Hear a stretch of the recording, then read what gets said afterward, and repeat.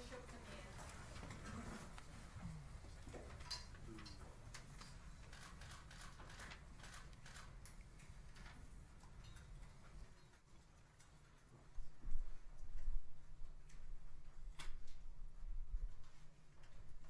Good afternoon, everybody. Please be seated and welcome. Tēnā koutou, tēnā koutou katoa.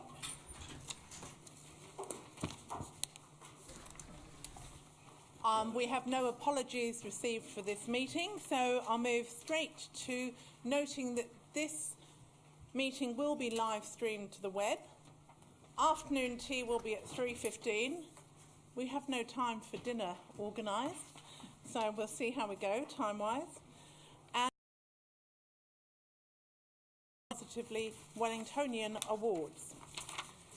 The first one is for Bill Day. So, Bill, would you like to stand up? Because there is more than one Bill Day connected with this city. I hope you've got the right one.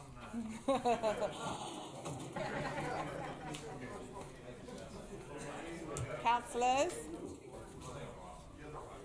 I think you're the right one. I would like to note that absolutely positively Wellingtonian Awards are a way the council honours members of our community who make significant contributions to the city. And some of you will know some aspects of the work that Bill does, but when we added it all up, I think it made an extraordinary list. His contributions include over 24 years as a member of Rotary Club of Port Nicholson, including service as its president. He's been essential to the development and expansion of Life Flight Trust. He's been involved with that service since 1980 and has seen the service extended to include vital air ambulance services. He's recently stepped down from 14 years of being the chair of Life Flight and remains a trustee.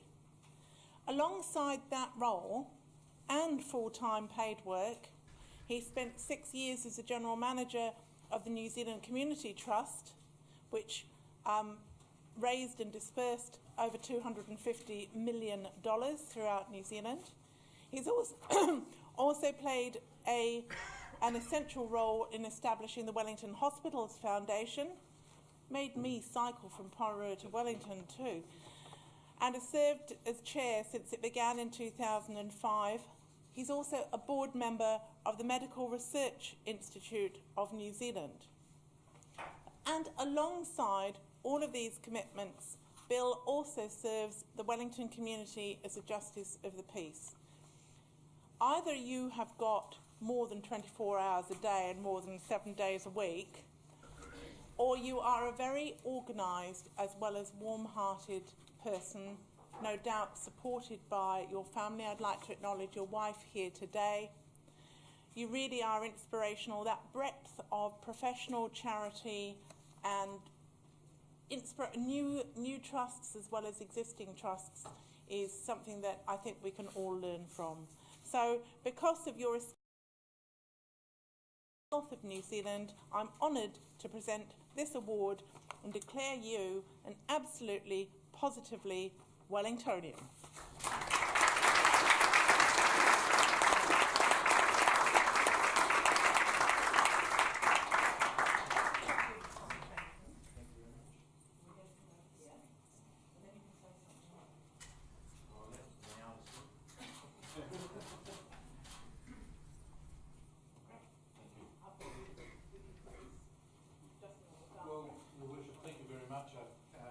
Councillors and ladies and gentlemen, it's a real honour. Do you want to go to the mic? They won't hear you. Your wife might not hear you, which will be a worry. She's the reason I'm supposedly organised. She wouldn't agree. But I just want to say to the council and to you, Your Worship, thank you very much. This was a real thrill when I got the phone call the other day, and I said, quite rightly said to young Alex, have you got the right Bill Day here? Because Mother Bill is a good friend of mine, and I went to school with his brother and sister in Nelson, and his father was Bill Day, and my father was Bill Day, so there was confusion even back in those times. He lives in Wanaka now, I think so. But however, can I just say on behalf of those organisations that I'm involved with, that all happens as time goes on, and it covers a wide span. But 1980, when I met Peter Button, which was a real special time, and Peter had only just started his service after the Wahine disaster in 1968. and decided a helicopter could have been a good thing on that day, and went out and did something about it. And he did that, and when I came on board, I was just a young buck at the bank, with the CBA Bank, and we did the sponsorship. It was $40,000, that sponsorship, and it was a third of our marketing budget. And we had to go to Melbourne to get approval. I tell Westpac often, wouldn't we love a third of your marketing budget now? But not to be. However, through there, and being able to set up the hospital foundation, that's been one of the other thrills. And our next kick, I'll look at Helene there and say, Helene, we need a new children's hospital. But it's... Thank you. I told Tony Ryle that yesterday when I saw him. I said, it could have been a farewell gift, but he didn't bite. But it's a big thing. Can I just say to you all, when I see lots of things happening in the city, and you talk about businesses and things, often you forget about the health area. There's 7,000 staff between here and Kenepuru, and there's so many people working. Just think about the hospital, because they're a big part of this city, a huge part, and they all go to work not wanting to upset a soul. They go there because they love the job and looking after people. We have 558 volunteers up at the hospital. I've got the biggest spy network. I know what Helene's doing and all the other board members at all times. And they do a wonderful job. And this year we raised just on $2 million for purchasing a new medical equipment and stuff up there. So it's great just serving the city and being able to put something back. So I just want to say thank you very much for this recognition. It goes to all the people who've done all the work. And I'd just like to acknowledge a number of the councillors. And of course, I'd have to acknowledge Simon, of course, because Simon is a very close friend of ours through Lifelight with the accident that Peter had when his dad was tragically killed in 1987. But just on behalf of that, thank you very much. And on behalf of everybody else, thank you very much for the recognition. And we'll just carry on until we drop dead, I suppose.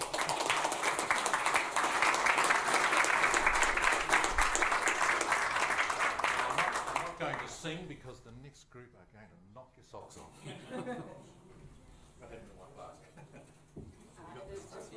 Justin, can you pass it back? He's stolen it from you. So do we have a recycle? Yes, we do. So I'd now like to announce the Absolutely Positively Wellingtonian Award for the Musical Island Boys and Charlotte Murray. So good afternoon to you and your supporters.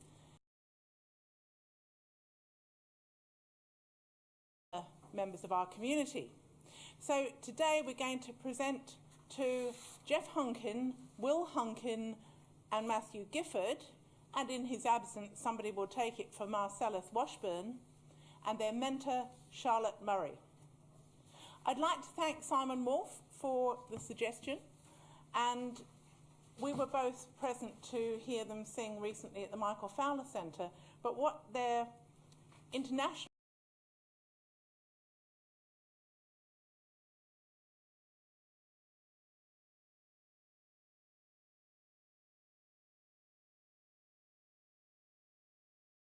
Musical Island Boys can never be used as a competitive barbershop quartet name again, not even MIB. This achievement is a culmination of a lot of hard work, practice, classes, performance and talent. First at Tawa College and then in the wider Wellington community. Their musical talents have brought joy to audiences throughout Wellington, at community events, at all sorts of fairs and festivals and the wider world. You certainly put Wellington on the map. And when I was delighted to be at the International Barbershop Conference, people were just awestruck by you and your achievements.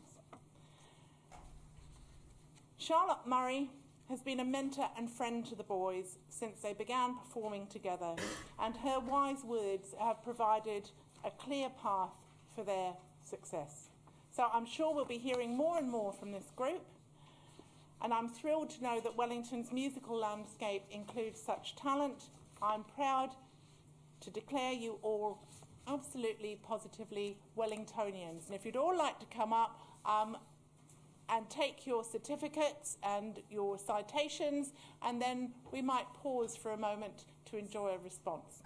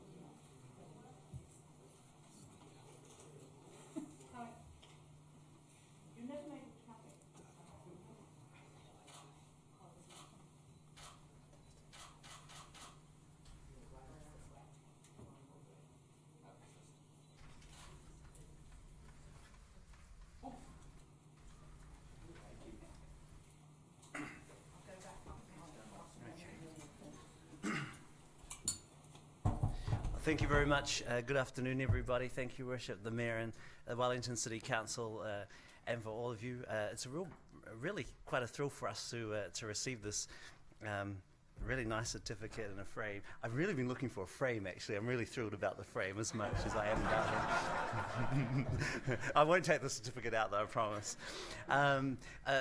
And we just want to acknowledge especially Shona Murray and Bruce Murray, who are also here at the back here. There are almost as many Murrays in the building as there are days.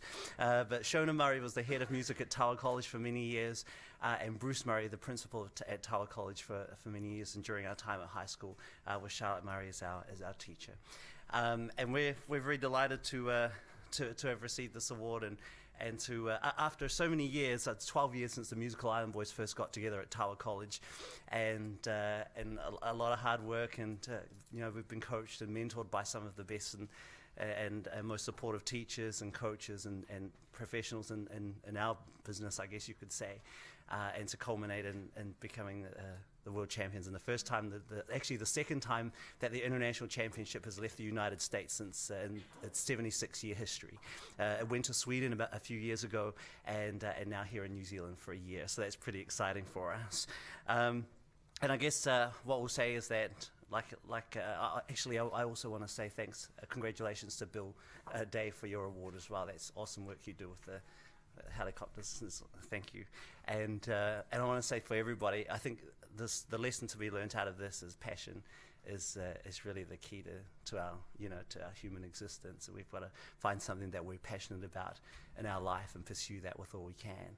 And we had a dream, to do this, and we pursued it. We worked hard for it. We had people around us who supported us and believed in us relentlessly, and we found passion in it, and we just chased the dream, never gave up. So that's what we'll say to everybody else: is find your passion in your life, chase the dream, because it's out there for the taking.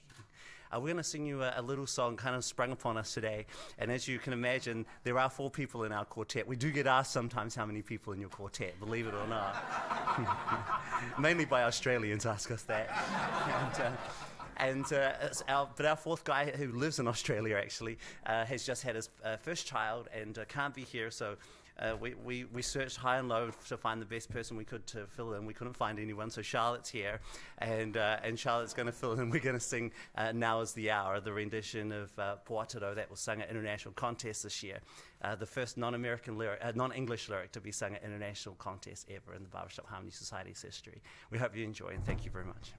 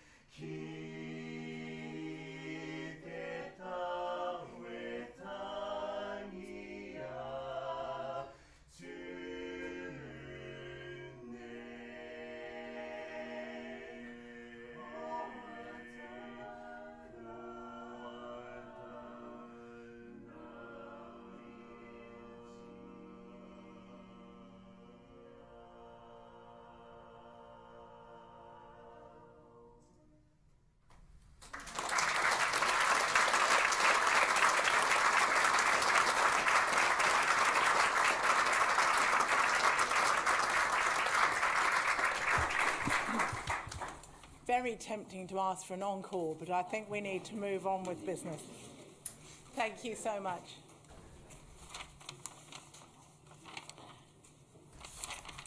So I'd now like to ask members present to declare any conflicts of interest that they may have. Do we have any conflicts of interest?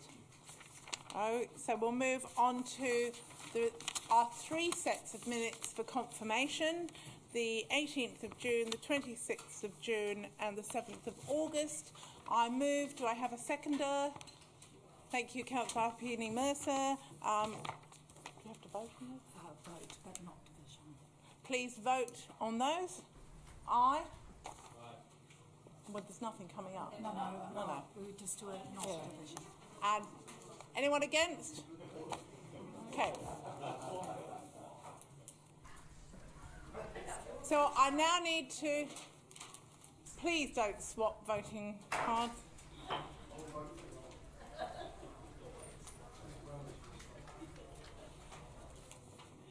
Thank you. Now I am going to add 2 items that are not on the agenda. The first is the terms of reference for the Wellington Regional Amenities Fund. They put some money in and they're now a member of that joint committee, and we'll take that later on. So please may I have a vote not in favour of the item but to adding it to the agenda. Those in favour? Aye. Anyone against? Did you want? We'd move her in a second. You moved it. I moved it. Justin, Councillor Lester seconded it. Thank you. Okay. And the second item is what we've just been discussing. If we can cast our minds back half an hour, the Housing Accord implementation and adoption of special housing areas that needed to come to council, and it can't be. Well, can't be delayed, and officers didn't originally realise that the final decision had to be made by council. So I move that the meeting receive that item not on the agenda. Do I have a seconder? Thank you, Councillor Foster. Please, those in favour say aye. Aye. Those just about it going on the agenda, don't worry. Anyone against it going on the agenda? Right, that's carried. Thank you very much. And the third one. And the third one are the proposed safer speed limit, and that came from the report of the Transport and Urban Development Committee.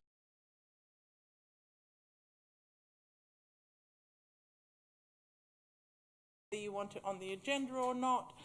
Those in favour, please say aye. Move in a second, sorry. Councillor Lester. Those against? Say no. Okay, so that's also added. Now we can move to the patient public participants, and I call on Alistair Smith, Cycleware Wellington, to address the council on the notice of motion. He has up to 10 minutes. Up to 10 minutes. And he has And because it's at council, there is no opportunity for questions.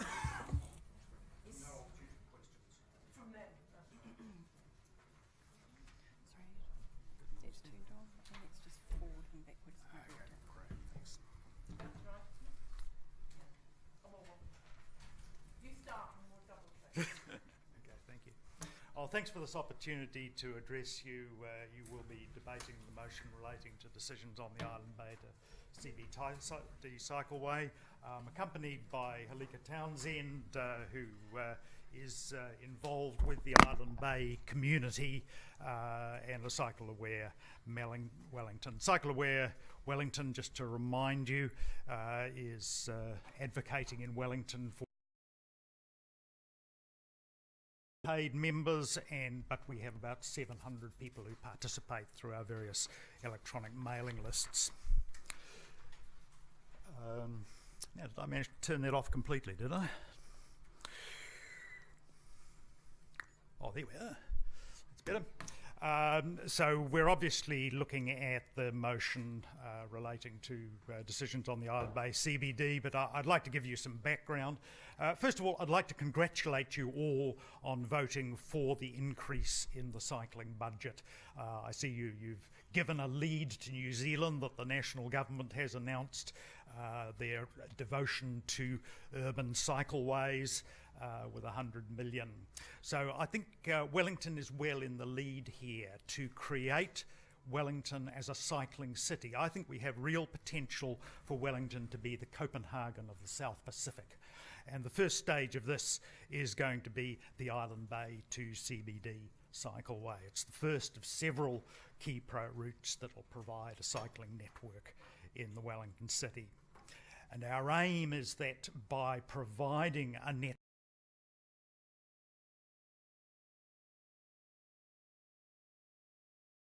and that'll have benefits for those of us who have to drive cars. The more people who ride bikes, the less congestion, the better it is for motorists.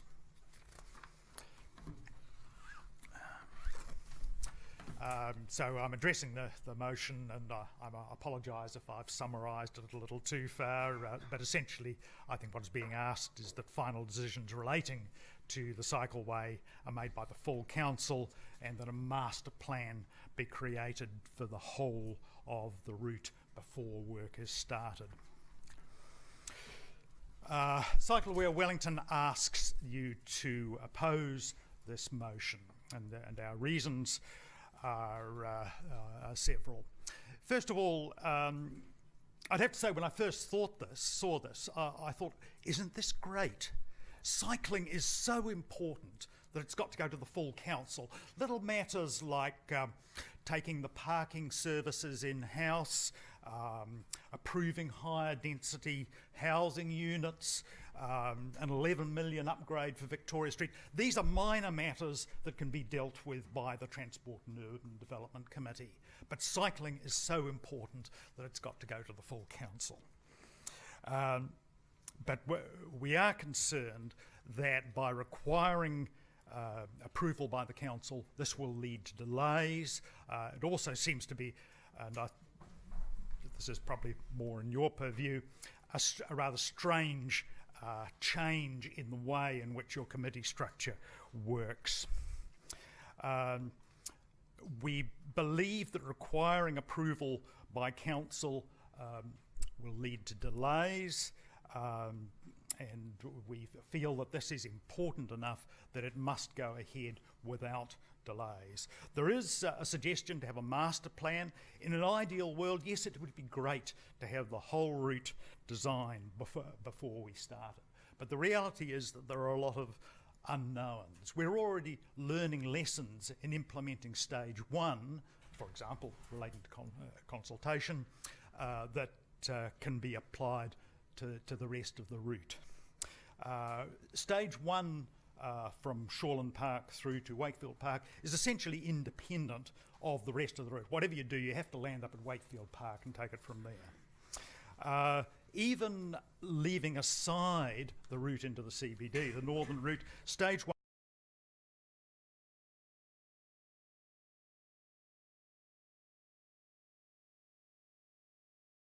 within the suburbs.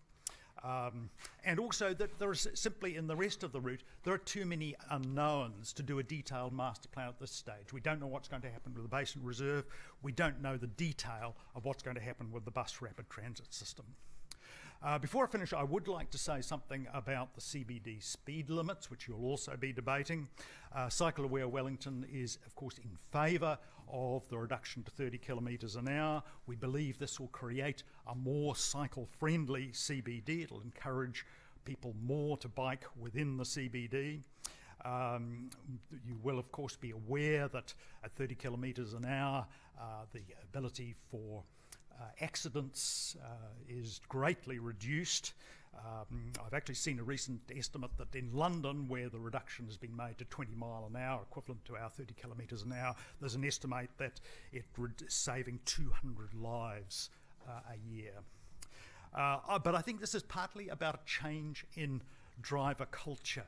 I think we were brought up to travel at 50 kilometres an hour to accommodate our own mistakes. What we need to do, though, is accommodate other people's mistakes, and that can only be done at 30 kilometres an hour. Have we decided if I can ask for questions? No, you can't ask us questions, but we can ask you questions. It did used to be that at council you couldn't, but now we can. Within the time. So, are there any questions? Councillor Richards.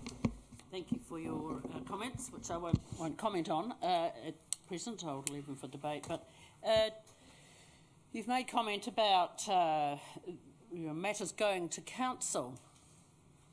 Do you think that I, and Councillor Marsh, and Councillor Free, and Councillor Sparrow, and Councillor Peck, and Councillor Ahipene-Mercer, and Councillor Eagle should not have a vote on such an important issue as cycling matters or a cycling network throughout the city? Because we don't at present.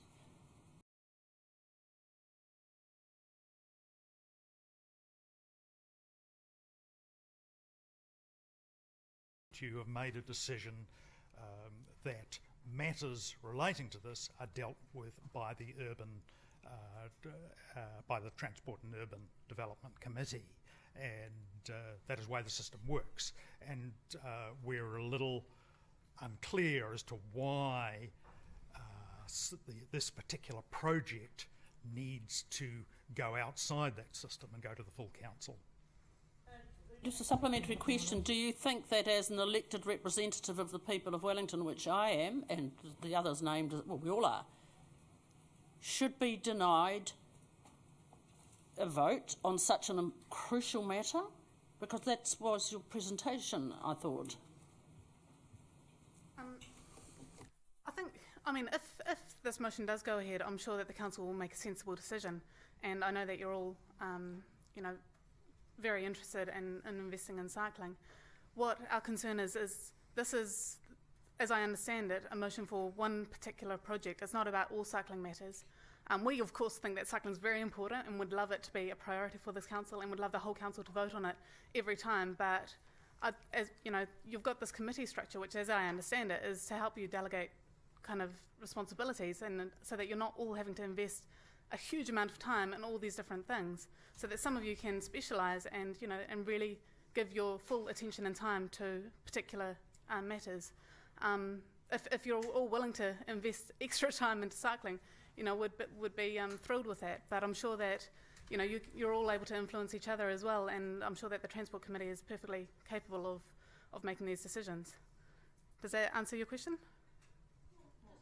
I have the same. Do you think that I should just have the same rights as Councillor, any other this sounds member of the very public? much like Councillor. First of all, it's Well, she asked council, whether I had any other so please questions. stand up. And secondly, can you not debate with the people who are here to present? You're here to ask them questions rather than debate. Of course, I've just asked a question. So I'll answer your question, which is simply, do you think that I and the named councillors Marsh, Free, Sparrows, Peck, Ahipene-Mercer and Eagles should simply have the same rights as you? Because that's what we have at the moment. You've got this committee system, which is so that you can focus on particular issues. If the council's not happy with that system, perhaps there should be an overhaul of the whole committee system. But okay, well that's perhaps an issue for another day. But to change that for this particular project, just because there's been a little bit of tension amongst the councillors possibly regarding this, seems a little bit strange to me. Can I just make one comment as well? I think we're out. How close are we to time? You're out of time. Okay, just wanted to apologise to Councillor Eagle for the typo in the slides. Thank you. Thank you. I'd now thank you very much, Hilika and Alistair. I'd now like to ask Warwick Taylor and Greg Bresnowski to come up. They're presenting together on TPPA Action Wellington.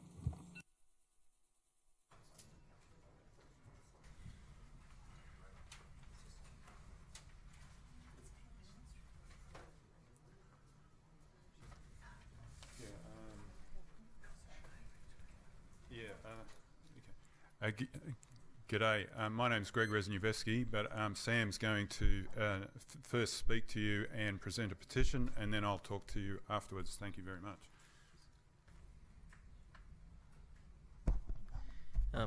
Greetings, Mayor, Councillors and Council staff. We formally present Council with this petition signed by 280 people seeking Council to adopt the public interest Trans-Pacific Partnership policy attached to the petition.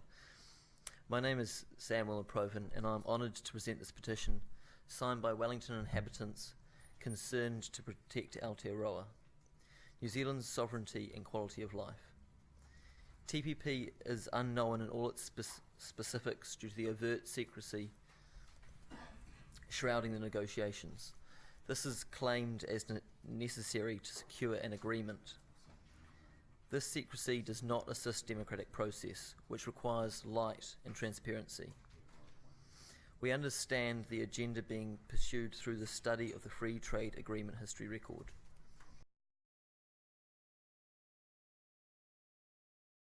Is understood from New Zealand and other government sources. The various leaks and analysis by many academics, including medical and legal professionals. There are substantial sources which identify that TPPA is cause for concern. This concern is reflected in the adoption of this policy by other New Zealand councils. The petitioners seek that Council adopts this policy as a standard which sets out the people's aspirations in any free trade and investment agreement, including TPP. We thank you for your consideration. Thank you. We weren't aware there was a petition coming, but I'm sure we're happy to accept it and we'll be able to pass up for officer advice. So, okay. Thank you. Hand it to us, Mayor. Do you want to hand it to me? Sorry.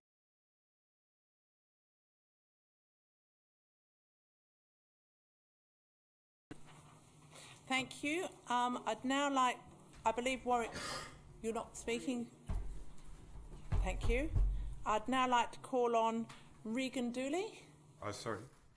Oh, sorry, you're going to carry on. I beg your pardon. So we've done the petition and now you're going to speak about the reason. That was the that's arrangement fine. we came to with Democratic Services. Okay. Okay. Greetings, Mayor, Councillors and Council staff. Thank you very much for this opportunity. My name's Greg Rezniewski and I'm from Motueka. I am a representative of a small environment group called the Renewables, and we are primarily concerned about climate change and the fact that government, not just New Zealand, but across the globe, is doing little, really nothing, in relationship to mitigating against the changes that our industrial pollution will create in our world and globe. This has serious ramifications for New Zealand and the world and all its 7 billion peoples.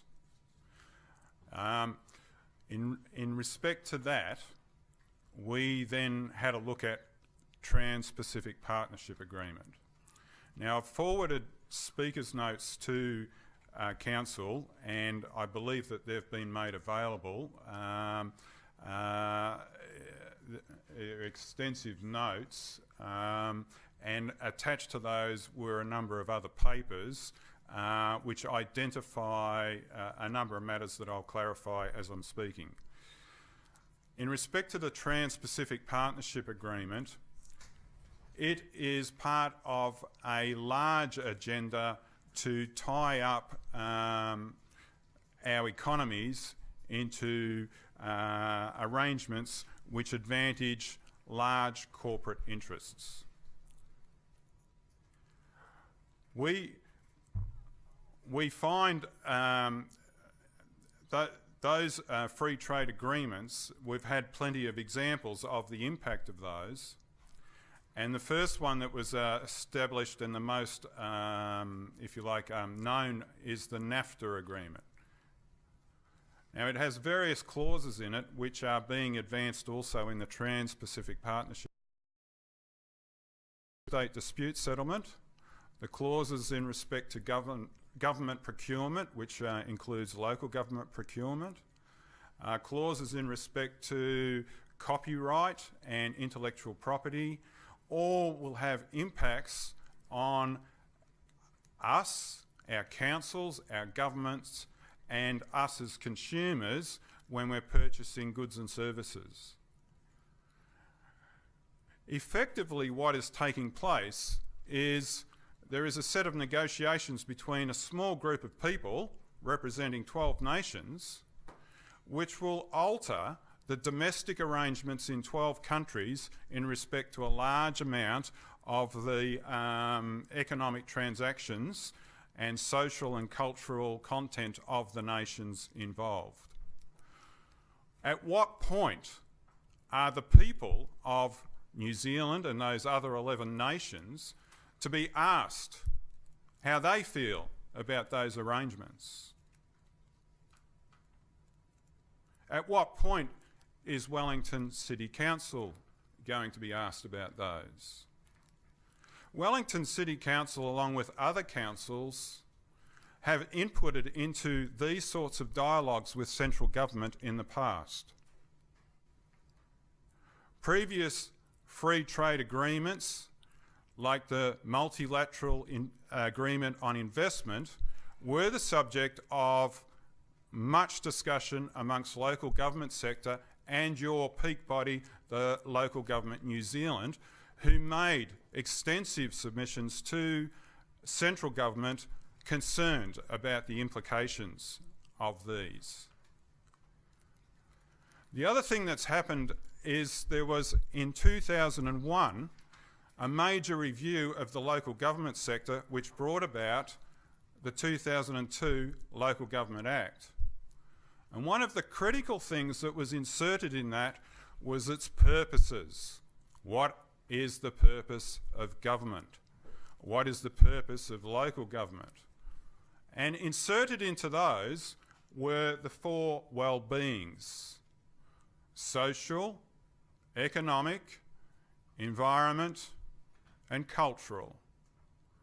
And you guys have been looking at cultural matters and social matters and environmental matters in the period of time that I've been sitting here waiting for my turn to come and talk to you. It's brilliant.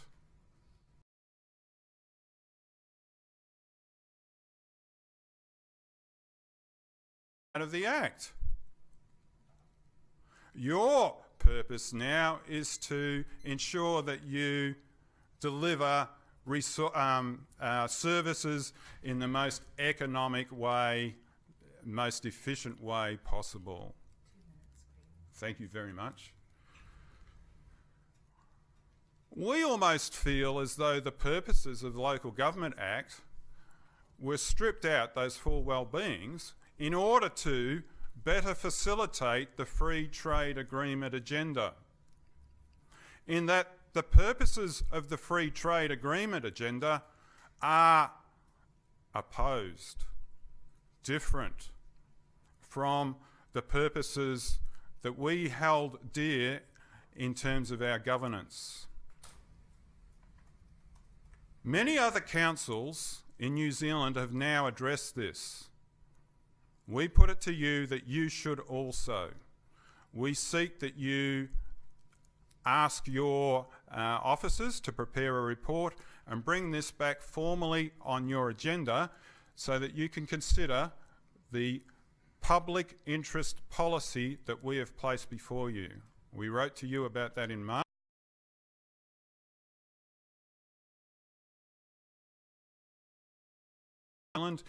In July, where we asked Local Government New Zealand to put it on their election manifesto to central government.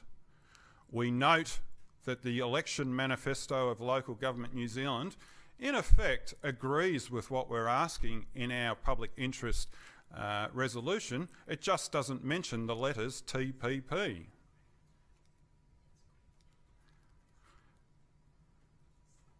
We think that Wellington City Council, as the heart of New Zealand, because that's how you see yourselves, as the heart,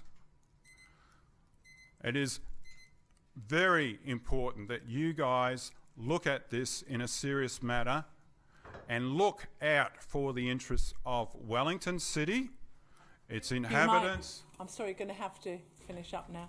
Thank you very much. I've got a recommendation if the council might consider it later on in its general business. We have already decided what items we're adding to our agenda, but our Democratic Services people will share that information with all elected members. Thank you very much for coming in. Thank you. I now have Regan Dooley speaking on cycle improvements for Island Bay.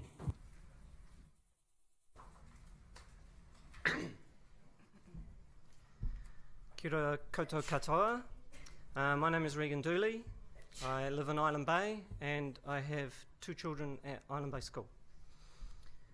I ride a bike to and from the city every day for work, but I don't particularly consider myself a cyclist, perhaps more of a bike rider. For the past 2 months, I've been running the Island Bay Cycleway Facebook page and Twitter account. I started the project after I became very concerned that an unbalanced and unrepresentative view of how the Island Bay community felt about the cycleway proposal was being promoted. It also appeared to me that what opposition there was seemed to reflect a lack of information and understanding about what was actually proposed, rather than outright opposition to the idea of a cycleway or cycling. So my 2 main aims were to get more information out there promoting the benefits of the cycleway and protected bike lanes in general. And secondly, to demonstrate the depth of support for the cycleway that actually exists in Island Bay, actually in favour of this going ahead. Thank you. There's been much talk over the last couple of months about how the Island Bay community has become divided over the subject of the cycleway. That is a complete overstatement. While there are no doubt a few extreme views at both ends of the spectrum, the reality is that most of us occupy a greyer space in the middle, where a healthy and gradually more informed discussion about the pros and cons of the cycleway has been happening. The idea of a divided community actually assumes a couple of things about Island Bay residents that I think aren't very flattering. First, that there are only polarised for or against views on the cycleway with no middle ground. And second, that people have completely entrenched views and don't have the ability to assess new information and change their minds. It's a total misrepresentation of what's actually been happening.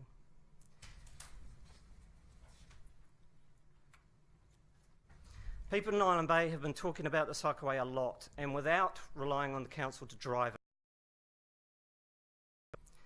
As time passes, more and more people are starting to understand what the actual pros and cons of the cycleway are, and that on balance, there will be an overall net benefit for the community. This was really brought home to me, not just by the level of support and positive feedback through the Facebook page itself, but when I organised a bike ride down the parade in support of the cycleway a few weeks ago, thinking maybe 50 people might turn up. On the day we had between 150 and 200 people.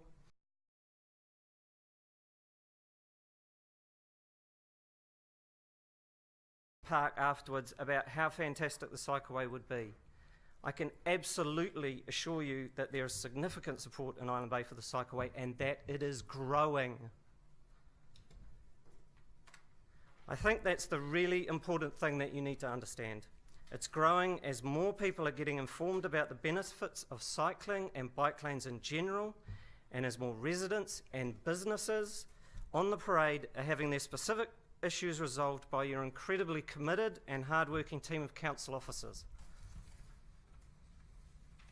Councillor Eagle was inviting people to come and talk to him about the cycleway as far back as February this year during the Island Bay Festival.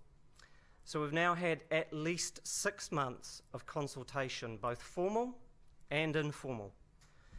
Surely you now have enough information to fully commit to the implementation of just the first section. I guess we could use the Basin Reserve as a reason to procrastinate further, but that would mean assuming the cycleway is only about commuters, which it is not. It is also about local cycling, recreational cycling, and getting our kids outside and active. It would also mean ignoring the very reason why planning for the full route was split into 4 discrete sections in the first place. Alternatively, we can get on and build section 1. We can learn some lessons from that.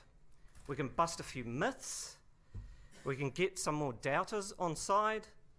And we can then apply all of that knowledge to the development of the rest of the route. So in conclusion, and with all respect, I'd urge you to vote against the motion, which is agenda item 3.7.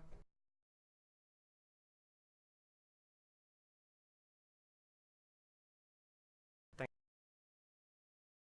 you. Very clear, and we have got 1 second left, so no time for questions, but thank you. Thank you. I'd now like to call on Bronwyn Newton to address the Council on the Island Bay Cycleway.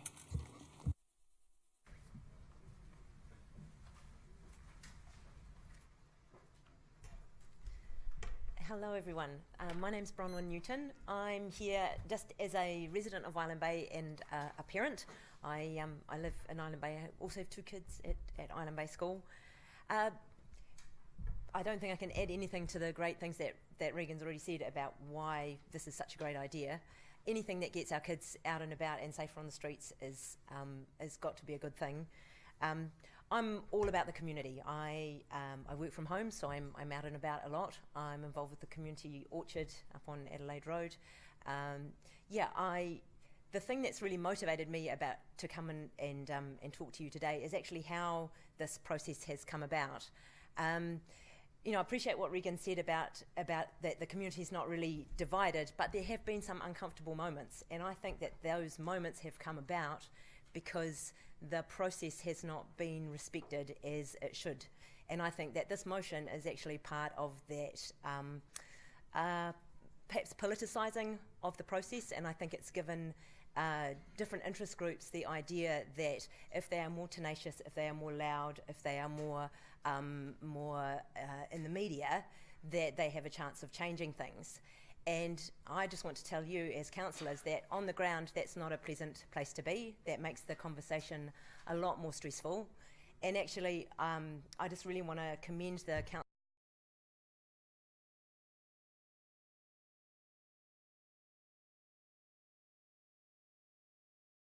line to you how important it is that consultation process remains safe and respectful and efficient. And that means that it's formalised. That doesn't mean that a small group can take control and change the course of things. I feel that we're part into this process. Decisions have been made about the cycleway occurring and about how the consultation will work and what the options are, and that to do this kind of about face gives the impression that if enough pressure is brought to bear, then systemic change, then actually change to the process, change the way that the decisions are being made can be achieved. And I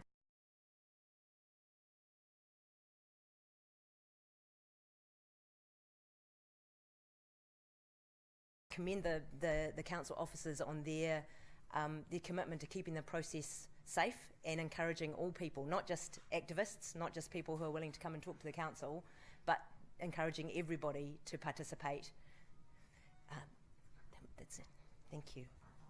Thank you very much. Did you want to have a moment for questions? Any questions, clarification? Thank you. I think you were very clear. Lovely. I'd now like to invite Mary Munro, who's the President of Waterfront Watch, to address Council on North Kumutoto. And you have up to 10 minutes, and if you wish to allow time for questions, you'd be most welcome.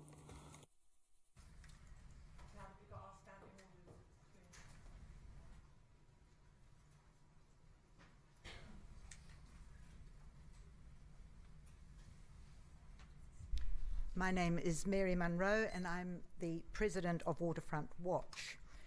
You'll not be surprised to hear the agenda item that I wish to speak to at this point is 3.6, the North Kumatoto Report 1, authorisation of a 125-year ground lease for Site 10 and approval for North Kumatoto Public Space. I have 3 points that I would like to make to you. The first one, with respect to the development of North Kumatoto, at no point has the council given the people of Wellington an unencumbered opportunity to say what they want to happen on that site. At no point. On each occasion, when there has been so-called consultation, it's always been on the basis that there will be a building on Site 10 and another one on Site 9. And that is quite wrong, because this is public land and people have very clear ideas about what they'd like to see there. But these ideas haven't been allowed to flourish because Wellington Waterfront Limited, with the support of the council, has chosen to interpret the waterfront framework as saying there will be buildings, and on sites 9 and 10, which in the framework was the area considered an alternative for above-ground car parking as the preferred option if the large underground car park proved to be impractical or not viable economically. So consultation with a "there will be buildings on sites 9 and 10 overlay has meant that Wellingtonians haven't been able to say what they want. And they most assuredly are not short of ideas. And open space has always been a priority. A green, attractively landscaped open space with full views of the waterfront and harbour would always be the preferred option if open consultation had been allowed, but it hasn't been. That's the first point. The second point is related to it. Wellington Waterfront Limited, or City Shapers as they're now called, has justified buildings on sites 9 and 10 on the basis of the wording in the waterfront framework. But at no point does the framework say that buildings will be put up by private developers. In fact, the whole framework presupposes the development of public land, open space being the predominant use. The waterfront is for the people of Wellington. It's there to be developed for their pleasure and enjoyment. Selling off any land in this absolutely unique part of the city, and a 125-year lease is the equivalent of selling it, land which belongs to the people, is quite wrong. And I would think that you, as councillors who are elected to represent the people, would find this impossible to justify. Sites 9 and 10 do not need buildings constructed by private developers. Sites 8, 9 and 10 could, with grass and trees, a place for people to relax and enjoy the beauty of the waterfront and the harbour.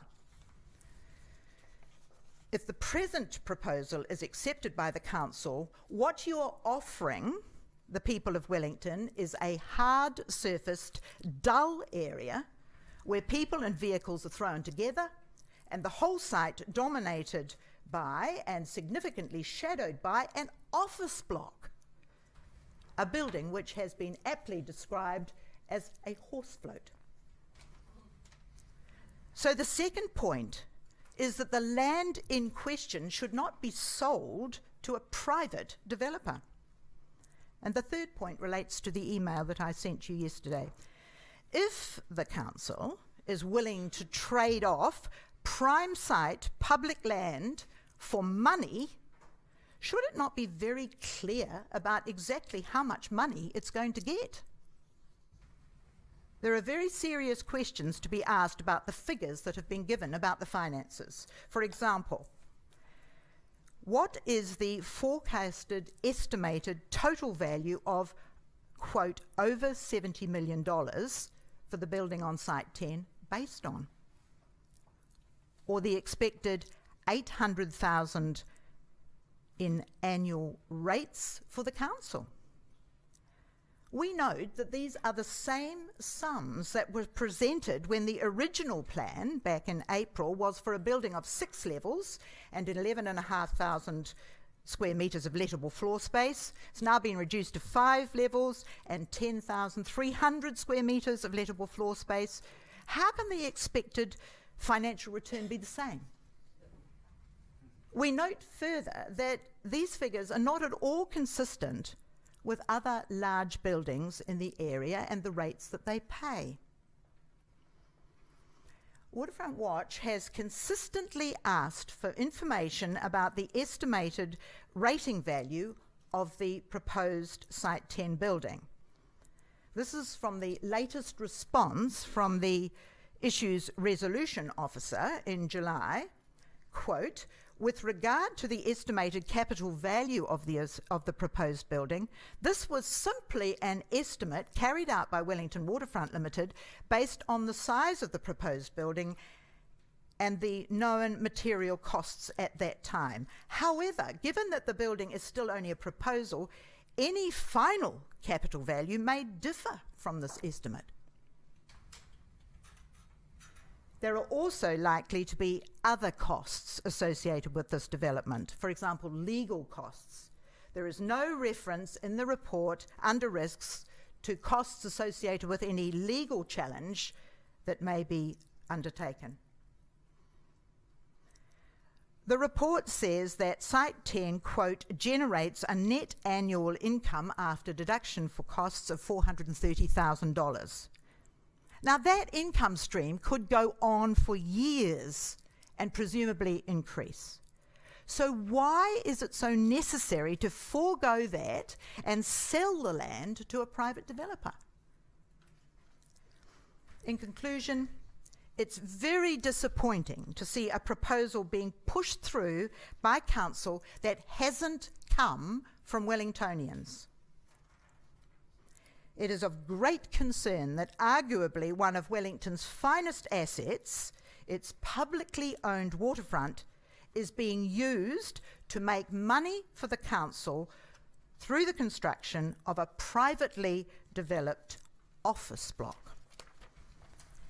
And it's astonishing that one of the justifications for going ahead is that it will stimulate the Wellington construction sector. So there are a number of problems here which the council is yet to solve, and I sincerely hope that today you have a very useful discussion and decide to hold back on approving the recommendations in the report that you have from the officers. Thank you. Thank you very much, Mary. And we've got 1 minute if there's a question. I think that. Thank you, Councillor Pannett. Councillor Pannett, we're at council. Oh, apologies, Madam Mayor. Thank you, Mary, for coming in. So, just to be absolutely clear, in terms of the public space, you would want that funded by the ratepayer if there's to be no... you would presumably imagine that that would be spread out over some years and you might want to be prioritised, so you might not put money into frank kits, for example. Well, the point is that there's money being generated from the car parking space, the motorhome facility anyway. So there is money coming in that can be used. Thank you very much. The time's up. Been very clear.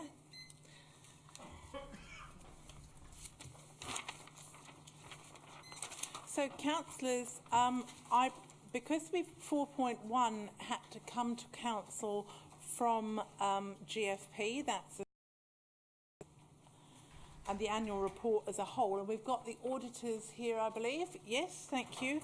I would like to take that first so that we can adopt that, get it signed off and so on without the auditors having to spend till whatever time we're here.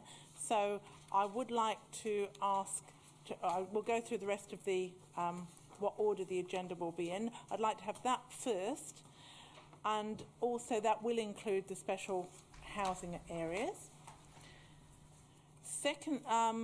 Secondly, I would like, because of the dependence of our public debate about North Kumatoto, depending on whether we agree in the public excluded that the finances are appropriate, I have suggested to staff that we have to go into public normally we do all the public excluded right at the end.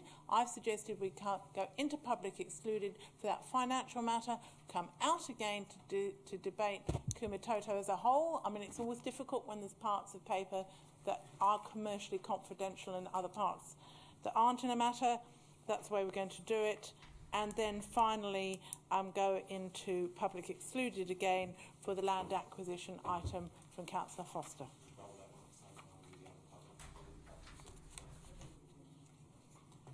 That's very helpful.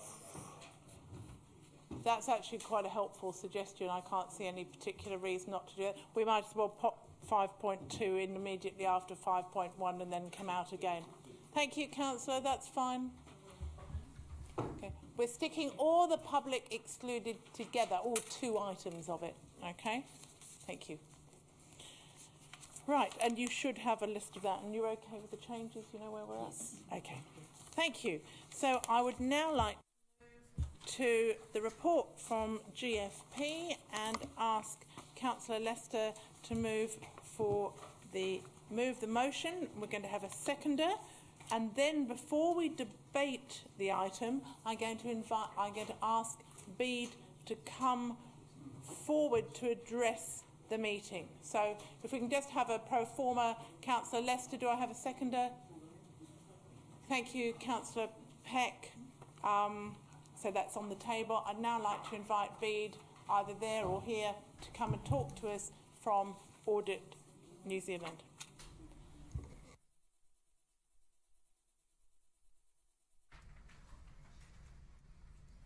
Thanks, Madam Mayor.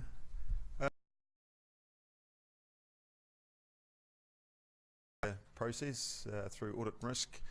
I'm here today. We've completed our audit, and once Council is satisfied as to the annual report itself, then I'll issue my audit report. It'll all happen seamlessly, and you'll then be in a position to adopt the audited annual report as required. Just reflecting a little very quickly on the audit, it's my first time back. I have been the auditor previously. It's my first time back after a number of years. My memory was good. The processes that Council has in place have been sound and efficient. In fact, as far as I'm aware, I think this will be the first this year, well inside your statutory deadline of the 31st of October. It is a substantial document, so it's a big piece of work for Council officers and for my team to work through. And so I'm pleased to be able to say that my audit report that I am in a position to issue will be an unqualified report. It covers both the financial information and the service performance statements as well, which covers the various groups of activities, the large part of the document. So that's really a very brief summary of where I'm at. I'm happy. I don't know whether it's appropriate to take any questions if councillors have any. I think if councillors have got any question that's specifically related to the audit, you're welcome to ask Bede. I wouldn't include the members of the Audit and Risk Management Committee because you've had many opportunities to ask him. Thank you. It looks like we've been very clear. We will spend a few moments or a little more debating the annual report before we vote, and then we do a signing together, I hope. I'll stay so, thank you. Over to you, Councillor Lester, Deputy Mayor. Thank you, Mayor Wade-Brown. We've discussed the contents of the Governance, Finance and Planning Committee this morning for more than 3.5 hours. So I'm not wanting to recanvass anything that was discussed then. other than to say I'm comfortable to move. Also commend officers for the work that's been done around the annual report, including Audit New Zealand, and the shepherding through by the Audit and Risk Committee. So thank you. I move. Thank you. Councillor Peck. Thank you, Madam Mayor. I spoke extensively about this report too at the Government Finance and Planning Committee, and so I don't intend to labour it too long, except to point out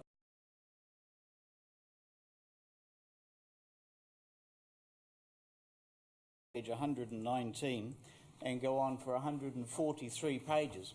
And to pick up on what was said to us by Audit just now, quite weighty information, but to be expected in an organisation that manages property, plant and equipment valued at about 6.5 billion. So huge resources, a very dynamic and robust revenue stream.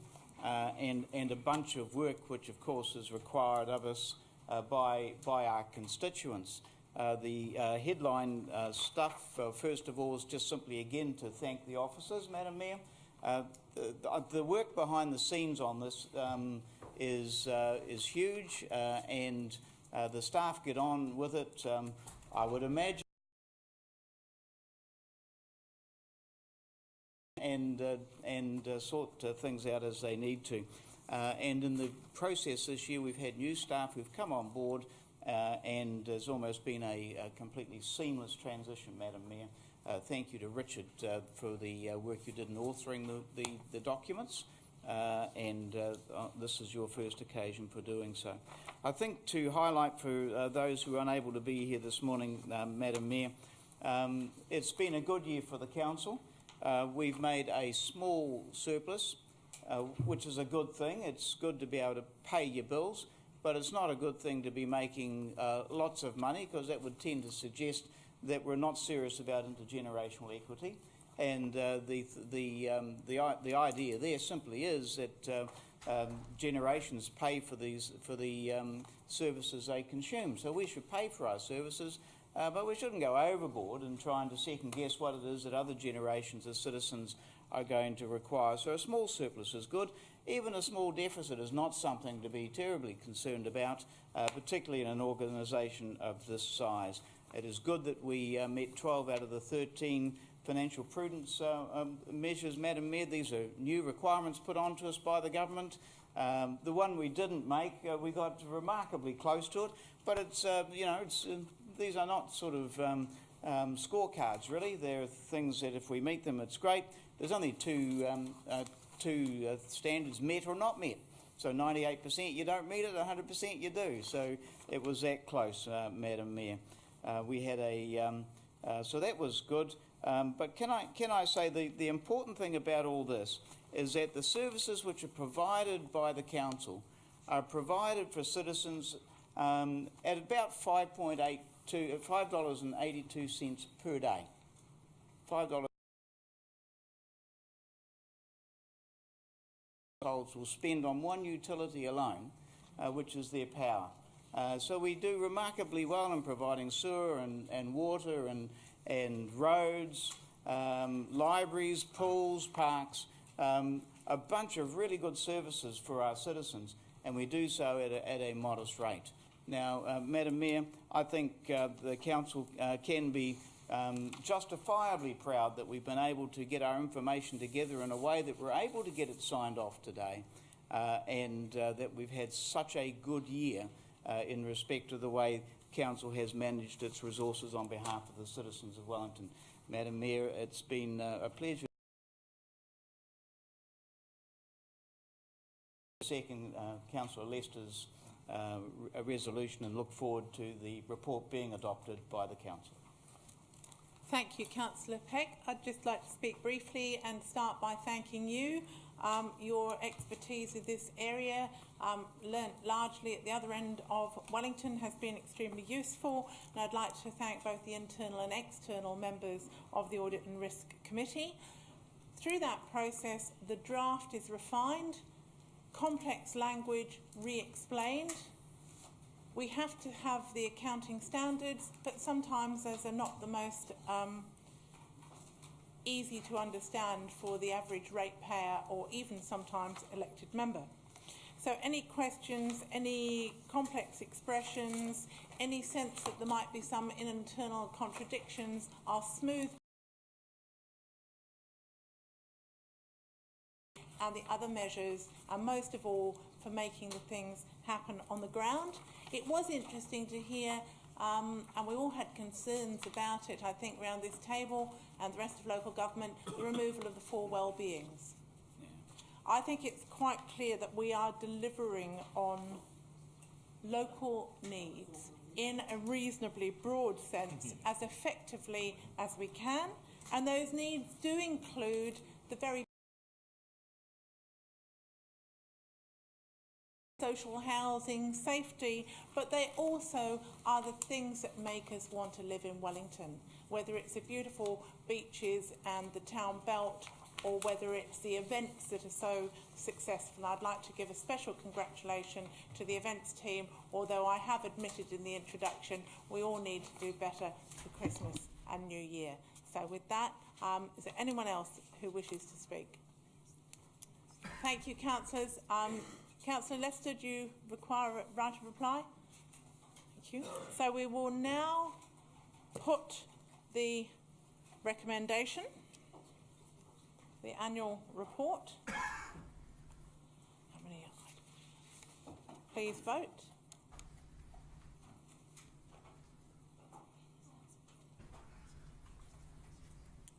I declare the annual report carried unanimously, so it should be. And I'm now going to invite Bede to come up and sign our letter. So where's the letter? Lindsay, where's the letter? It's coming, staff that have it.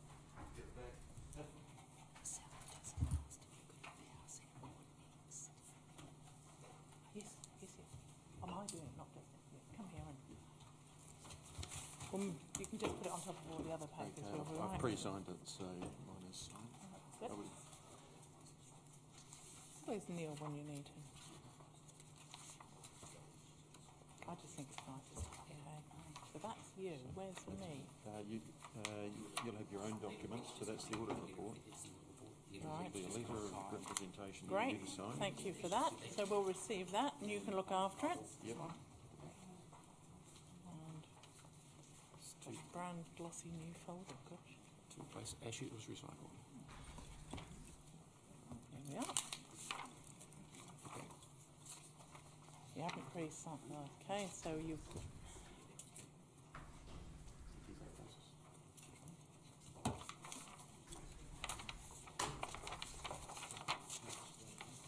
You're going to have to do a PP.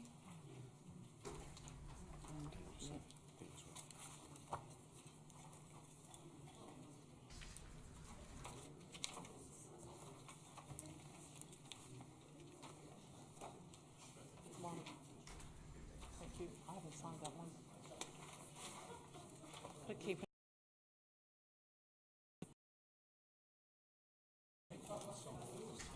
And Andy. Yeah, we don't want to sign before you in case we don't. And thank you very much. Thank you very much. You've enjoyed it. Now, who's moving it? Andy or sorry? Yes, you'll move. Your house. But have you got this new recommendation that we changed?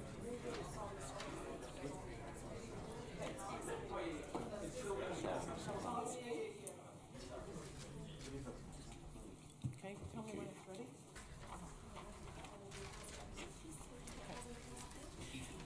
Thank you very much. So we will now move to the item again that we've covered in GFP, the special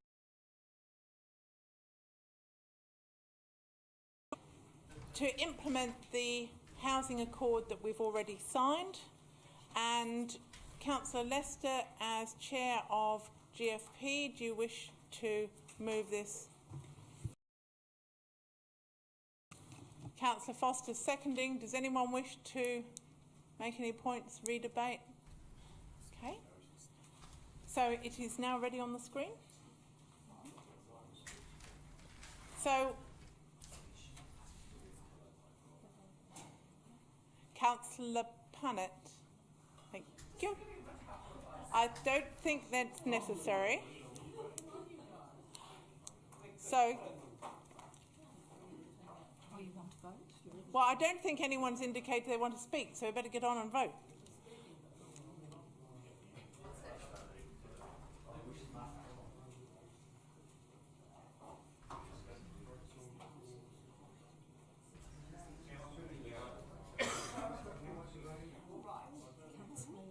Thank you. I declare that carried. Thank you, councillors. So that's that one. Where are we at now? Are we back to? Okay, no. And now we have the third item, councillors. Councillor. Try and be efficient. If we know where we are, I know that Bill Day said he knew where Councillor Ritchie was, but are you going to stay in the room? Oh, come on. Sit down. No, well, go outside then, and then you'll be recorded as leaving the meeting, but you can't have it both ways. She hasn't quite left. Councillor, you're holding all of us up. I'm sorry. Now, the last item from GFP that we're dealing with now is the Development Contributions Amendment. Councillor Lester, a long speech, please. Thank you, Madam Mayor. I move. Seconded. Councillor Marsh, long seconding. Okay, does anyone else wish to speak? Thank you. We will now vote, please.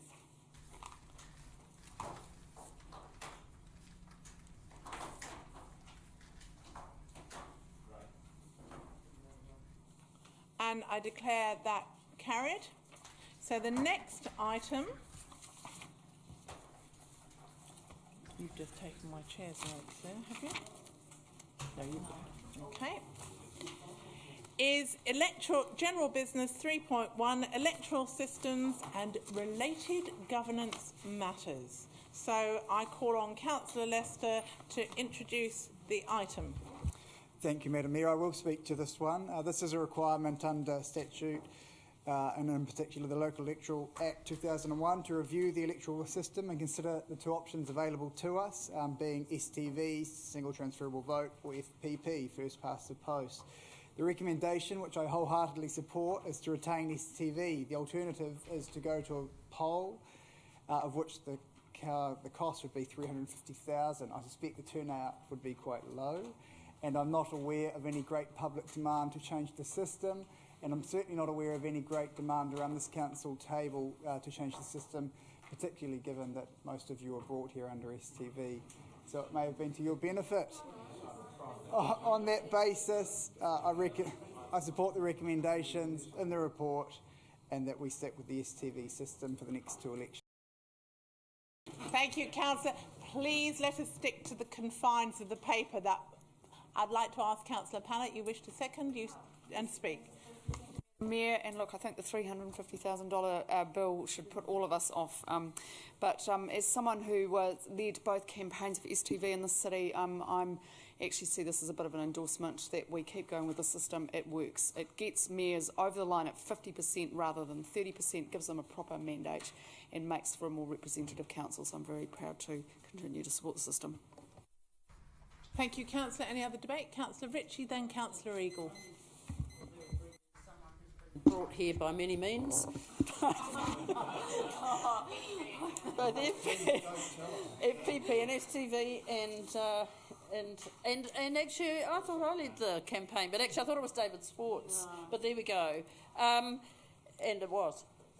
But I just wonder about the timing. I can't find anywhere that this timing is appropriate. So if we have, for example, a different entity in 3 weeks' time or 4 weeks' time being proposed after the election, what is the status of this decision, and do we need to make this decision now? Thank you, Councillor. We'll deal with that in the right of reply, given that the mover has got the knowledge. Councillor Eagle. Thank you, Madam Mayor. Look, it's certainly interesting. I am open-minded to it because I know that there is confusion about it, and that alone is one issue. Also, young people say to me, what about e-voting and how does that link into this system? And I know it's not an electoral system, it's more how, but the discussion comes up. And then when you go to general elections, you've got MMP. So by the time you add in FPP, MMP and STV, you've got a lot of acronyms and a lot of misunderstanding. So I'm assuming, in line with Councillor Ritchie, that if there was another entity, this would be brought up again under that context, and you'll answer it. Thank you. Thank you, Councillor Eagle. I'll just speak briefly. It's an interesting process that I think leads to a more collaborative and challenging, in a way, election process, because it actually means that you have to see where, rather than everyone carving out their own separate territory, it's actually important to work with other candidates to see where you agree. And that's one of, it's not in the papers because it's an officer's view, but I actually think that that was one of the more helpful ways of looking at the elections. And it is important that most of the people preferring them to any remaining alternative. I think that that makes it a more democratic system. And as for confusion, the Regional Council and the District Health Boards are elected by this mechanism. I think it would be much more confusing to go with something different. It's as easy as 1, 2, 3. Councillor Foster. Just two quick points I was going to make. The first one of them is that the system tends to avoid having somebody who's relatively extreme being elected by a small number of the electorate. So that's a plus. I think the other one is that you, if you have a look back in the local history recently and look at the vote in the Hut, not the last two times, but the time before that, there was clearly a mood to oust the then incumbent mayor. What you had is you had 6 or 7 people all standing to get rid of the incumbent mayor. They split the vote, and the incumbent mayor got back in. So, and what happened is then when the next election came around, where there wasn't that split of a vote, there was a significant vote for change. And I think what that says is that the potential for the community to get the outcome they actually want is much higher in STV in a single member constituency, i.e. the mayoralty. In a multi-member constituency, i.e. a 3 or 4 person ward, I don't think it makes a heck of a lot of difference. But obviously you don't want to have 2 different systems for the mayor and for the council. So I support this. Thank you, councillors. Councillor Lester, right of reply. Thank you, Madam Mayor. In terms of the questions posed by Councillor Ritchie, well, if we have a regional review, then everything changes, and indeed the way we vote will change as well. So no one can foresee what may happen in the future as to the outcome of a potential referendum or not, should it occur or not. Councillor Eagle, you'll be aware, as will all other councillors, that we submitted on the recent election, and due to the persuasive powers of the electoral officer from Wellington City Council, Charlie Ings, all of our recommendations were accepted, including e-voting, and there's a strong likelihood that we will be involved in that trial at the next election as well. So I'm glad to pass on that advice. Otherwise, thank you. Thank you. We'll now vote.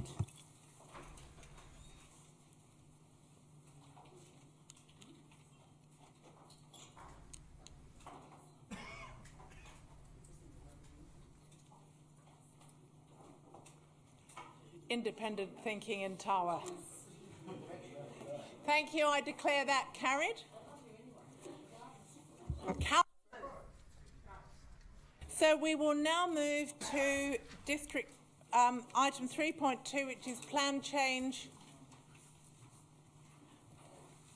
So we've got another quarter of an hour before tea, more afternoon tea. We can actually get on quite well, I think. I just want to remind you and particularly new councillors who are not very new anymore, you know the ropes, but in the approval process, because you haven't heard the evidence presented, I'm sorry, who are you telling?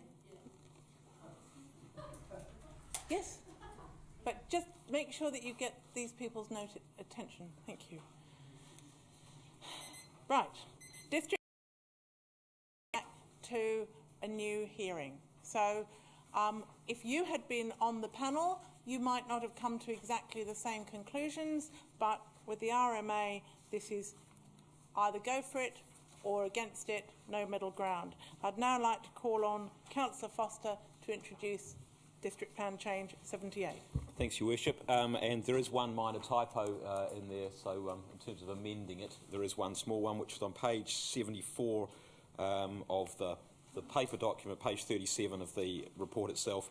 It says area to be rezoned from rural to legal road. It should actually just say from rural to legal road, because there is no zone called legal road, which is one of the issues that I did pick up when we had this submission. So with that minor correction, I'll just say a few things about the plan change. This really was genuinely, it was a minor plan change, and we only had 6 submissions, 1 oral submitter, and I think having had the oral submitter there, she was perfectly comfortable with the approach which was being taken. The list of issues which were raised there, most of them are technicalities or minor rezonings, and they're on the front page of the document. A couple I wanted to highlight. One is we had the situation with the developments in the rural ridgelines area, where in fact we were more permissive in the ridgeline area, which is supposed to be one, and that was one of the purposes of the plan change. There was the oral submitter made some comments about the earthworks, and what she said is, well, we've got a maximum amount of earthworks you're allowed to do. Does that mean that I can apply for one lot of earthworks now and then another lot of earthworks next year and then another one the year after? And our officers were saying, well, actually, no, we're putting a 20-year moratorium on it. So I do one lot now and then I've got to wait 20 years before another lot.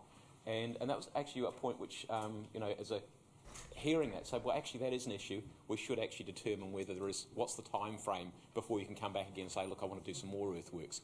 20 years was clearly arbitrary. There's nothing in the plan that says 20 years. Tomorrow will clearly be arbitrary the other end. So that's a piece of further work, and that's why that recommendation is there about that. One of the things that several people raised was that they said, well, you've got this thing called rivers in there, but nothing about streams. And in fact, of course, Wellington doesn't have any rivers, Wellington City. We've got lots of streams, those we haven't buried. And so, but the RMA only talks about rivers, and our district plan only talks about rivers. So to sort of satisfy that, we've got the wording including streams, so rivers include streams, so people will be happy with that one. Another piece of further work which was suggested that we should have a wee look at, and it's a pretty simple one, is how we classify the Supreme Court building, the new Supreme Court building. It's within a heritage area, and at the moment we're essentially treating it as though it is almost non-existent. It's not actually there, because what we've done there is we've taken the old park that used to be there out and said, well, that's not there. We haven't recognised the new building which was going in, and it was beyond the scope of the plan change for me to be able to make a ruling on that one. The final things I just wanted to say are that I'm pretty confident that there won't be any appeals on this. Not 100%, but 99.9% I would say. And the really important thing is that we've now got the plan changes 72 and 73 through the process, and we're now in the position which, aside of the appeals which are still being resolved, hopefully on the site-specific issues around Curtis Street, we will then finally have an operative plan. Plan change 1 post-July 2000. That's really important, because that makes life a whole lot easier for people to apply for consents, because there's only one set of rules that they've got to pay attention to, not several sometimes. So I'm pleased to move this. Thank you, Councillor. That might make the E-plan easier too. Right, who's seconding the... Councillor Pannett, do you wish to speak? Councillor Foster, this perhaps was a rather thankless task to sit on this particular hearing, so thank you for doing your duty. Look, we have had a quick chat about this, but I'd just like you to give the committee some reassurance around the computer modelling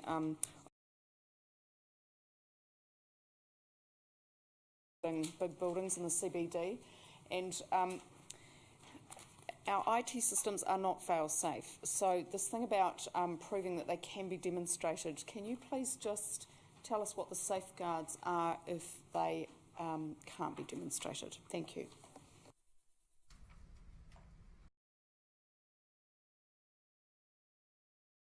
there's a plan change regarding noise measurements, and it strikes out that one noise measurement would be adequate to demonstrate non-compliance with the noise limit. I'd just like some reassurance that in regard to the people living close to Wellington Airport, that they will not notice any significant difference in the noise levels. Any other wish to debate? I'll go to right of reply where all will be answered. I'm not sure about all being answered, but I'll certainly try and answer a little bit. And I'd suggest that because those are both quite technical issues, that you might want to go and ask officers for some further detail on those. But first of all, the wind one. My understanding is that there has been that the people who were doing a lot of the wind testing are now no longer doing that, and it's just a different process for doing essentially the same thing. So yeah, wind testing is important, but it is just being done in a different way. And in terms of the noise provisions, essentially this is just because the standards changed, and so they're saying, well, we replace all the. I mean, if you sit on any of the noise ones, they are inordinately technical anyway. So I can tell you that with the number of submitters we had the one person who actually did come, and we didn't spend a lot of time on that one, and I didn't go into a great deal of detail about that, just accepting that that's the technical advice in terms of the standard having changed. And in terms of the level of noise at the airport, this isn't going to be a thing that's going to change anything. There may be future things which might, but not in this plan change. Thank you very much. Please vote. District Plan Change 78.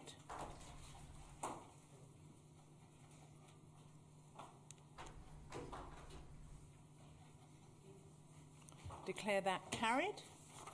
And we will now move to the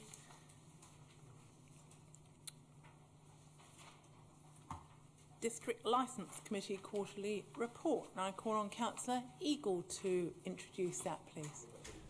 Sorry, have I missed something? I have. I've missed the schedule. We'd never have any meetings in the next year. Goodness gracious. Okay, Councillor Lester, may I ask you to bring this forward?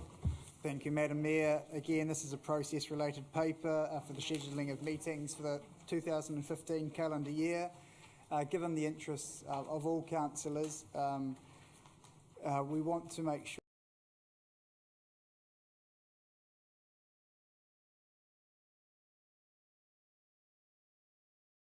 there is unless it's an extraordinary situation. So hopefully we've taken your considerations into account already, and this is based largely on this year's calendar as well, so there shouldn't be too many changes required. Thank you. Thank you, Councillor. Do I have a seconder?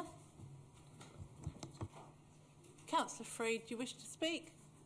Does anyone else wish to speak? Councillor Peck. Thank you, Madam Mayor. Just a couple of matters. First of all, the meeting scheduled for audit and risk, I think there's one missing. You might want to just have a look. And in particular, it's one of the ones where we deal with some health and safety matters. So if you could have a look at that, I'd very much appreciate that. It might have been moved on to another time slot, but it probably does need a bit of a look. I'm not certain if this is related to this particular paper, Madam Mayor, but I've recently been talking to some maybe about a bit of a look at committee membership as well. And I wonder if during this period of time, once we get to the end of the year, it wouldn't be useful to consult with members about whether or not they'd like to look at some committee membership changes. Just a bit of an idea that maybe, particularly in the light of some of the issues which have cropped up in the last little while, there may well be good grounds to look at some just a bit of personnel change around committees. Councillor, do you have an answer to the audit and risk off? Yes, yeah, there are four. Sorry, I mean, I just don't. If you didn't know, I was going to actually just adjourn. But if you do know, there might be somebody else who wishes to speak. So can I just leave it for the moment? Okay. Who else? Does anyone else wish to speak? Okay. Then it is your turn, Councillor Lester. Thank you, Madam Mayor. Thank you, Councillor Pett, for raising those issues. There are 4 scheduled meetings for ARMS in accordance with the forward programme, but that's something we can consider with you if you think there's a requirement for an additional meeting. It could be a workshop, in which case a workshop would be scheduled, but not as part of the program for the 2015. These are scheduled public meetings. In terms of the advice around looking at personnel changes around the committee, I think that's a worthwhile consideration and something perhaps that we could consider as a group of councillors. Please let's vote on the schedule.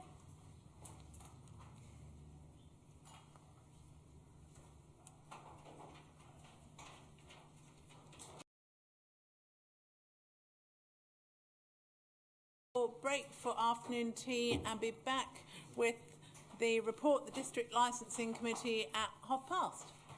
Thank you.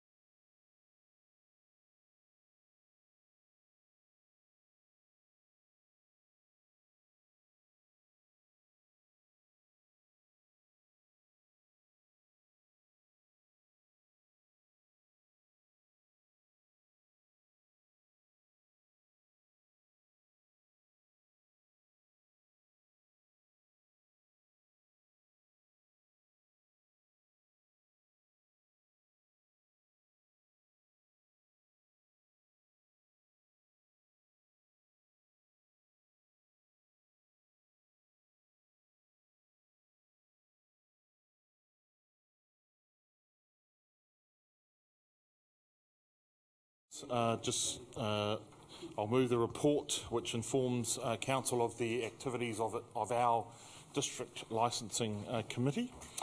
You'll see there, just to bring to your attention, on page 99, points 12 to 15, there's a few issues there that I know some of you had around applications that came to Council around Easter time with the Penthouse Cinema there.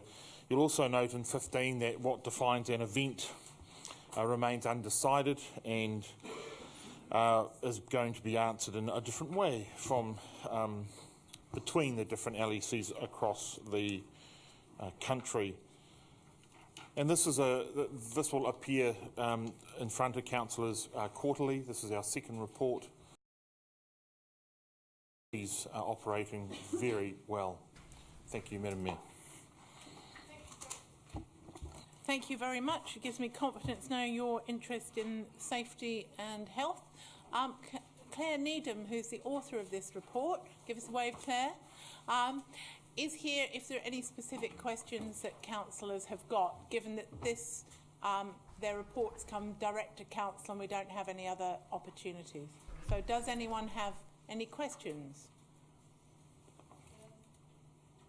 Yes, Councillor Ritchie. Please, could you, we are at council, I know it's a little bit, you can sit down again now, that's right, it's her turn to stand up. I'm not sure that this does address this, but it might do. What is the situation with the court, the appeal? Of the provisional local alcohol policy? Yes.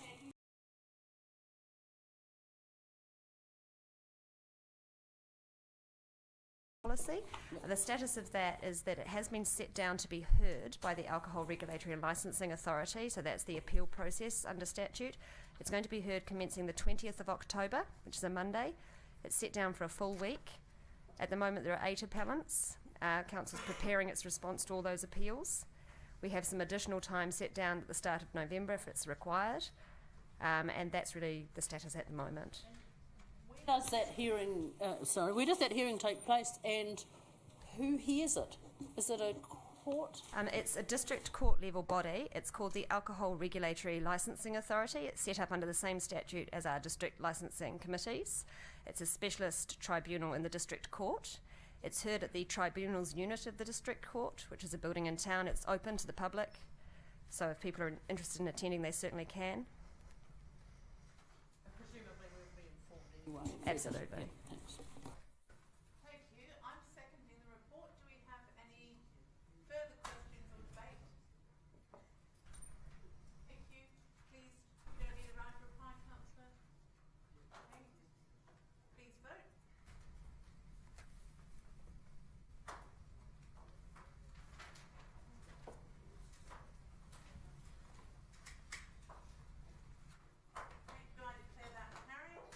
We now move to item 3.5, which is appointment of an elected member to the board. I'll make some general introductory remarks and then I will make a nomination, call for other nominations, and then there will be no debate about candidates. If there is more than one, we will move to the French presidential election, which I thought probably meant we had to debate in French from the beginning, but apparently doesn't. So, Councillor Marsh has stood down from the Wellington Zoo, so we have a vacancy. We have a strong policy that our CCOs and other organisations have an elected member on them. And I just wanted to reflect that I would like to continue with the policy of sharing the responsibilities and the interests and the hard work around this council. I was just looking through the list of who's on what. We've got Councillor Lester chairs GFP. We've got 5 further chairs, Councillor Coughlin, Eagle, Pannock, Foster, Ahipene-Mercer, and the Audit and Risk Subcommittee, who did a glorious introduction to the annual report. We also have got Councillor Ritchie is our representative on the Guardians Zealandia. Councillor Free was on capacity, but with the change is no longer. Councillor Young's on the Museums Trust, Councillor Wolf's on Positively Wellington Venues and PWT. He's the only one that's on 2 CCOs. Councillor Eagle's on the Basin Reserve Trust, and Councillor Sparrow is on a number of, I've slightly lost count of the committees and trusts out your way to look after the Pororua Harbour, but if there are 6 of them, you're on all of them. If there's 1 of them, you're on that. So thank you very much for that role. So the Zoo Trust has got a vacancy for an elected member, and I'm going to nominate Councillor Free. Do I have a seconder? Thank you, Councillor Foster. Now I call for any other nominations. Councillor Marsh. Your Worship, I'd like to nominate Councillor Eagle. Thank you. Do I have a seconder? Councillor Ahipene-Mercer. Do we have any further nominations? I'm not encouraging them necessarily. Okay, we will now move to... Sorry, we need to move and second the recommendations. Oh, sorry. 1 to 5. That was jumping to the nominations before we'd moved that we should have somebody there. So recommendations 1 to 5, I move those. Seconded, Councillor Ahipene-Mercer. Please vote that we should have somebody there before we worry about who it is.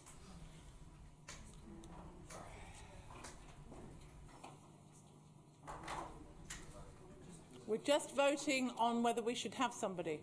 Thank you. So we've all agreed we should have somebody, and the 2 nominations, Councillor Eagle, Councillor Free. So how are we going to do this? Which order? Alphabetical We do it in alphabetical order. Yes. So Do you want to do it by division or do you want to do it by voice? I think we do it by division. Yes. You do one first. One vote each. Yes. And you do those for Councillor Free, those for Councillor. Yes. Well, we're Just get one vote each. Yes, no, I know, but which order? Alphabetical? It was alphabetical. Okay, so we do it in alphabetical order, and this will be on the hands so that we can count things up properly. Those for Councillor Eagle, please raise your hand. Thank you. Sorry, we'll...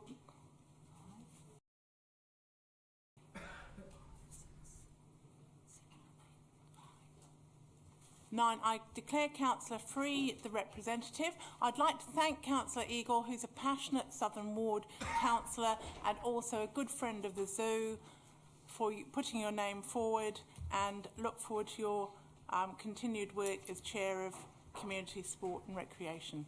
And Councillor Free, go and look after those golden tamarins. Thank you. So we now move to item 3.6. Who's introducing that? 3.7. Sorry, now, this is a bit where we're doing it in the order of going into PE, aren't we? This is Councillor Young's notice. Oh, the notice of motion. Your moment of glory, Councillor Young. Your notice of motion is where we are at now. Okay? So, as I've never done a notice of motion before, I assume I don't have to read it out because everyone's got it written in front of them, and that would be really tedious. Can I assume that? Oh, okay.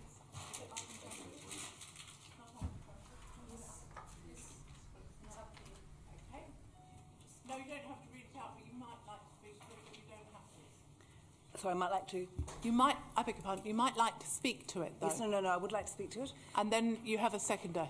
Yes, so do I do the seconder first or speak to it first? Speak to it. Right, okay. So, first of all, I'd just like to thank everyone who has expressed a view on this notice of motion, those supporting and those not, and also thank the council officers for an extraordinary amount of patience. I'd just like to correct one misconception, which when we talked about in the notice of motion, I talk about the fiscal risk, and that relates to section 2, not the Island Bay section. It's a shame that when people express a view about it, they don't actually read the notice of motion. So the thing about this notice of motion is it is actually pro-cycleways for Wellington. And as I speak as a city councillor with 2 bikes, one much better than the other, and I have a son who doesn't have a driver's licence and only rides a fixed gear bike. So I do know the advantage of good cycleways. And I can think of nothing better than having really good cycleways in Wellington. My concerns are really that this notice of motion isn't really about cycleways, it's more about council process, because, especially around significant decisions, because significant decisions require really robust decision making. And in the GFP report this morning, I see it says high quality governance is the launching pad for successful cities. Absolutely right. I am committed to better cycling in Wellington, but we're about to spend a lot of money over the next 10 years on cycleways, and I believe that all councillors should have a vote on this. We need to have an overall strategy. Some would call it a vision, but that's not a word that I like to use. And work towards it with measured steps, getting it right and then rolling it out across the city. We need to be clear about what we're trying to achieve. Is the cycling for leisure, for commuters, for children? Do we have the best structure for the decision making? Is it right that a council committee comprising roughly half the councillors should have the delegations for major infrastructure projects on which we will all be held to account? And I would remind you it was only passed by 1 vote.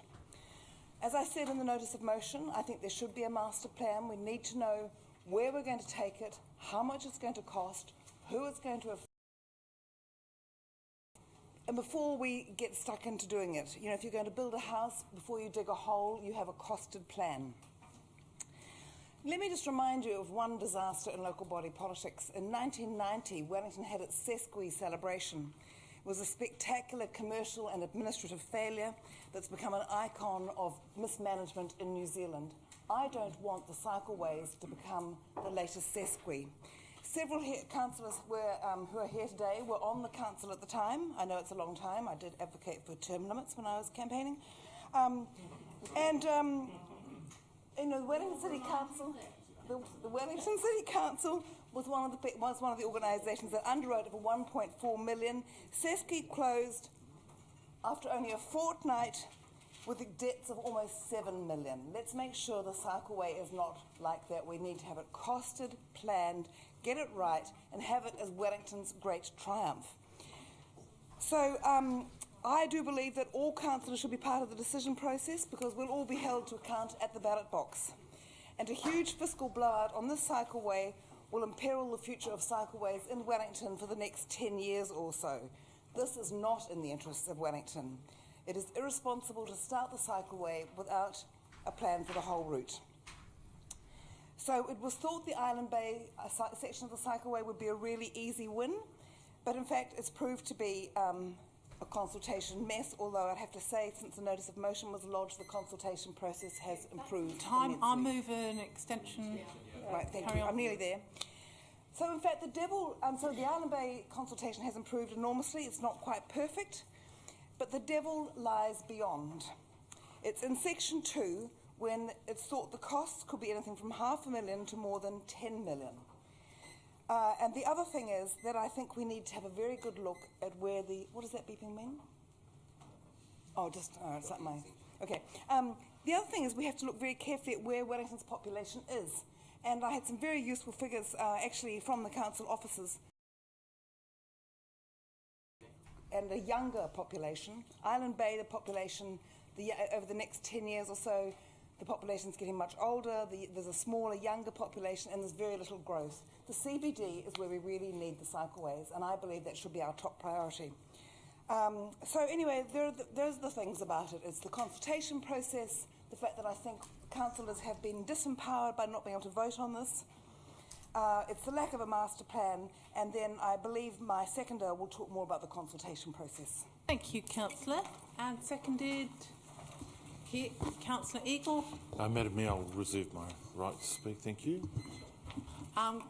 We have got Councillor Ritchie was waving at me. Did you want to speak? Yep, you're next, then Councillor Marsh. Please. Councillors, I've given this motion actually a lot of thought, and I have been somewhat perturbed and concerned about the misinformation that has floated around this whole debate and discussion with the community, and I'm going to come back to that. First of all, I want a vote. I want a vote on what happens with cycling and cycling infrastructure and $43 million over the next 10 years. I want to understand what is going to happen citywide. And I'll come back to that in a minute. So myself, Councillor Marsh, Free, Sparrow, Peck, Ahipene-Mercer and Eagle do not have a vote at present on these issues. I have to express a bit of a conflict in this issue. My son represented New Zealand some time ago, cycling. He has a cycle shop. Many of the people who came today are his friends or my friends. And I rode my bike from Freiburg Pool up to Upper Cuba Street, through Cuba Mall, on the footpath, carefully. Why? Because there was no other infrastructure for me to ride anywhere else. And I'll probably continue to do that. And so will others, unless we get a proper handle on this citywide. So my next point is that I would have preferred that there was an amendment or a motion that said that there is a citywide master plan and that we approve it. So I will be approving today, voting for any aspect that says I will have a vote, and the 7 others or whoever who are at the moment disenfranchised. But I won't be supporting 2 because it refers only to a very small area of our city. It doesn't refer to a citywide master plan. That is what I want, and that is what I want us to achieve. And when I look at the recommendations which came out of the last Urban Transport Committee, or whatever the heck it's called, I really find them really weak.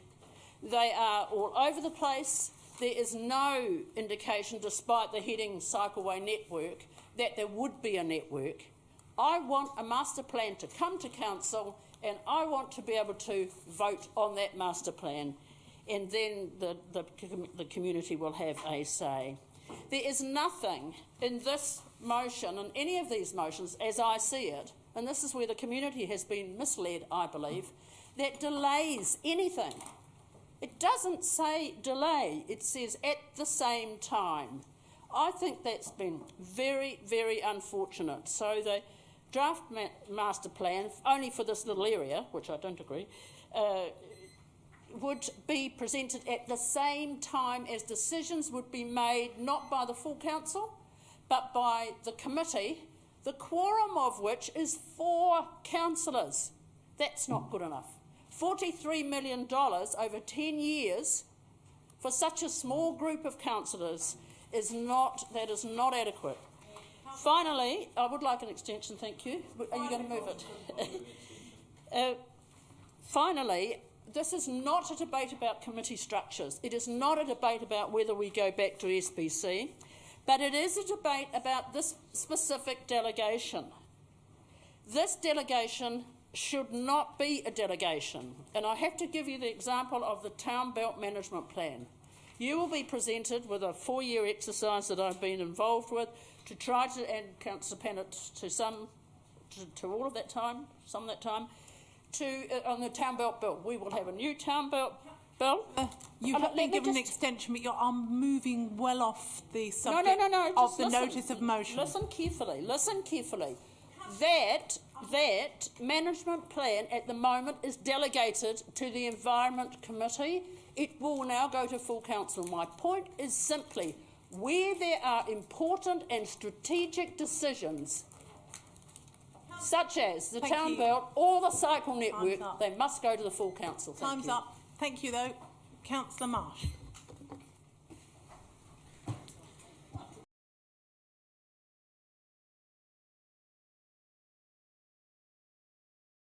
Excellent points in there, which I totally agree with. And the thing is, this is not just about a cycleway. This is about the democratic process, the way I see it. You know, you each worked very hard last year to convince Wellingtonians that you'd represent them on decisions the council made. They voted for you, and they not half of the councillors to vote on the matters. That's why I support this final decision on the cycle improvements for Island Bay coming to the full council.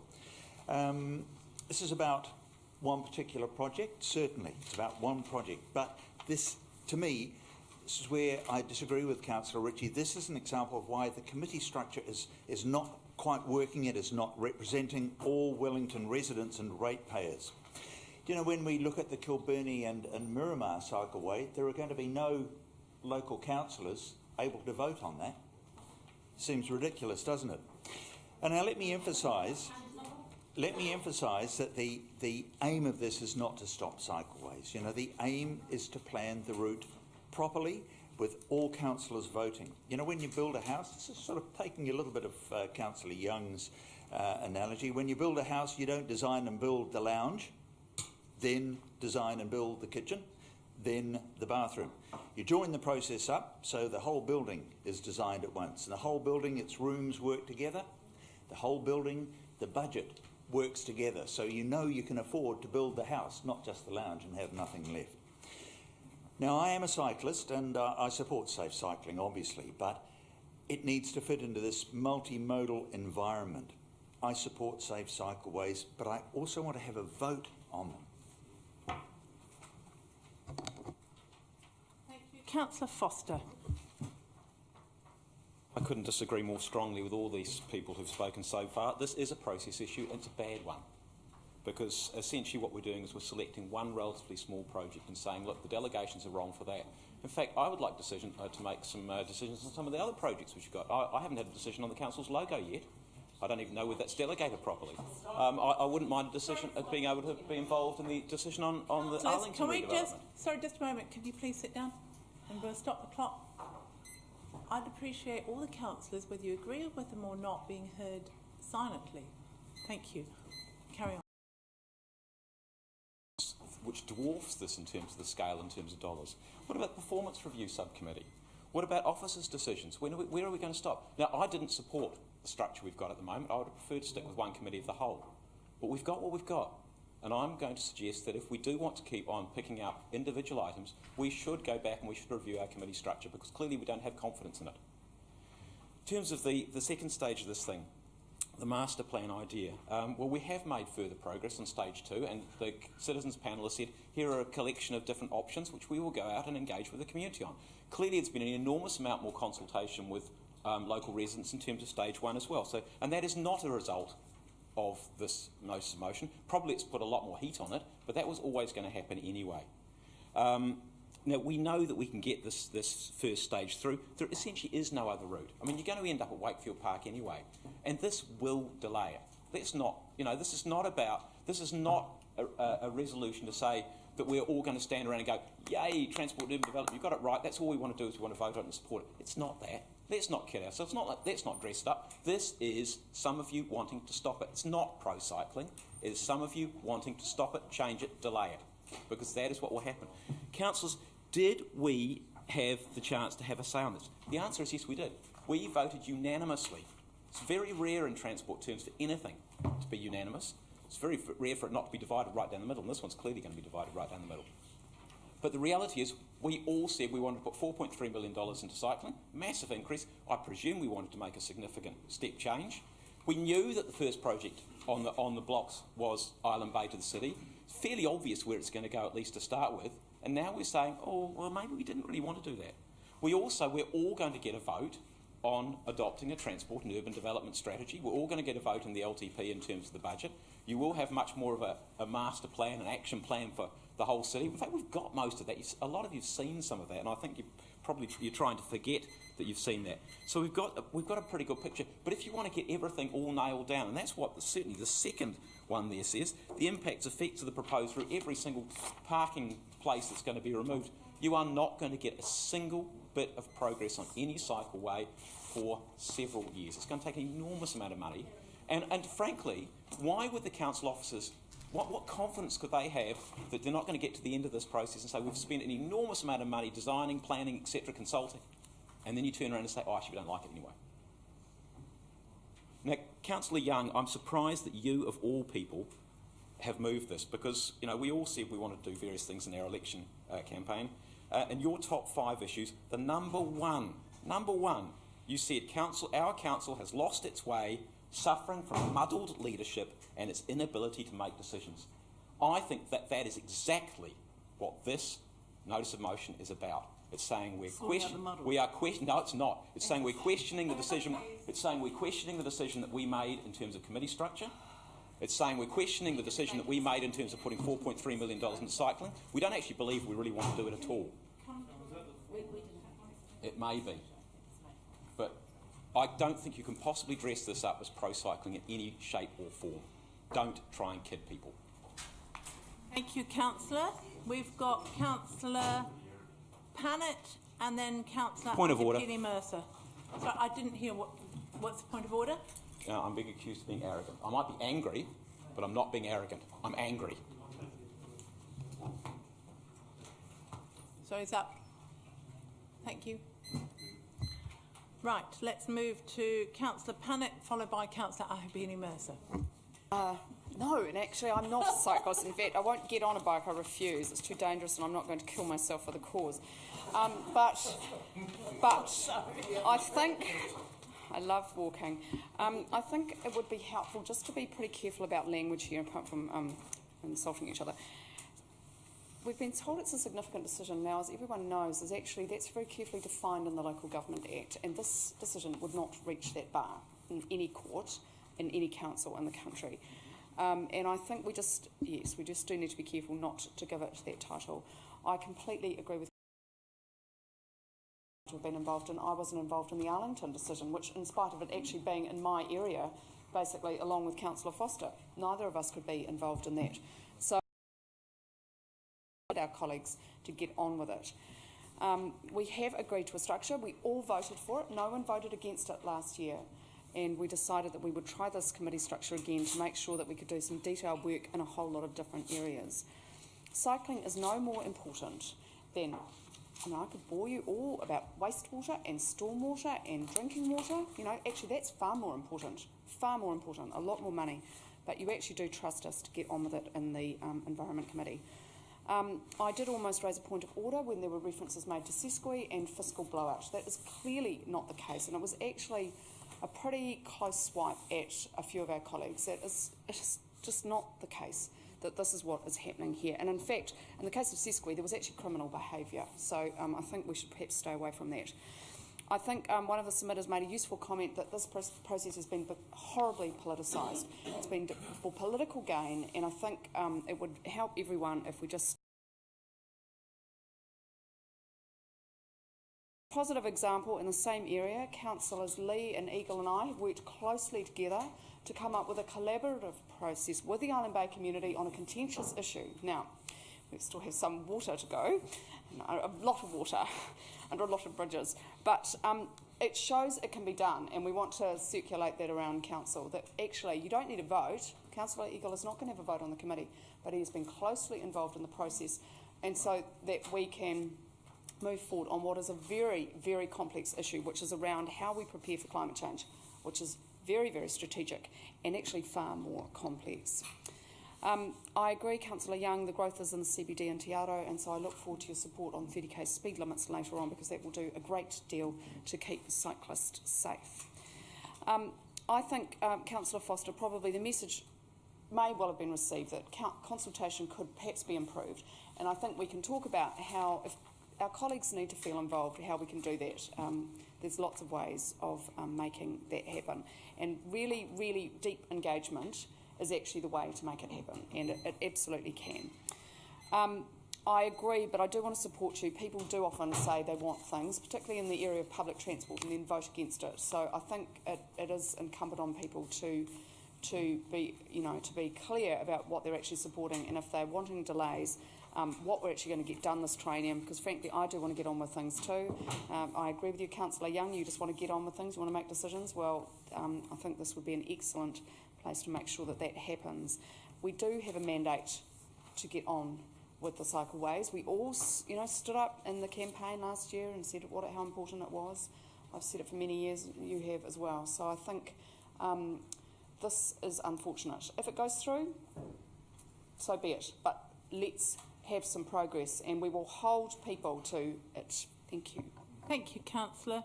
Councillor Ahipene-Mercer. Thank you, Your Worship. If you could loudly warn me when I've got 1 minute left, so I am aware of it. Thank you. Yes, Councillor, I was one of those who voted for it. There's been a bit of talk about unanimous decision. That's correct. But don't be under the illusion that that unanimous decision was without concerns, and that's the only point I wish to make. And and I certainly, right at the start of this, sat down with officers and 1 or 2 councillors right at the start of this and expressed my concern about the lack of coherence at that early stage, but thinking, yes, it will get more coherent as it goes along. Well, of course, it didn't. And even bringing in a worthy person associated with a former cycling group to try and clarify matters here hasn't entirely helped either, because that's the degree of which, the complexity of this. Politicisation, well, let's not be naive about this. This is a political environment, and I've got no more to say on it. So people raising politics, you can throw that round all over the place, so let's kick that one for touch. Committee structures, Your Worship, you know, and so does the Deputy Mayor, that right from the word go, when these structures were set up, you both will know that I was highly critical of it, along with you, Councillor Foster, and I will say no more on that. And one of the outcomes of its weaknesses is precisely some of the arguments that have been brought up by submitters here today, as well as around this table. Why should it go to council? Why shouldn't it be this? Why shouldn't it be that? Now, it's good that we have improved the environment for cyclists, and it's really good that we intend to do more. Let's start from that position. That's very good. But the right to safe cycling doesn't mean that it's automatically okay to wash over other people's rights. And I use the word automatic. And I'm talking about parking and such things. And it's no wonder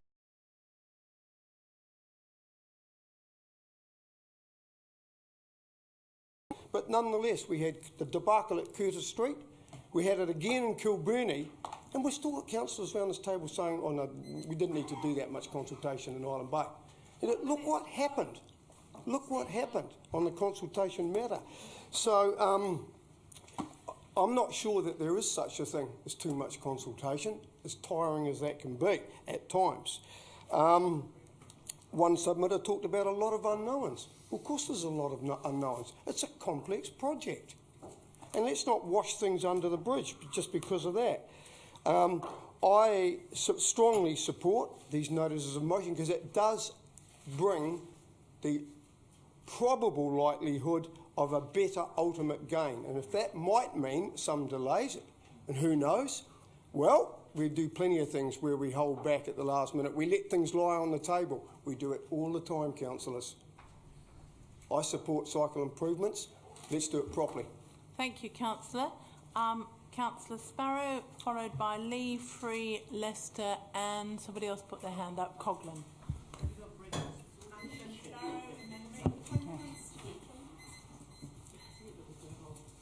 Okay, mine will be nice and simple. That yes, I signed this notice of motion on the morning of the opening FIFA World Cup match in mid-June, and it does have relevance, but I won't go into it. But I do believe that in the interim, officers have done a lot more work on this. They've done a lot more consultation. I have done more research myself, including going to the information day in the Island Bay Church Hall.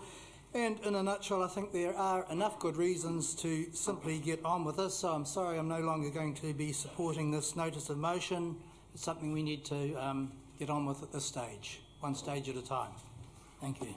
Thank you, Councillor. Councillor Lee. Thank you, Madam Mayor, councillors. I think we need to take a moment of pause here and actually look at this motion for what it really is. It's actually about using process to undermine process. That's what it is. It's about using process to undermine process. If carried, it sets a very dangerous precedence, and it will undermine future projects and works. We actually run the risk of being a council that is a do-nothing council. We're not talking about 43 million. We're only talking about $1.3 million. We're talking about the same amount of money which we're going to spend on Lombard Lane, little garden area. You probably don't even know where it is. It's just behind the hotel there. and we're entering to debate over 1.3 million. It's not 43 million. I think it's a point of order, Madam Mayor. Councillor, I hope you know your standing order. Please sit down. We'll hear which particular standing order, point of order you're referring to. Well, it's incorrect because it's about the whole cycleway, which is more than 1 point. As to whether it's about both, but No, the notice of motion is very clear what it's about. I don't think it's a point of order if he interprets it differently. And could you maybe turn your microphone off, especially if you were considering muttering?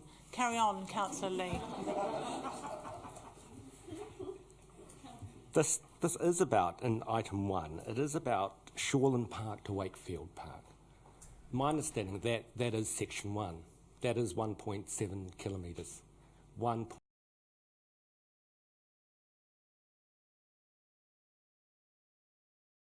Delegations, and I think we should stick to them.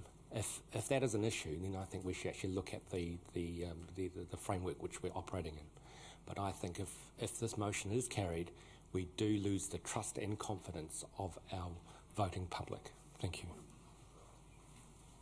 Thank you, Councillor Free, Councillor Lester, Councillor Coghlan.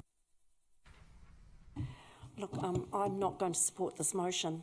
I do agree with some of the views that have been expressed by my colleague Councillor Lee and my colleague Councillor Foster, that this is about a political process, a political disagreement with how things are done. And, you know, I actually agree completely that we do have a framework, and the framework might have its pluses and its minuses, but it's the framework we've got.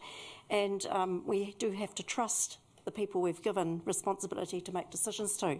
For myself, I'm intensely interested in transport issues. As you know, I speak a lot about cycling and about the buses. I don't have that vote, but I go to the meetings, I listen, I take part, I ask questions, I seek to influence as I can with logic and fact-finding. And with regard to the cycleway, I've worked very hard in the community. I've been to see the officers.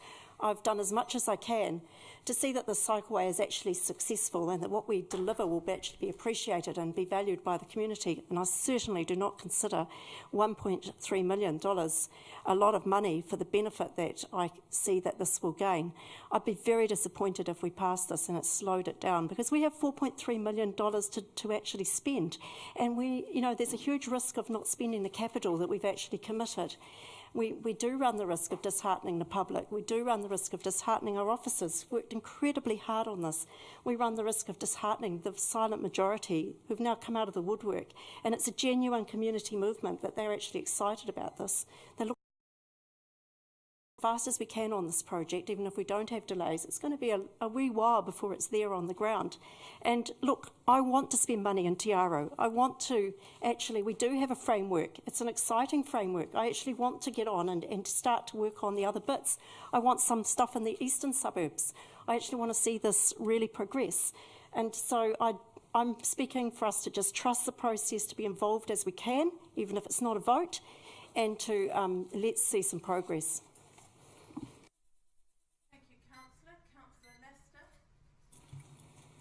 Thank you, Madam Mayor. There's an old journalistic trick. It goes along the lines of this. I'm not against, but. I have a friend that, but. I'm committed to, but. What the trick tells us is that you can disregard anything.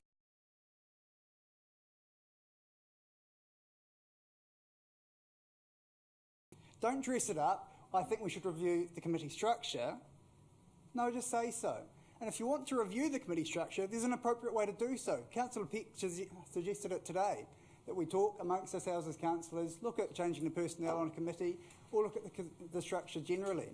But there's a good reason why we're not going to do that necessarily, not straight away, because Councillor Eagle, through you, Madam Chair, and we sat in this whiteboard room next door in the last triennium, and we laboured over how we could improve the committee structure and make it more focused and more efficient and get better decisions, because we wanted to empower councillors, empower a greater number of councillors to have more input into decision making by making them chairs, and to get away from our reputation in the last triennium as being a do-nothing council. Well, this is a do-nothing motion. If you want to oppose it, just say you want to oppose it, but don't dress it up. And if you wanted to support it, you'd be quite happy at the outcome at the committee. I have trust in the chairs of the two committees that I don't sit on, the Environment Committee and the Community Social and Recreation Committee. I trust the councillors that have been appointed to those committees to make decisions in the best interest of this council and in the best interest of Wellingtonians they were elected to represent. Again, if you don't sit at that committee, you can still attend, ask questions, receive responses and get feedback into that process. The only reason you'd want to go against the decision of that committee is because you disagree and you want to oppose it. So again, if you want to oppose it, say so. One final point, 60.1 million was our total spend in the transport area as outlined in the annual report, which was discussed for hours this morning, last year.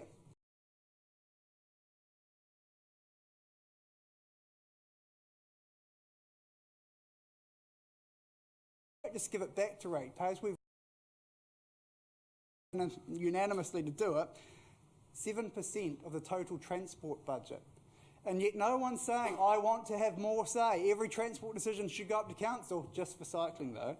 2% on the Island Bay cycling project of the total transport spend. Not the 400 million we spend every year, but just of the cycling budget, the excess of 60 million in operational and capital projects. And yet we just want to focus on this Island Bay project because we think we need a say. I agree everyone should have a say when it's appropriate, but if you want to do so, then a review of the committee structure would be the appropriate way to do it. Thank you. Thank you, Councillor Coughlin.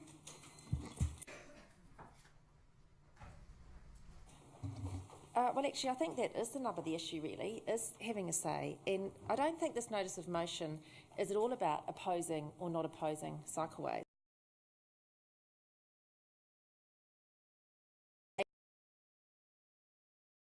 That there are councillors who want to have a say into this process and they haven't been able to. They want to have input. And you know why that is? Because I think they don't have a level of confidence in the process today that makes them feel comfortable with the decisions that are coming out of it. So should this go to council? I probably think it should on balance because it's become highly emotive. Of course it's political. I mean, that's what we do here. We do politics at a uncomfortable with the process, with what's gone on to date, then so be it. Take it to council. I can't see it's going to slow anything down, really. I think it'll give everybody a greater level of confidence in the bigger outcomes. And, you know, we take much lesser monetary decisions to council than this one, so I don't really think that's an argument anyway. You know, this isn't really about Island Bay. I mean, yes, that is the proposal on the table at the moment, but it is about the much bigger picture here.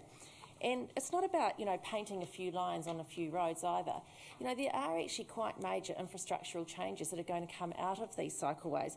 And I really feel that, you know, in order for us to do a good job of this, we need to make sure that we've got actually everybody on board. We do want to become, you know, known for cycling. It's a great thing. Who wouldn't agree with it? We all think it's a good idea. But in this particular situation, there are concerns with the process. I mean, some of the emails that have been floating around haven't been particularly pleasant, actually, on both sides of the argument. So one of the submitters earlier today talked about a safe process. You know, for who? I mean, we all need to feel confident. Everybody, Wellingtonians need to feel confident about the level of money that we're putting into cycleways. And I think they do feel good about it, but they want a good outcome. And that's not going to, you know, be achieved unless we're all on board. So I think, on balance, the safest process is for this to go to council. And for that reason, I will be supporting the notice of motion.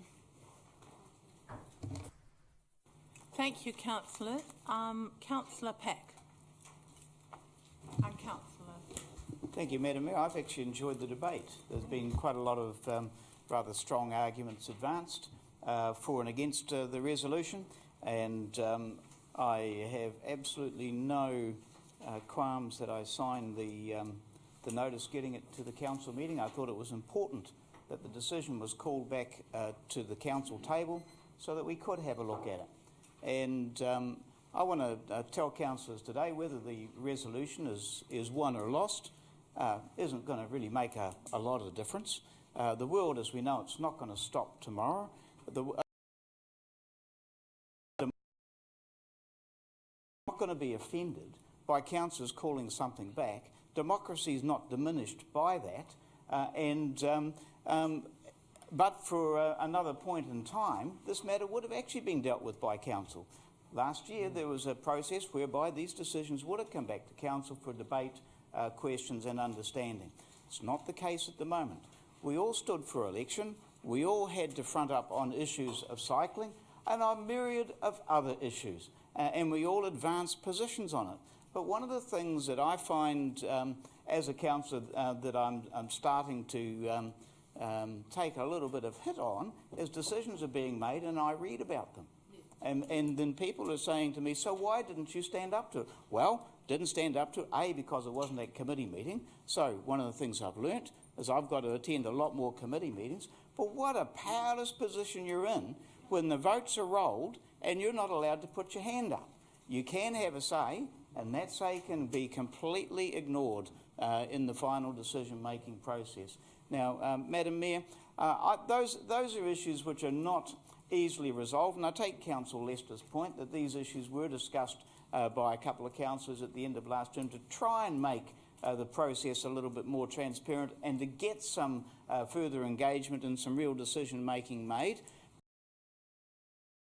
That because it is a political forum, we are going to, from time to time, want stuff to come back to the council. This is one of those times. I have one thing in common with Councillor Pannett on this: I will not get on a bike. I have a propensity to fall off. I got absolutely berated by Cycle Aware for even suggesting that I had this particular propensity. It has something to do with balance. The last thing I want to do is to be an impost on the medical system in Wellington because I fall off my bike. So, but that doesn't mean I have an aversion to biking. Far from it. I've got kids that enjoy running. I used to run half marathons. I don't anymore, that's obvious. But, Madam Mayor, I think that the pursuit of cycling, the pursuit of physical activity is a really, really useful thing. I support cycleways, but I want to say, and so I think this resolution has at least been healthy enough to get the decision back to the council table. I may not vote for all of the resolution. Councillor Young and I don't agree politically on a lot of things. I've got to wind up. I've been given them. But I will say this: I'm pleased that at least today we've had the opportunity to have some say about how this should develop.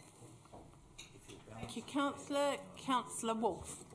Madam Mayor, I've listened to the debate with a very open mind. I still haven't made up my mind as to which way I'm going to go as yet. No, I don't need a hand.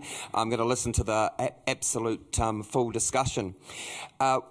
It's quite true, the consultation and engagement process was seriously flawed. It was a debacle, I believe. Have we learnt the lesson? I hope we have. There were certain areas of the Island Bay community that felt bullied and disenfranchised. That's something that I feel very sad about, and I hope won't happen through the next stages of the process. I am concerned at the committee delegation situation, and where in certain areas we don't have a vote, and we can't represent the nature of the fact that we've been elected to make something count. I don't believe that in this respect we actually do need a master plan. I do believe that we do need a little bit of a review of the committee structure, and I do believe that we do need to move on with the cycling. So, yeah, I'll let the speakers after me, and we'll just see how it goes. Councillor Wolfe, you make debate worthwhile. Thank you. We now have Councillor Eagle, and then I think we have myself. Thank you, Madam Mayor, and all right, thank you. And I mean, I purposely chose to speak last to listen to my colleagues, and it's certainly been entertaining. Just the one aspect I'd like to focus on, and that's process related, and that's the consultation and engagement process. And this should come as no surprise. I was the community engagement portfolio leader in the last triennium. We developed a best practice policy, a revised policy, and we developed a template for moving forward with engaging with our communities. And I want to start first just by thanking everyone. We've been bombarded with emails and communications, and whether they live in Wellington or not, those who took the time, I do want to say thank you, because they have given some really good feedback. In fact, I have not seen such fanatical behaviour since the anti-fluoride folk. So it's been good to to get such passion. But some of the passion was a bit serious, some humorous, and some not so humorous. And the personal attacks on my wife and I certainly will forgive, because I'm a compassionate person. And I want to say, hey, all is forgiven, but look, let's move on. And I calculated over the last couple of weeks how many points of contact I've had.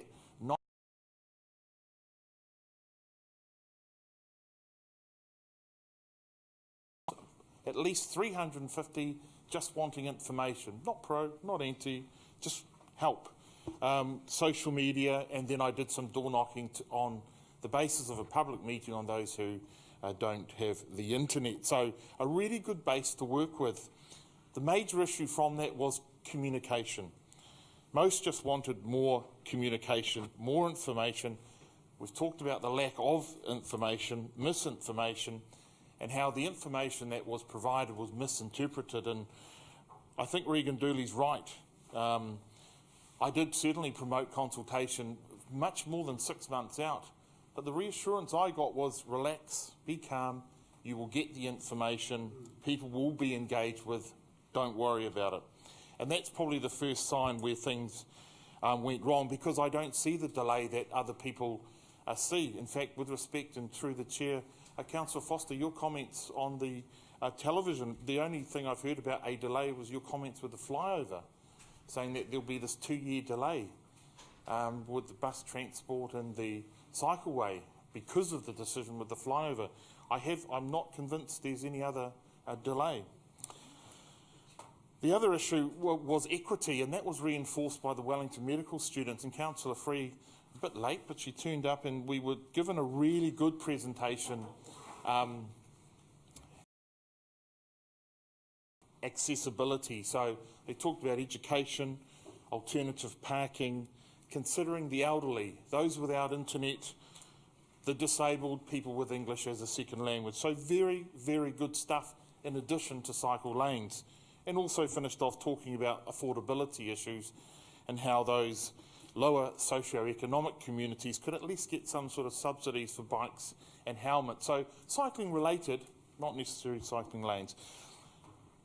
And the third point was leadership, and they were saying very clearly that yes, you voted this money in unanimously, yes, lots of you stood on pro-cycling forums, manifestos, but that doesn't give you the right to then ram the project through. That was the feedback. And we can always do things better, and I agree with Councillor Pannett. Just yesterday, we signed off the Island Bay seawall, the project plan and the engagement plan. It's a collaborative process. It's best practice community engagement. So we can do it. Why couldn't we do it for the cycleway? Thank you, Madam Mayor. But that's about working together with our communities a whole lot better. And I would love if we could have this for the cycleway. You know, there we are, councillors, it can be done. I was also asked, do we want Wellington to be the cycling capital of New Zealand? I would say yes. But we certainly need to get our processes right. That's the clear message. And I want to pick up what Bronwyn Newton said in her presentation too, that engagement should be safe, respectful and efficient. So I say yes please to that too. So I think councillors, I will be supporting this. I did second it with Councillor Young, and I do think it's the right way to go, and thank you for your feedback. Thank you. I'd like to speak to a couple of things, and I'm going to suggest that we do take the items separately. And the reason is that whatever you may think about delegations, whatever you may think about priorities, we don't have a master plan from the city to Wakefield Park, whereas, although there's been a lot of work done on it, whereas they are at the stage of going out to consult on the traffic resolutions from Shoreland Park to Wakefield Park.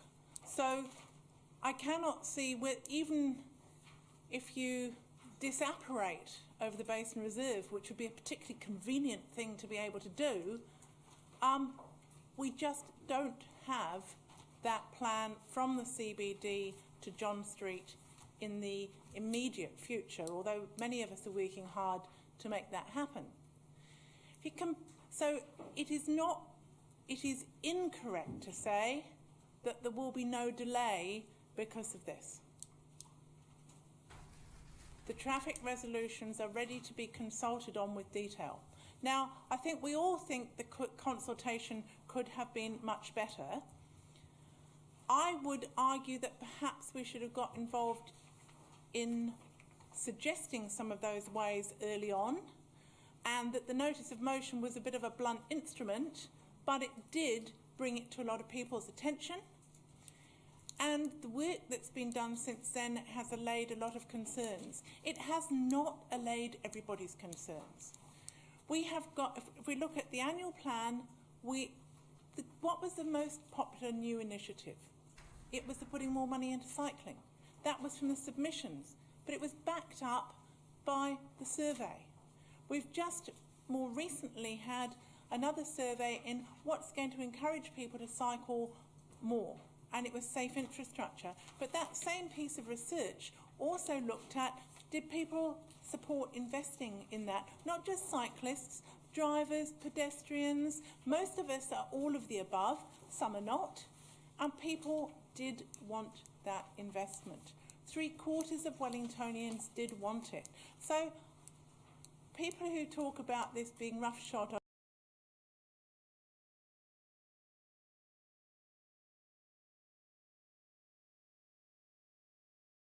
didn't. They're all pointing in the same direction.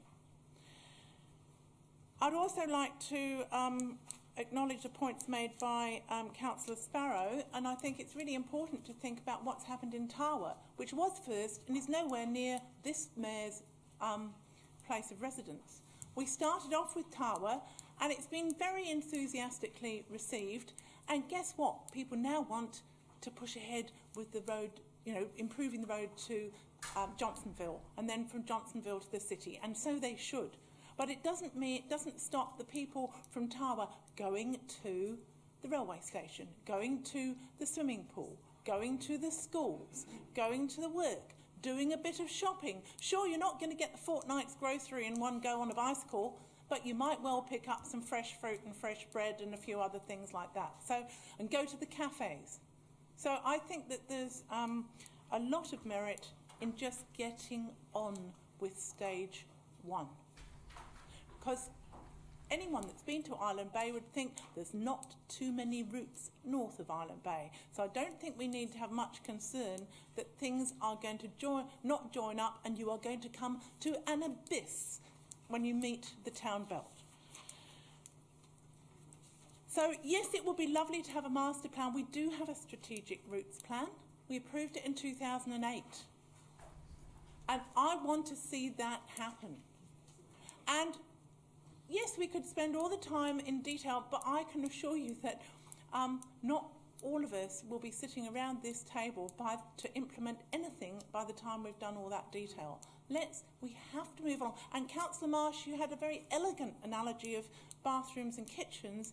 I would suggest it's rather more like the houses on a street.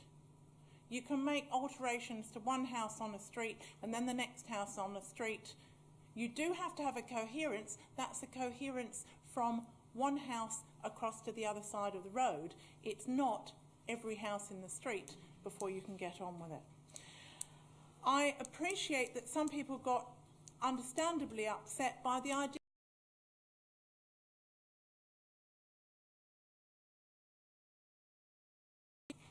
whether lit, whether danced around and whatever, that is not the case.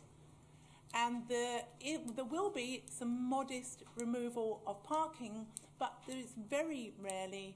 It might be when we sank the frigate, and it might be for the Island Bay Festival. Those would be the times that you have got parking all the way from one end to the other full. It's rare. And finally, I'm going to take at face value people who say they support parts of this notice of motion but pro-cycling. If this gets through and goes to council, I'd like to see the colour of your vote, as it were, when that happens. But for the moment, I think it's unnecessary. And thank you, last one. 3.8, nearly 4 million in pedestrian network, 20 million in vehicle network. Why don't you ask for all that to come to council too?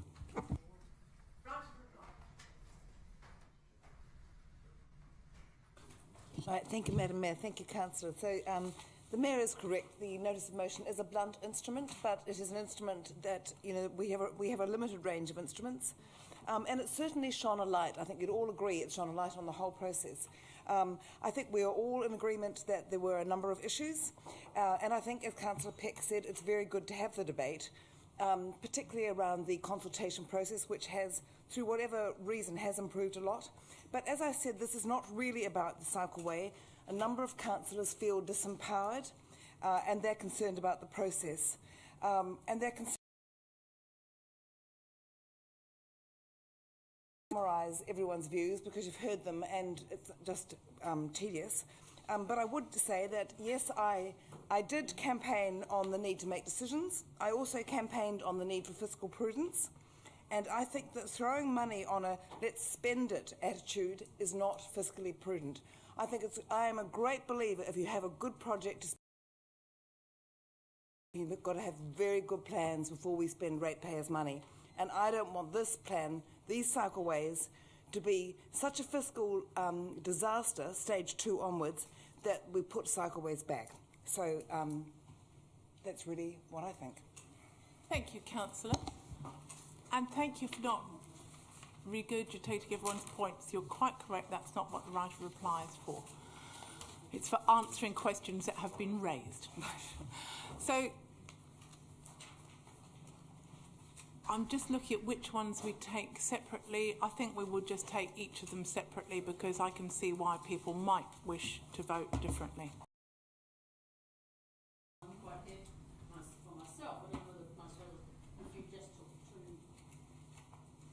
Two separately. Okay, so let's take two separately and then vote on the others. So, recommendation 2, which is about preparing the draft plan and presenting it at the same time as the final decisions. You want them taken separately? Okay, right, okay. So you wanted 2 separately, Councillor Foster wants them all separately, so let's whiz along and take number 1. Please keep your eyes on where you're at. Number 1, agree final decisions.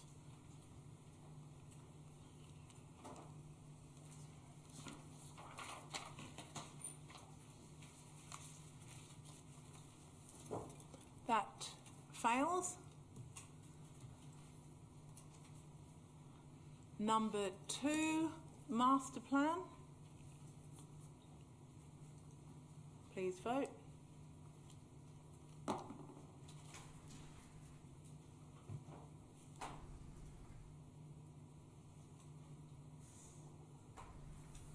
That fails. Number 3, all future decisions, sorry.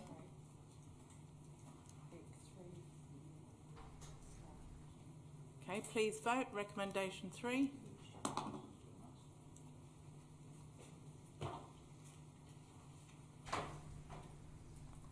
That fails. And recommendation 4, which sort of follows from the rest, but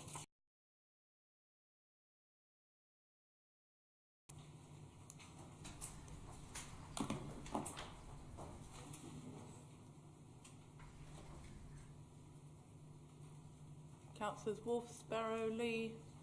Don't forget if somebody's pressing that and Councillor, that fails.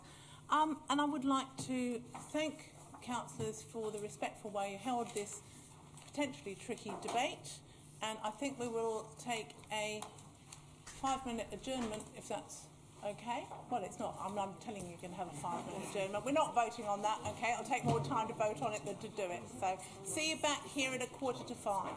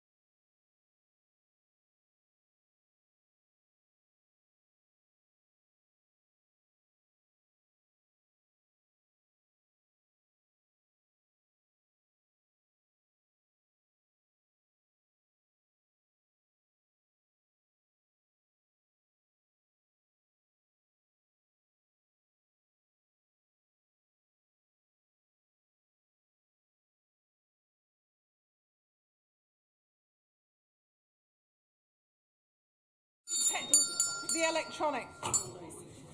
Councillors, we have got a quorum. Please join us. Well, not until people have sat down, please, councillors.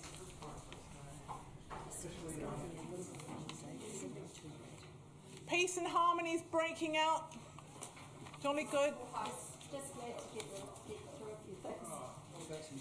Councillor Pannett, what did you want to ask? Madam Mayor, I'm just wondering if we are going to keep to our scheduled time. I've just got a few issues in terms of childcare at some point in the evening. Thank you.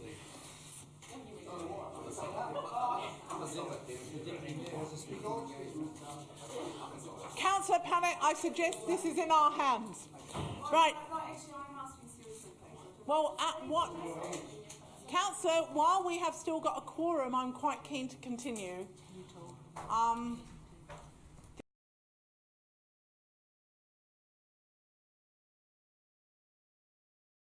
To get this over and done with today. Sorry? Yeah. So I think, councillors, when we saw the agenda, it would have been a surprise time. But it is in our diaries until 5 o'clock, and I think we generally do make a point about that. So could I just maybe, if we at least have a little bit of discussion about it? Oh, Councillor Pannett, I understand what you mean now. Sorry, it is past the time. Let's see what we can get done by 5 o'clock, and then let's take a rain check on. Well, can I ask now? How many people have to go, or can we carry on till maybe 6?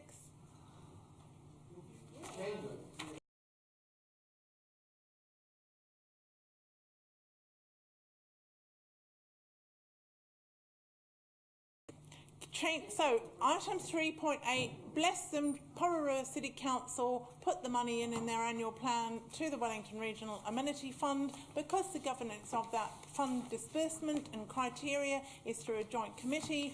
We all have to trot back and add them to. I move that we add Pororua City Council to the membership. Councillor Ahipene-Mercer second. Any debate? Please vote. But in a moment, please vote. We love Pororua. We could put Gigatown Pororua, perhaps. Councillor Lester, keep your eye on the lights. Okay, all in favour? That's... Where are we at now? So that's... Right, so for this year, 4.3. Okay, so we now move to 4.3. Councillor Foster, I think there are 2 land acquisition items. Only one in open and one in closed. So okay, so do the open one, please. I move. Seconded. Councillor Marsh, thank you. Any debate? Thank you. Foster and Marsh, please. 4.2. Yep. Please vote. Come on, I can't keep up with my own.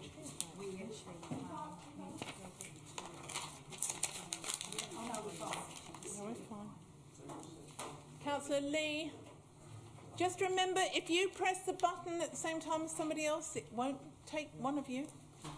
Thank you. I declare that carried. So we're 4.3 now. No, that was 4.3. That was a transfer of the land. 4.4. Safer speeds. 4.3.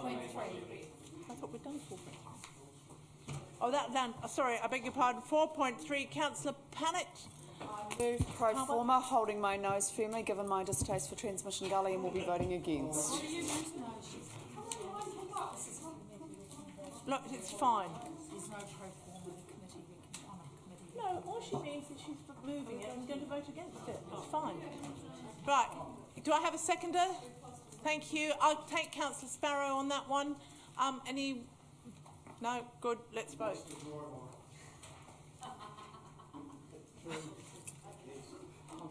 Okay, it's a race. Who's going to be last? Oh. Are we now on to the safer speed limits? Yes. Okay, councillors. Shh. Please, can you discuss motivations through text or elsewhere? Councillor Foster, please introduce the late item, safer speed limits.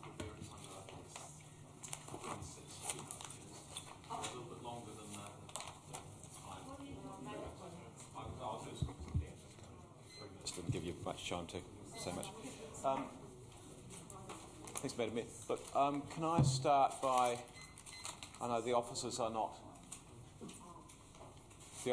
here at the moment for this one, but I just want to start by thanking the officers for the work they've put into this. Paul Barker and his staff have done an extraordinary amount of work on this, both in terms of the consultation process, the work that's gone in behind this, and in responding to an enormous number of questions. Now, I know that there are some questions that people have asked that they haven't been able to respond to, but there is some level of information that sometimes, I did learn this a while ago, that you get to the stage of saying you've asked every question under the sun and you ask some more, and sometimes you actually got to make a decision on the basis of a reasonable amount of information rather than asking for even more, which costs a fortune and takes a long, long time.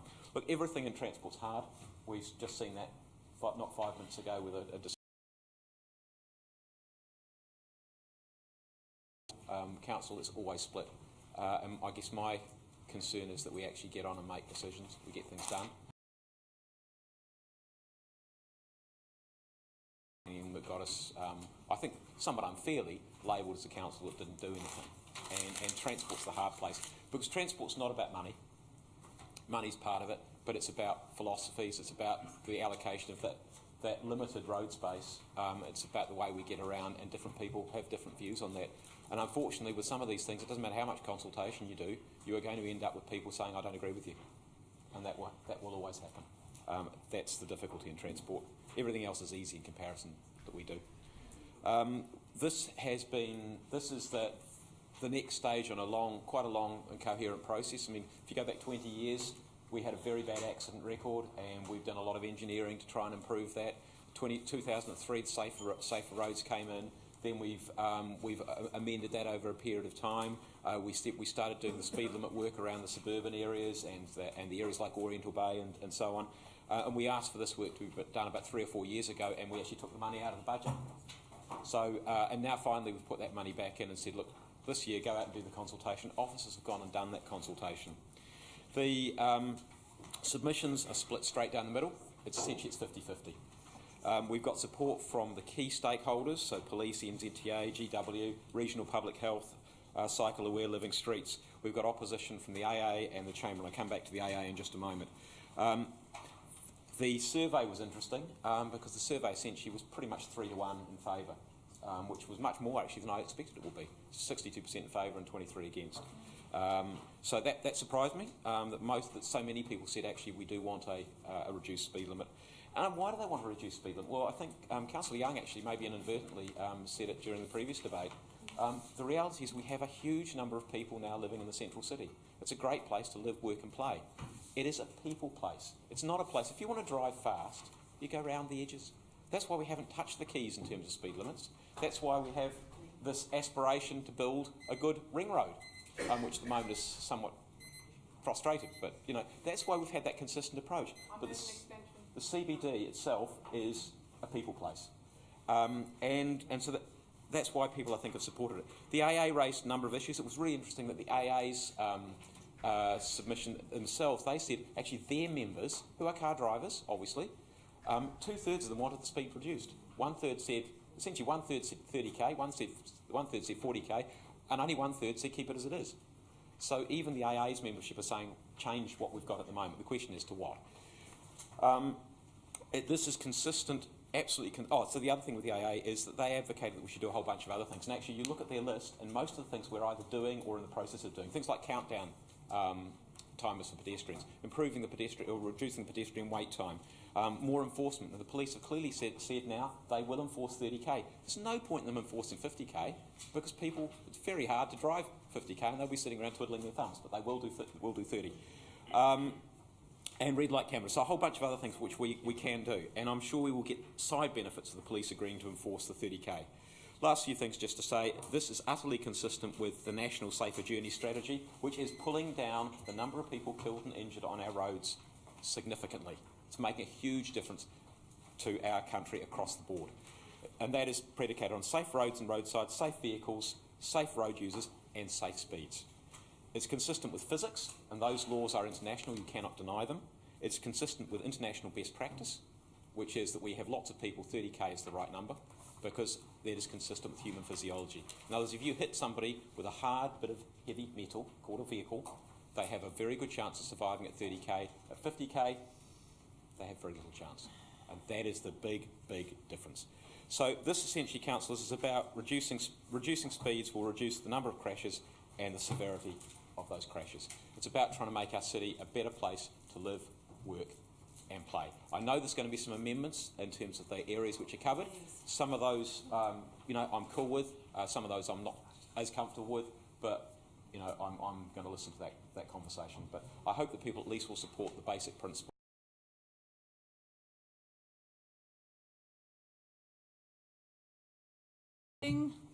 Councillor Pallett. Thank you, and I'm really proud to be supporting this. I've supported this kind of move for a long time, and as someone who lives in the Lambton ward, particularly strong. CBD, of course, is a lot of things, but one of the most important things it is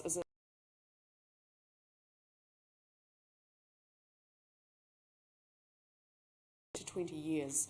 And of course, there's all the people just on the inner suburbs and people even who live a little bit out of the CBD who walk through it on a daily basis. So we've got thousands and thousands of people who actually see this as their living room or an extension of it. And families do live here, and our children need to be kept safe.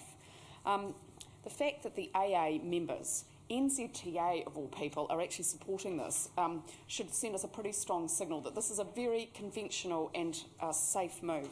The public health people, of course, are strongly behind it. Good on them. They don't want to see people in the A&E. It's not a nice place to be.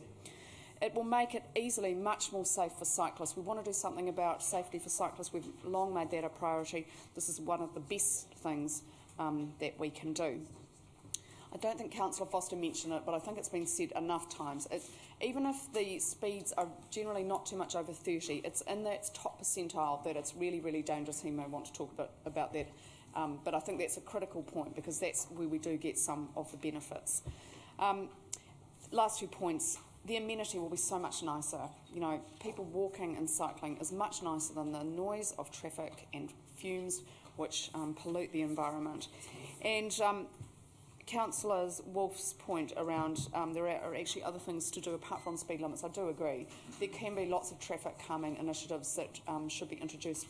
A street like Taranaki Street would be ripe for it. So this is a really good start, but it is conventional. A lot of cities are doing it, but nevertheless it would be a brave statement to say, actually, this city is for people on foot and cycles rather than people who are just simply driving. Thank you, Councillor. I'll take Councillor Peck next if he's ready. Thank you, Madam Mayor. I wish to move an amendment. I've circulated the amendment, I think. You're welcome to speak to the whole issue as well as your amendment, if you wish. Thank you very much. Madam Mayor, in moving my amendment, can I say I took the opportunity as a councillor to attend the Transport and Urban Development meetings on this particular matter, heard the submissions, and questioned witnesses and also took part in some of the latter phases as we got reports back from officials. Madam Mayor, I still have some concerns, and my initial feeling is to vote against the speed limit being lowered to 30. What I'm more concerned about is that there is a clear delineation between what is the CBD and what are the ring routes, and I'm not certain that's been delineated by the resolution, and I've suggested an amendment which would satisfy that in part, not in whole. There's still 1 or 2 areas that I think probably warranted further consideration, but this I can live with, and in many respects I call this Scotty and Mel's amendment You go and talk to Scotty and Mal, they've got a lovely bar in Cuba Street, and they've had a gutful of cars coming around nearly wiping their customers out. And so clearly they want something done. I buy the argument that there's a point to having a safer speed limit in the CBD. I buy that argument. I spend a lot of time in the CBD, and I see from where I actually work, I see the results of people getting bold. I've got to tell you, I'm not impressed at the enforcement of the 30-kilometre limit along the Golden Mile. I am not impressed. I'm sick and tired of seeing buses that believe they're entitled to travel at 40 kilometres down the Golden Mile. And if I were to put a speed camera anywhere, it would be there. And I'd start finding some of those bus drivers till they start to get the message that their unsafe behaviour is unfair. It's all fine and good to blame pedestrians, and we all are silly enough occasionally to jaywalk, but also there's absolutely no right at all for bus drivers to take the speed limit into their own hands and to run red lights and things of that ilk. So I think that particular part, and I've got it in the amendment, that we spend some time and talk to the police. We start policing it and make sure that something is done to ensure that the speed limits are looked after. Madam Mayor, I can live with those changes because by and large in the rest of the streets that are within the... May I request an extension, Madam Mayor? Madam Mayor, I can live with the rest of those being in the 30k limit because by and large you can't travel 30k in them anyway. And during the course of the time that most of the people will be in the city, 30k is going to be the limit anyway. It's just unsafe to travel at any other speed. But I see others, Madam Mayor, in the course of the day, those that pick up the rubbish at the end of the day, I don't want them to have to hang around the city any longer than possible, so get their rubbish and go. Those that deliver the bread, those that deliver the milk, they need some consideration, and I think the ring route idea, which I've put forward, actually deals with that. Madam Mayor, I haven't done any lobby on this particular amendment. It either goes through or it doesn't. If it doesn't, I'll have to reserve how I'm going to vote on the speed limit in total. But I do think this would satisfy some of my objections to the blanket approach which has been announced so far. Thank you, Councillor. Your seconder?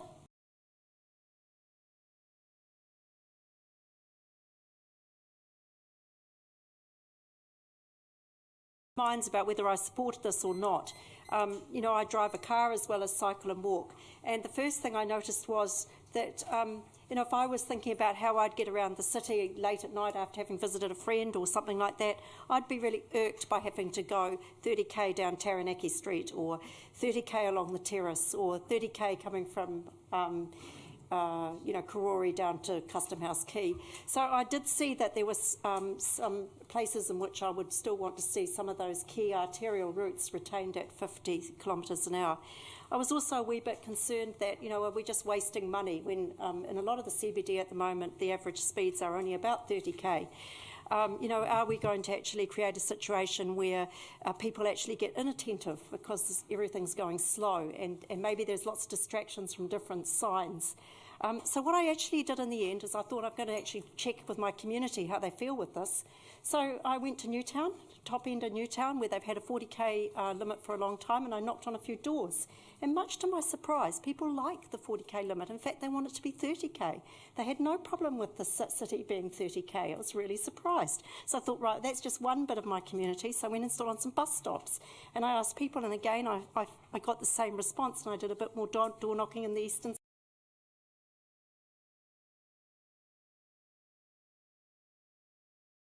I'd previously thought. So, you know, I want to, I guess, I do want to support this. I looked at the data around our accidents and I'm reasonably convinced that we've had fewer accidents on the whole since we've had lower speed limits, especially in the suburban areas. I think we all agree that we don't want to be maiming and injuring and causing crashes if we have a simple way to avoid it. So I'm supporting this amendment because I think it kind of provides a little bit of the best of both worlds. We're looking after our key arterial routes. We've put in a few extra routes, and we're still achieving that safeness and that livability in those really inner city streets where there are a lot of residents now and a lot of shoppers. So, Thank you, seconder. Does anyone wish to speak to the amendment? Okay. In that case, I suggest we... Do you want to speak to the amendment? Councillor Lester. It's not compulsory, you know. Thank you, Madam Mayor. I'll speak to this, to the amendment, and I'll speak only once. I'll speak to the substantive briefly as well. I applaud Councillor Peck's and Councillor Free's comments and the moves taken here to try and reach some form of compromise. I didn't want to see an all or nothing approach, that we ended up with nothing and we just revert to the status quo, and I think this is a good option. And I just want to start with the broad. It's not the case.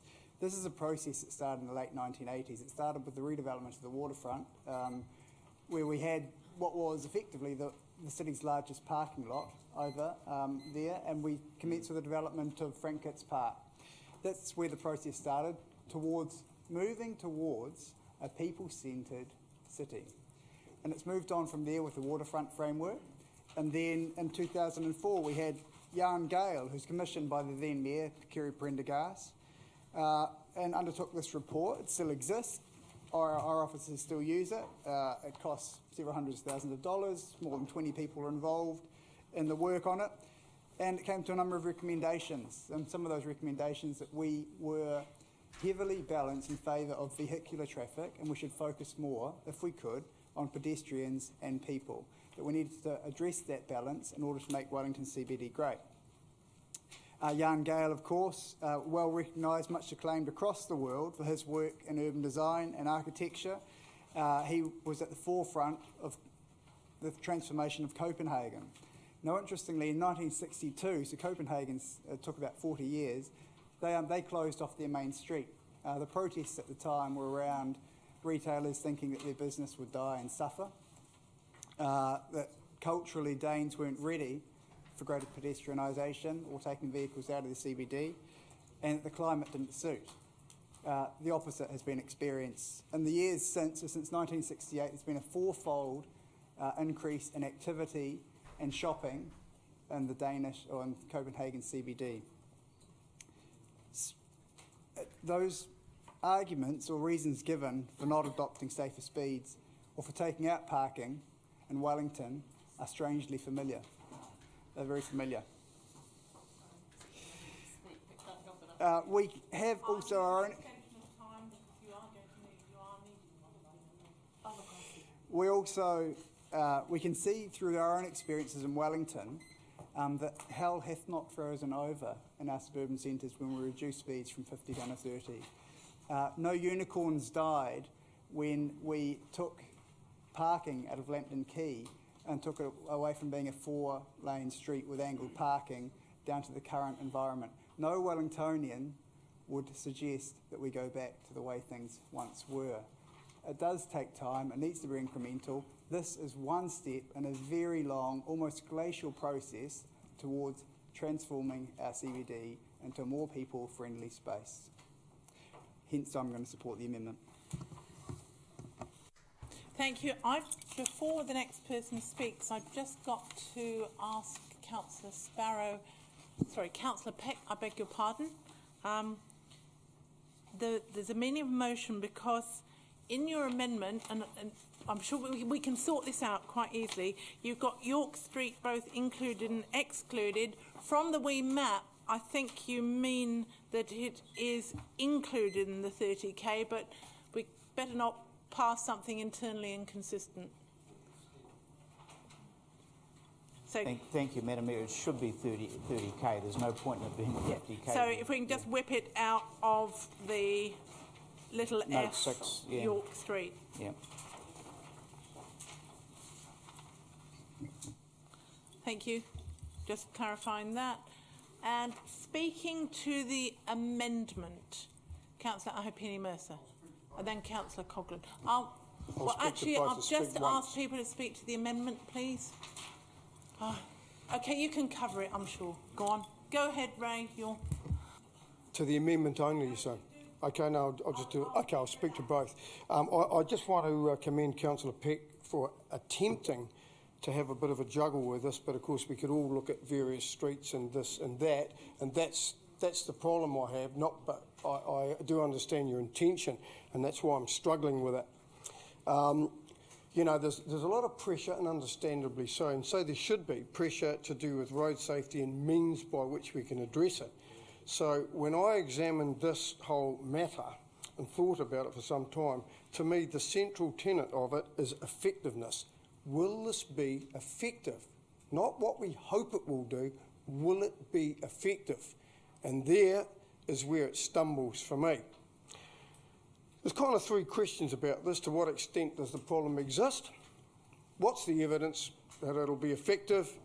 And will it lower death and injury when a considerable number of the injuries and accidents are actually at intersections, not on the lonely straights of the Terrace or Jervois Quay or anywhere else? And that's 50k, I know. And that's that. And so, you know, 30k is also one of the drivers, and what that's put up for is to do with your ability to survive. So I asked the officers last week, for those of you in there, let's take it down to 15. Let's really get more effective. Let's really reduce the injury rate a bit more. Take it down to 15.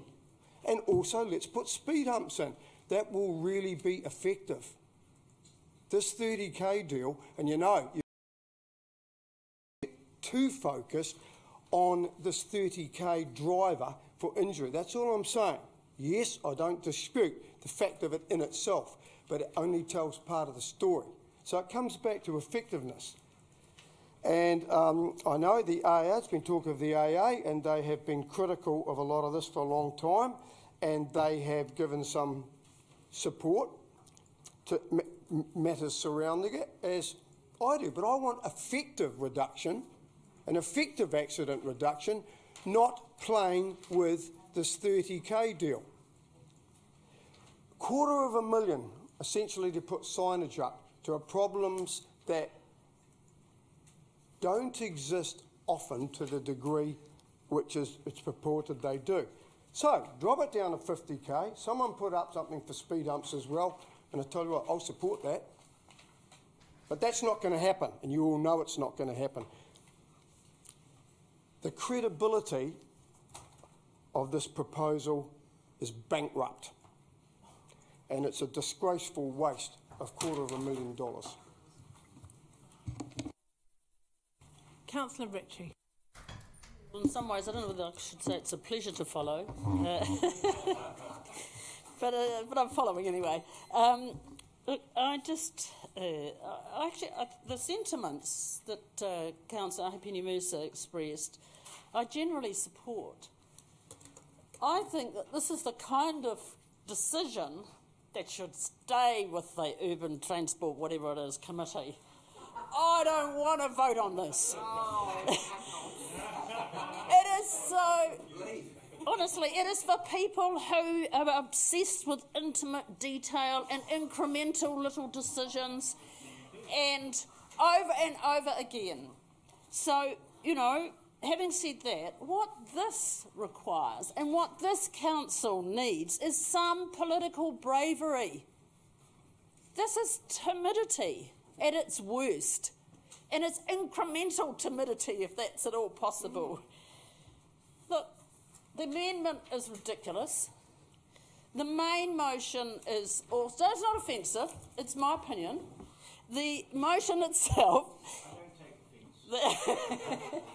The motion itself is also ridiculous.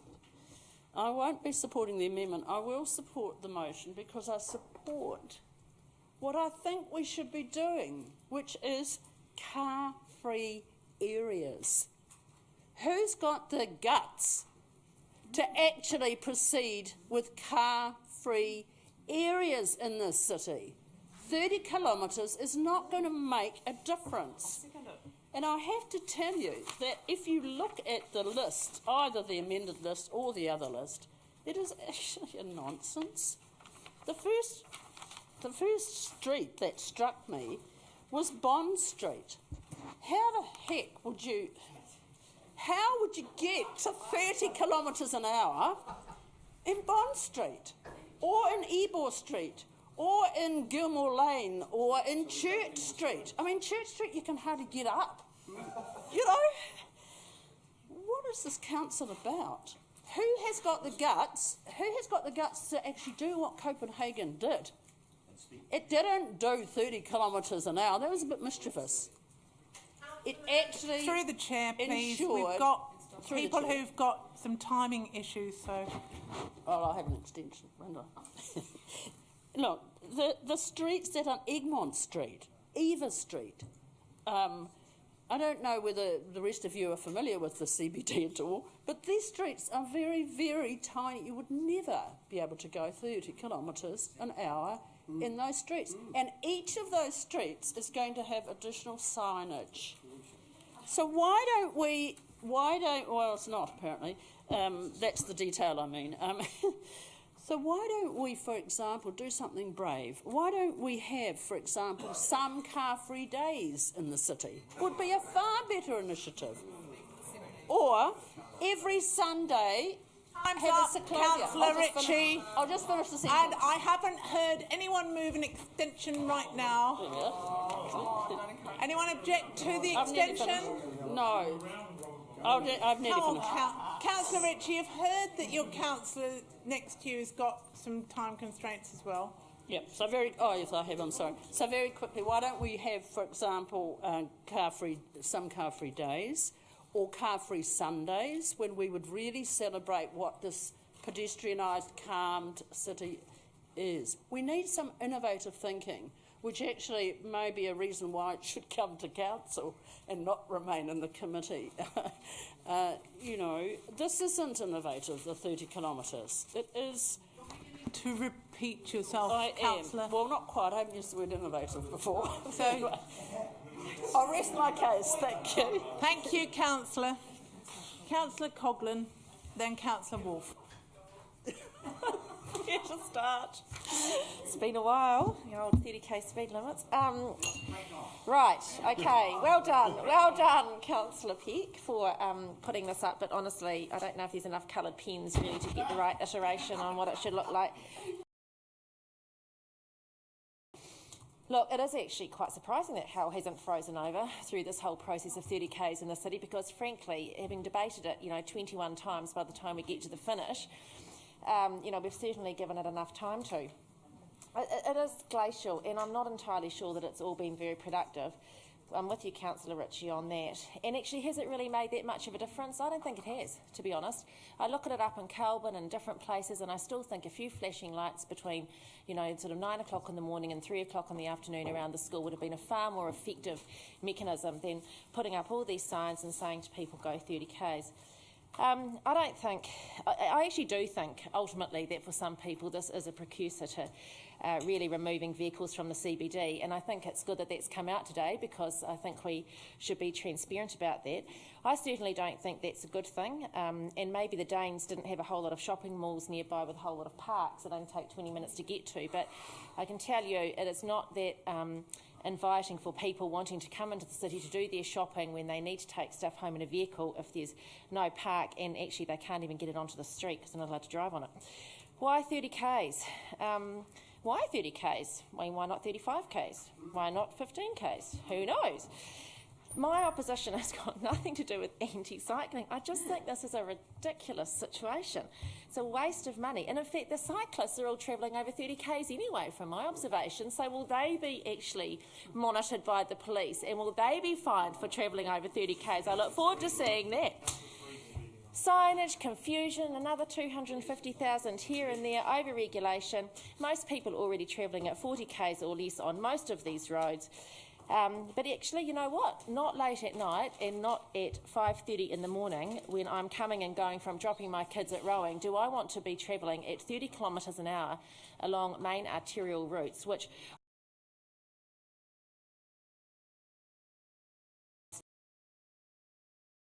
police, okay, so they say they're going to monitor it. Well, if it was so important to them, why haven't they been monitoring it to date?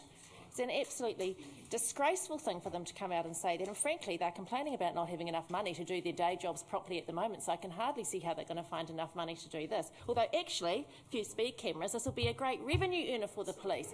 So maybe that's why they've all of a sudden woken up. Oh, Councillor Ritchie, I'm so on the same page as you on this one. It's almost worrying, but never mind.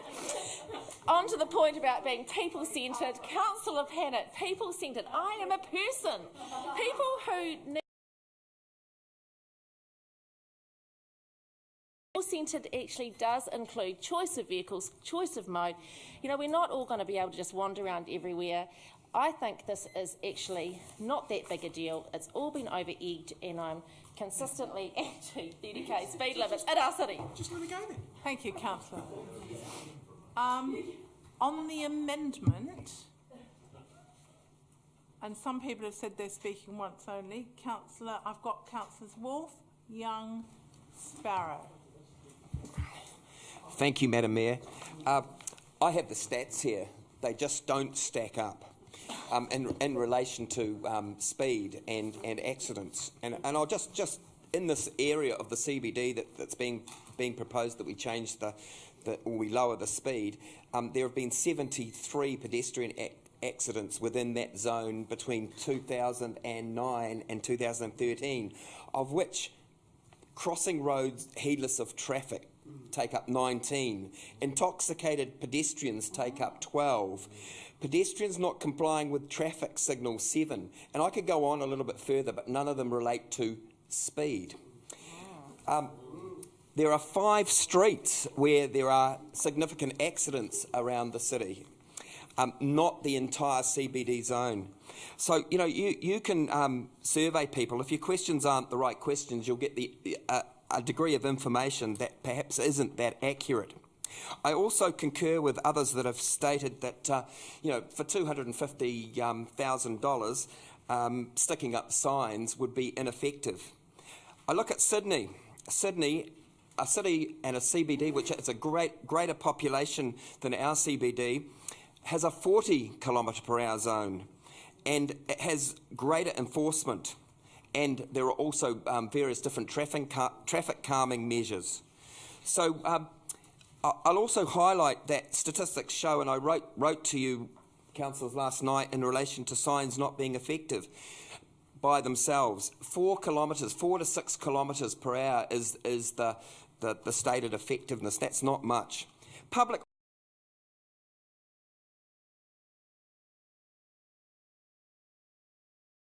I was speaking to a friend who actually is in the hospital system, who stated to me that he was worried. He thinks that in accident and emergency there'll be more accidents, they'll be less serious, but there'll be more of them.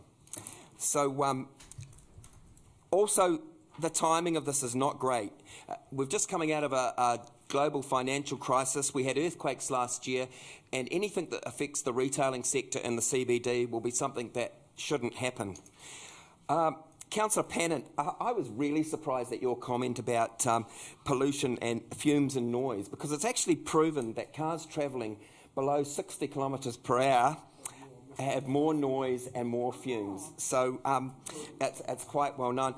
Just to clarify something that Councillor Peck made regarding the buses, I'm actually confident that the buses have slowed down quite considerably. Yeah, no, I have. I've been out there on Lambton Quay, and I've... Through the chair. And they've just adopted new GPS technology whereby they can monitor if a bus has gone too fast in a certain area. I've put that to the test in the last few weeks. Councillor Lester, Copenhagen's flat. It does not have the topography of Wellington. So's the CBD. Ultimately, it is... Sorry, you will have another... We'll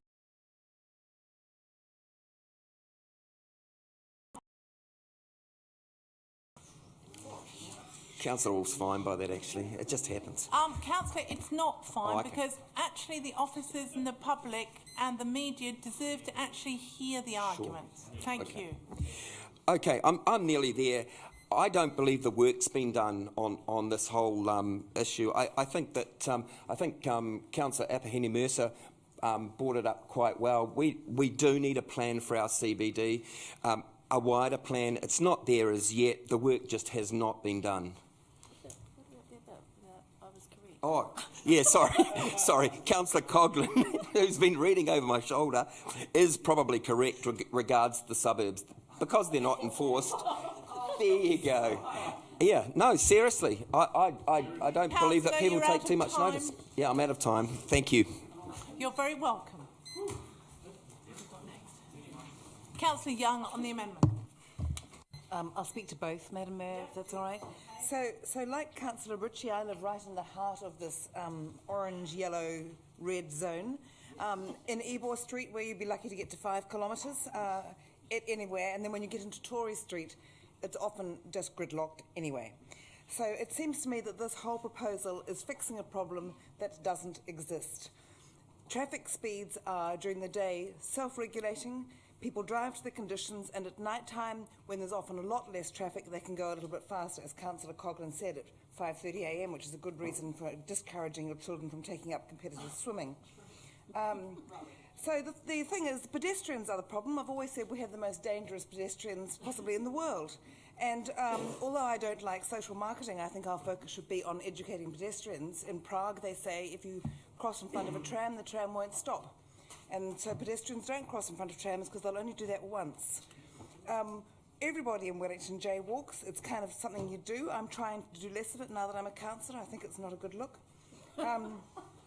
There's no evidence that this is going to work. There's no evidence, as I think Councillor Peck says, the 30-kilometre speed limit is not being enforced with the buses. Someone said to me, why is Wellington doing all this micromanagement while the Auckland economy is roaring ahead? I will be opposing both, or voting against both things. Thank you, Councillor.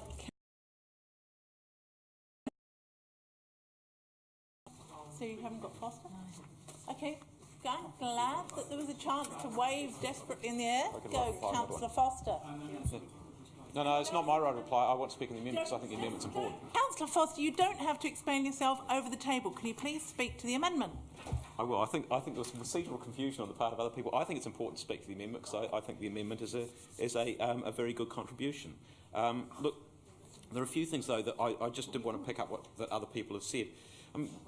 This is not going to be about some of the places that people have been talking about, some of those short streets. At the moment, you are entitled to go 50k per hour plus whatever the tolerance is. So let's say 60k per hour in a Bond Street or something like that Councillor Ritchie was talking about.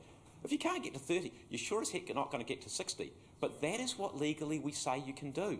Now, the police, what's been said is that the police won't enforce. At the moment, why would they enforce? Because they can only enforce when somebody is driving 60k or thereabouts plus. You try driving 60k on most of those streets and it will not feel very safe, not only for you but for anyone else. But that is why the police don't enforce, because they can't. They cannot issue you a ticket for doing 55k per hour, even though it looks dangerous. I mean, they might do you for dangerous driving. They certainly can't do you for speeding, because you aren't speeding. And that is why Councillor Wolf's numbers don't have speed in there, because the police will not code a crash there unless you are breaking the law. And at the moment, you are not breaking the law. You can do 55k. You're sweet. You're not breaking the law. You're not breaking the law because the speed limit says 50k plus whatever tolerance they give. So you're not breaking the law, so they will not code speed. And that's why those numbers you're misreading, with due respect, completely.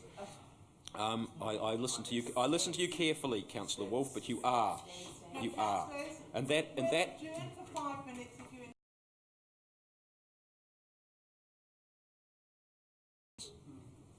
That is exactly what the officers told us. But I think that the amendment that's being proposed it seems to me that this is about a compromise situation, and I think I commend Councillor Peck for doing that. And so I think that is a way forward. Look, I would prefer to have the whole lot in there. But the thing is, if you start taking too many bits out, I mean, Councillor Ritchie talked about taking out the Bond Street. You don't have a separate sign for Bond Street. What you have is you have signs at the edge. If you start tinkering with it, then you do have to have signs everywhere. You try and make it as simple as possible, and that's why you go for an area, because if you start going for something that's less than an area, you've got to put signs all over the place, and that just is a complete mess. And Councillor Coghlan talked about Taranaki Street, Gusney Street, Bowen Street. In fact, that's exactly the kind of places that Councillor Peck is taking out, so that people can, if they do get through now, I'd prefer to go round. I think he's responding to exactly the issues that people are raising. And the final thing, look, if people do want to put traffic calming in there, I back that up. I definitely think that's a great thing to do, and that's a budget initiative I will look forward to in the long-term plan. This, though, has been recognised as the relatively inexpensive way of making a difference. If it's 4 to 6k per hour difference, that is massive. That's a huge difference to make. And the reality is, you look at all the graphs that we've been given by the officers, and there is a pretty significant number of people who are travelling well in excess of that 30. Why is 30 the magic number? The magic number because all of us have a certain physiology that if you whack us very, very hard with a very large moving vehicle, it hurts a hell of a lot more at 50 than it does at 30. At 30, you've got a decent chance of survival. At 50, you haven't. Thank you, Councillor. I've got Councillor Marsh, and you speaking to the amendment or to both, or? I'll speak to both. That would be helpful. Save time. Thank you. Yeah, dinner's ready. But it would be helpful. Thank you, Your Worship. Well, the mean speed is 31k at the moment. Over 24 hours, the mean speed in these streets is 31k at the moment. Now, if you then took the peak time during the day, say between, 7 in the morning, 6 at night, you would find that the mean speed would be around 20k in those streets. And I noticed that Councillor Foster was saying that there are a number of people that travel over 30k. Of course there are, because at night, why would you dribble along at 30k? You wouldn't. It'd be ridiculous. I mean, the AA actually said, when I was listening to them on the radio, they said that this self-regulates. When it's busy, when it's packed, people just dribble along the road. We put limits on places like Miramar Peninsula. We turned that into 40k. Now, I would say that 95% of the time, when you drive around Miramar Peninsula, there's no other traffic, no cyclists, not even a penguin ray. No. And you have to dribble around there at 40k, and it just appears stupid. Policing. Well, the police have stated that they will increase their focus on issues that are causing accidents in the city. Running red lights, using cell phones, stuff like that. They also need to focus on pedestrians and cyclists, please. And I've got to take issue there with Councillor Foster. They can ticket a driver that is driving at a speed which is unsafe for the traffic conditions. You have a look on the police website. Point of order. He's representing me exactly correctly because that's exactly what I said. But they do you for dangerous driving.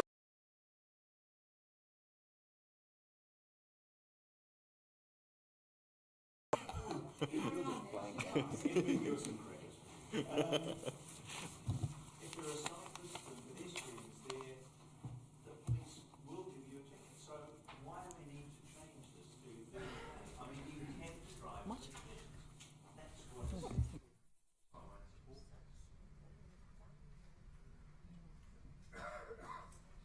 Thank you. I'll speak next then Councillor Eagle, and I will also speak to both. And I first of all commend Councillor Peck for trying to take a more staged approach. I just want to remind people why, if you just remember, those of you who got the graph at committee or who have read it otherwise, this is not a linear relationship between injury and speed. And I know there's a couple of people who've done biochemistry here, and perhaps there's a few other people who are not quite so good at their maths. But the energy of impact is related to the square of the speed, which is why it really makes a very big difference just in that middle area about reducing it. It's much better to move things down to 30 than to consider moving things down to 15. Secondly, Councillor Foster covered to some extent why there are lots of little streets that you could never get up to that speed. Why would you want to signpost them back up to 50, which is what you'd have to do if the intervening one was 30k? I mean, that's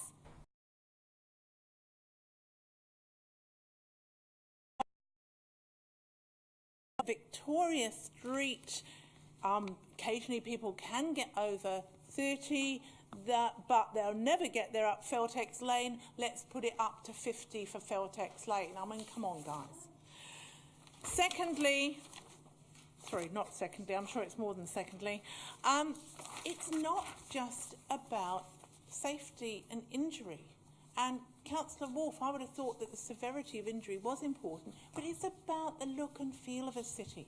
It would be lovely to be able to make lots of pedestrian areas, but looking at this map, we've got State Highway 1, which I don't think any of us, even Councillor Pannett, if I may be so bold, would probably make it a pedestrian-only area, but I'm not asking you.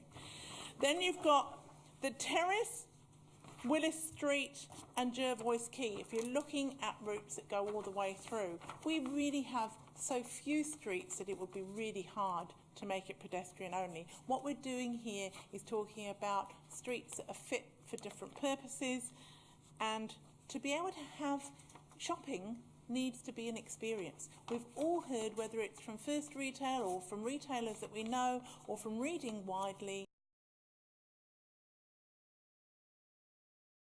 huge threat. Well, I tell you what, we need to make it a really good and pleasant experience. And if that means be able to walk peacefully from one side of the road, from a shop to a cafe, from a clothing store to a cafe, from whatever, from one place to another, to enjoy the streets, then I think that will attract more people to our shops than having people not just going at 50, but going at between 50 and 60 in some of those environments. It's not only the Golden Mile where there's shopping. Featherston Street and other streets in the city have got excellent shops, and I would like to support them by making it a more pleasant environment around them. I will, with slight reluctance, support Councillor Peck's Middle Road, and I will be, whichever way it goes, I will be supporting the reduction of 30k. Thank you. I've now called on Councillor Eagle. Thank you, Madam Mayor, and can I start by saying thanks to my colleague Councillor Peck for the compromise option, and I think it's good that we are able to work through to find good solutions. I do, however, think in this case I'm still not convinced, and I've heard what my colleagues have had. I have to say this, we talk so much around Copenhagen, but we are totally different in so many ways. Wealth, flat, hilly, however you want to position it. So a Wellington-centric approach is something that I hear people saying to me, let's get a solution for Wellington. And one of those ideas could be what those in the previous triennium were aware of, is that we had the 30, 40, 50 project, and that looked at a city-wide approach to saying, hey, we've got some confusion, and picture yourself as a bike rider, cyclist, walker, car driver. What is the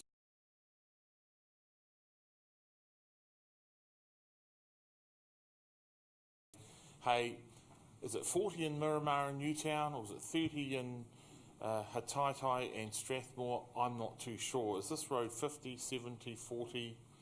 Who knows? But I do think that that's the Wellington-centric solution in terms of saying that if we are going to do something like this in a comprehensive manner and get the results that we are really trying to get, then that is the approach to go for. This is not the appropriate forum to propose the amendment or anything to advance that, but that's the message I would say to the Traffic and Urban Development Committee, to say, look at that, please. My plea goes to you and say, look at that and bring it back.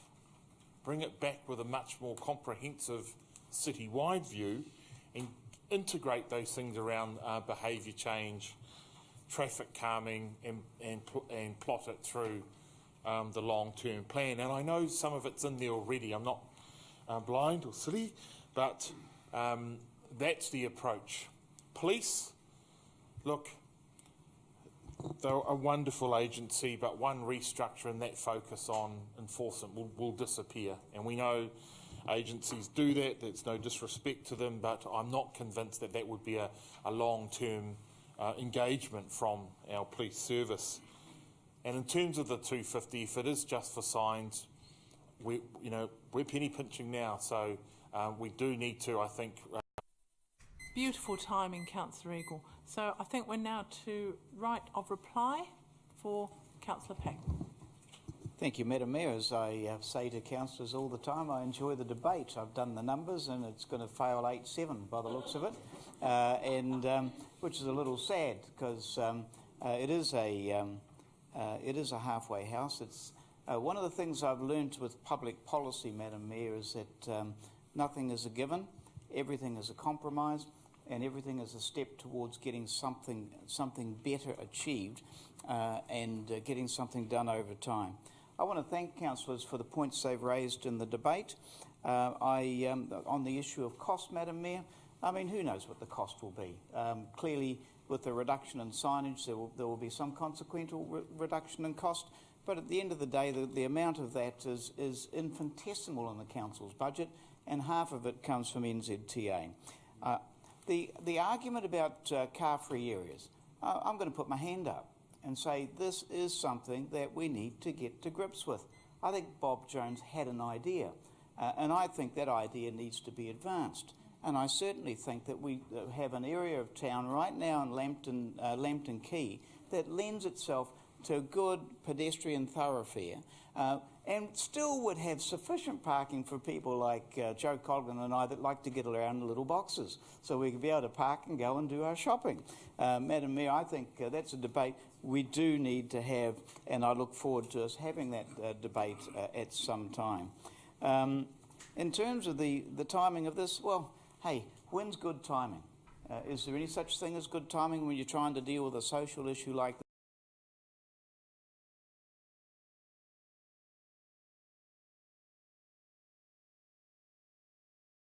People's views change.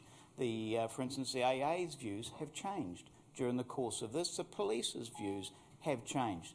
I want to say this. I do think the key to all of this will be about putting in place something which is notorious in terms of its understanding, so there is no confusion that when you're in the CBD it is 30k. That's what it is. But that we don't make a meal out of it for those that actually need to access the city from other parts of Wellington and give people the opportunity to get to their destinations as quickly as they can, Madam Mayor. And finally, Madam Mayor, picking up on your point about being able to access cafes and restaurants and shows and things of that ilk participating in the city, I think you're exactly correct. I do think most of these streets lend themselves to, you just can't travel any quicker, and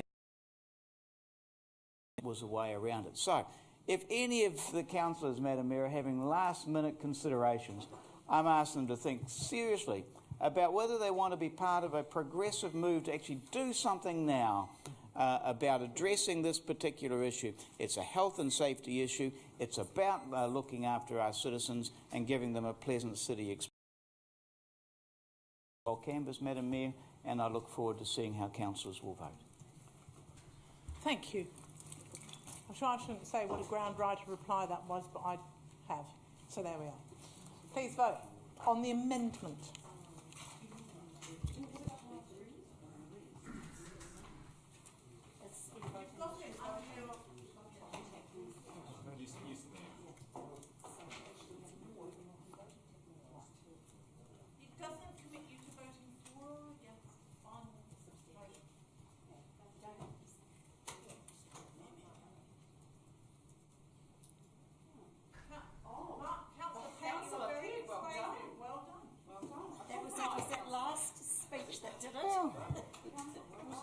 Councillor. Absolutely. Councillors, does anyone other than the original mover wish to speak to what is now the substantive? Councillor Lester. If you've already said you wanted to speak to both, I'm not going to be generous. Councillor Lester hasn't. Councillor Sparrow wants to speak. He hasn't spoken on this one. That's fine. Councillor Sparrow, go for it.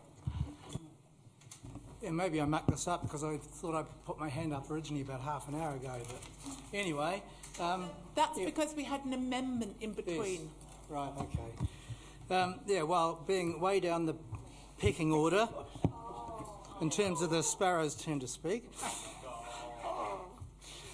What I'm about to say is probably very much a rehash of what has already been said, but I will get my tuppence worth in anyway. And like Councillor Free, I have actively sought feedback on this issue because I'm very interested in knowing what people think. And like Councillor Free, I admit my feedback has been very localised, but it was very interesting to read the 95 written responses that I have received. And in my case, precisely 2 to 1 have been against reducing the CBD speed limits to 30 kilometres an hour. A small number have suggested that 40 kilometres an hour might be preferable. Some were agreeable to 30 kilometres an hour, but only if that applied to certain hours, peak hours, which I realise is probably not a practical suggestion. But a common theme that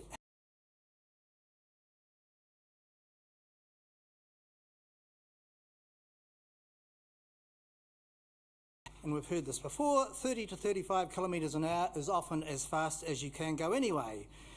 This means that the proposed reduced speed from 50 to 30 would only really be effective at a time when traffic is flowing freely and when there are very few pedestrians around to get hit anyway. And at that point it would be reasonably pointless and just frustrate motorists. So any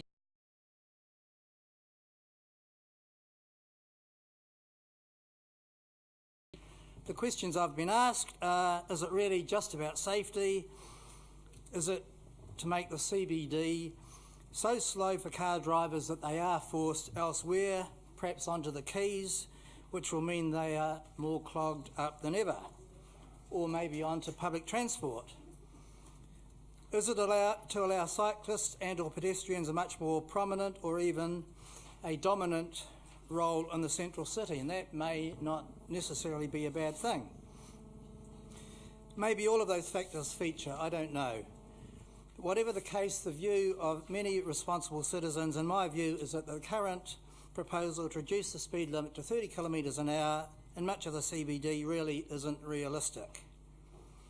I drove along a reasonably quiet Featherston Street at 7:15 this morning at a self-imposed speed limit of 40 kilometres an hour, and I have actually tried 30 along there, but even at 40 it was fairly difficult to keep to that because it was slow in the circumstances. 40 k's on the CBD I might consider, or even look at the option of a lower speed limit in restricted hours,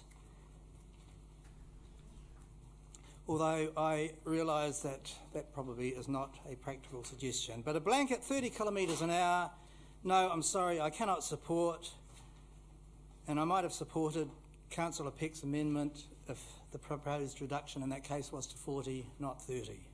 Thank you. Thank you, Councillor. I have got Councillor Lester on what is now the Thank you, Madam Mayor. I'm going to speak to the substantive because I want to address a couple of the points that have been raised throughout the debate so far. I mean, the one being, let's make it a Wellington-centric vision. Well, that was kind of the point. We've got a vision. The problem is it's not being enacted by councillors. We are killing it. This council table is killing it. The vision was outlined as far back as 2001 in the Waterfront Framework, confirmed in the report commissioned by Wellington City Council in 2004, and these are, which has been responsible for some of the projects that we've seen in the city. Greening the quays was a direct result of this report. That didn't happen by accident, it happened by design. The one we were considering just last week, Victoria Street, likewise, again came out of the thinking of this report. The Pocket Park down on Courtney Place, outside the St James, extending up to Taranaki Street, again came out of this report.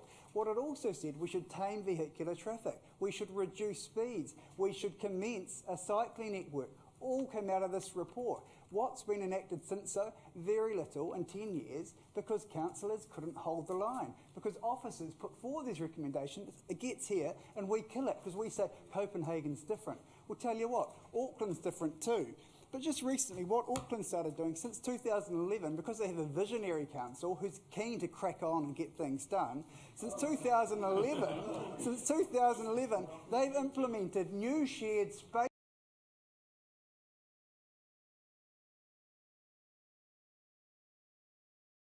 Jean Batten Place, Fort Lane, Totra Avenue, and an entire precinct in Britomart. Hopefully you'll know what it is. The increase in peak hour foot traffic is 50%. A reduction in vehicle speeds has achieved more than a 25% reduction. An increase in hospitality spend by over 400%. 400%, people. Can we please have the link, because then we'll see the pictures. Oh, sorry, keep going down, and you'll see all these pictures. Can you scroll it? There are the pictures. There's Fort Street. There's Fort Lane before and after. There's Jean Batten Place. Strangely, a lot of those before pictures look just like Wellington, with the bollards, with the lanes, undeveloped. Now what we see what they're doing in Auckland is fantastic, because they've got a vision and their councillors are holding the line and enacting it. We've got an example, one, of shared space, and it's an absolute failure. Lower Cuba Street. Because, why is it a failure? Because councillors, why is it a failure? Through the chair. Councillor Ritchie, would you like to be removed? Why did it fail, councillors? Because councillors went for a half-cocked approach and said, I'm not sure about tiling all the way over, reducing speeds or eliminating car parks. So what we'll do is we'll kind of get a halfway house, which is nothing. It's kind of halfway between it before and after picture. So meanwhile, Auckland moves streets ahead and our councillors are responsible for Wellington going nowhere.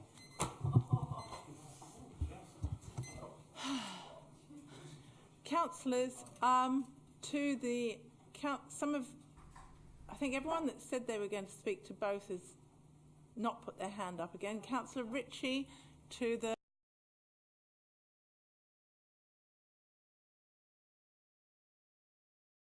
You speak to the main, Councillor Ritchie, then yourself.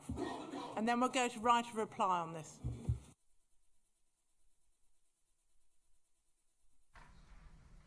I really, councillors, I really think that this debate is silly.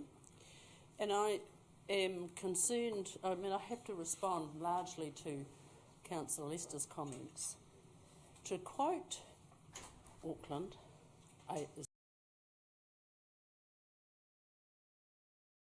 the answer to our wishes in Wellington is a nonsense, because shared space is simply really another name for a road. It allows little children to mix with traffic, whether it's 30 kilometres or 15 kilometres or 50 kilometres. And to quote then that Cuba Street, that is an abject example of a failed, useless shared space. Again, because this council hasn't got the guts to say some places in Wellington will be car-free. Now, in preparation for this debate, I actually looked at the car-free spaces in major cities in the world. And actually, New Zealand doesn't feature.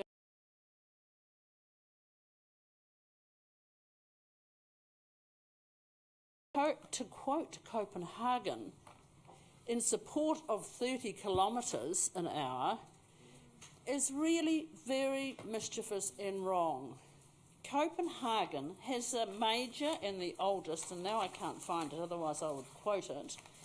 I can find it. Central Copenhagen is one of the largest and oldest examples of, they call it auto, but we'll say car-free zones. One of the oldest and largest, heavily used, much tourist traffic. Street lights, this is interesting, street lights are hung from cables attached to building walls, which leaves the walks unimpeded by obstructing posts. Very interesting. The city's bicycle paths are extensive and well used. In other words, New Zealand, let alone Wellington, is lagging behind. And if you think, how long do you think, as councillors, you are going to sit around this table incrementally lowering the speed limit to 25 and then to 20 and then to 15? And I cannot Councillor, fathom... could you actually address the amendment? and you've got about. I'm addressing the substantive. Sorry, the substantive. Yeah, I am. Which does not talk about any lower speed limits. Oh, I'm quite sure of that.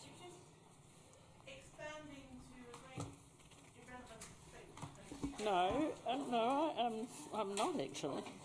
And finally, just to speak to the substantive, the logic of those councillors who supported speeding down these Bowen Street and these major arterial routes is actually what you've done. You've taken out the 30 in those main streets, and you've allowed in this calmed city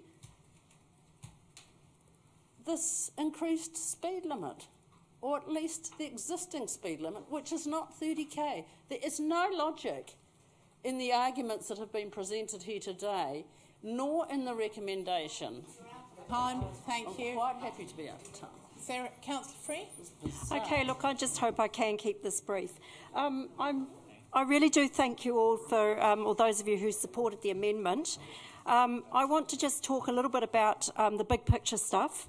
For me, part of getting my head around this was actually a legibility in our city. So that was one reason why, in my mind, it actually made sense to have the speed limit, the lower speed limits on the flat parts of town. It makes sense to have lower speed limits through suburban centres. It makes sense to have lower speed limits where you actually can expect to find them. It's about legibility. It is about looking to the future, way we'd like to be. For that reason, I'm actually also want to speak about other things people told me, which is that 40k, in my mind, doesn't work. 40 is just too close to 50. You've got to send a clear, legible message. So I do support 30s and 50s. I do support simplifying the picture, making it logical. I do think we need to work towards enforcing the speeds. I've been told people are reluctant to slow down through suburban centres because they don't see everybody else is doing it, so they think, what's the point? And I think we also need to start talking about a code of conduct for cyclists and pedestrians, because I've seen cyclists actually zipping through red lights, dodging pedestrians and actually doing things that we'd never allow a car to do. And that is actually an issue that, as we get more cyclists, we need to address. Look, I'm probably with Councillor Peck in thinking that we haven't quite got the numbers to get this across the line, but I do urge you to support this. We do have to take people with us. We might want to suddenly have a 15k limit through the city. We might want to suddenly make pedestrianised areas of town. I don't think that's realistic at this present point in time, but what I think is realistic is creating a legible pattern to our city where people can expect when they go into this part of the CBD, they know they're going to go at 30, and that's actually noticeably different from 50.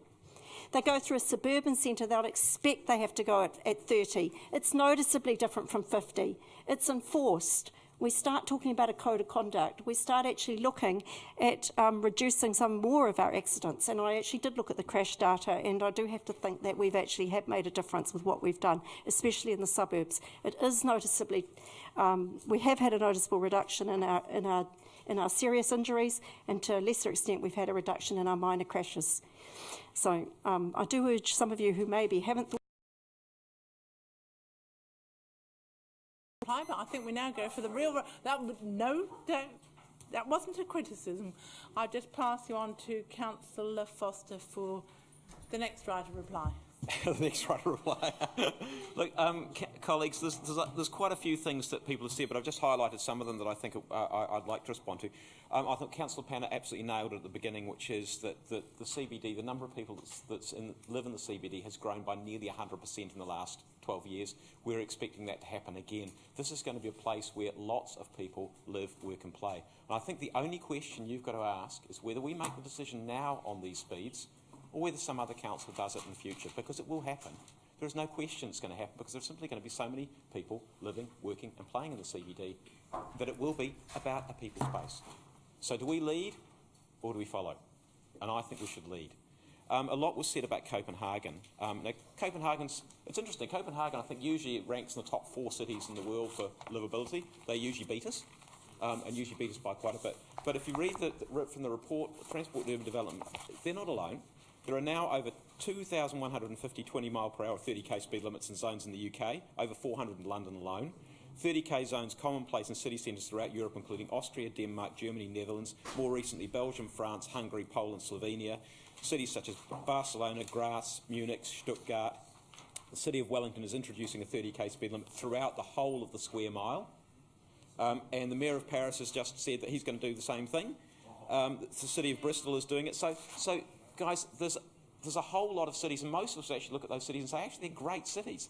We might want a Wellington-centric approach to this, but actually, you can't make it that much different to those. I mean, still, the physics are still the same. Human beings are still equally capable of surviving crashes. People still want to have walkable spaces and places that are pleasant to be. So we are really, in doing this, we're not leading. We're not doing something wildly innovative or different. We are following those cities which are leading. The question is, do we get on the train or do we stay off it? And I think we need to get on the train to make this place a more attractive place to live. Councillor Peck, look, I agree. Your comment you made when you were introducing your amendment that you had people having a guts full of their patrons being nearly bowled. Absolutely right. And at the moment, the signage thing, we've got this bizarre situation. You come out of Courtney Place and you go down to Blair and Allen Street and it says speed up. Hello? It says speed up. I mean, that's nuts. But that's what we've got at the moment because that's what our speed limits say. Interesting, two comments at different ends of things. Councillor Coughlin complained that if this is glacial. Councillor Regal, I guess, you said effectively the same thing. You went back to last triennium and said, you know, should we see the whole picture? We actually saw the whole picture, and when we saw the whole picture, we said, oh, actually, no, can you start with the CBD? That's what we said. We said, oh, it might be too hard to go for... Because what we said is 50k arterial, 40k for all the suburban streets, 30k for the suburban centres, and 30 or 40 for the CBD. And then everybody said, oh, actually, the central city is probably the easiest place to go. Let's go there first. You, Madam Mayor. See you through, Madam Mayor. We budgeted $40,000 to do this work. Councillor Eagle and at least one or two others, unspecified. We budgeted $40,000 to this. I guess the question would be if you took, I think Councillor Eagle, your approach is great. So will we then turn around and say, look, we want to budget $250,000, not to implement this, but to consult on doing the whole city, and then will we then have the gumption to go through with it and the leadership to go through it?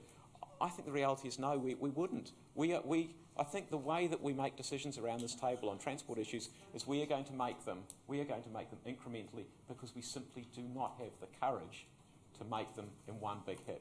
And I don't think our community would be ready for it either, to be honest. So I think this is the right way to go, to make this incremental change, to make the central city a better place to live, work and play. And I would hope that you will support this. Thank you. Please vote on the amended substantive.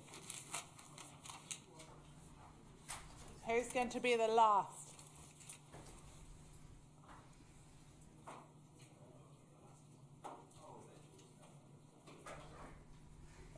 Councillor Marsh is lost.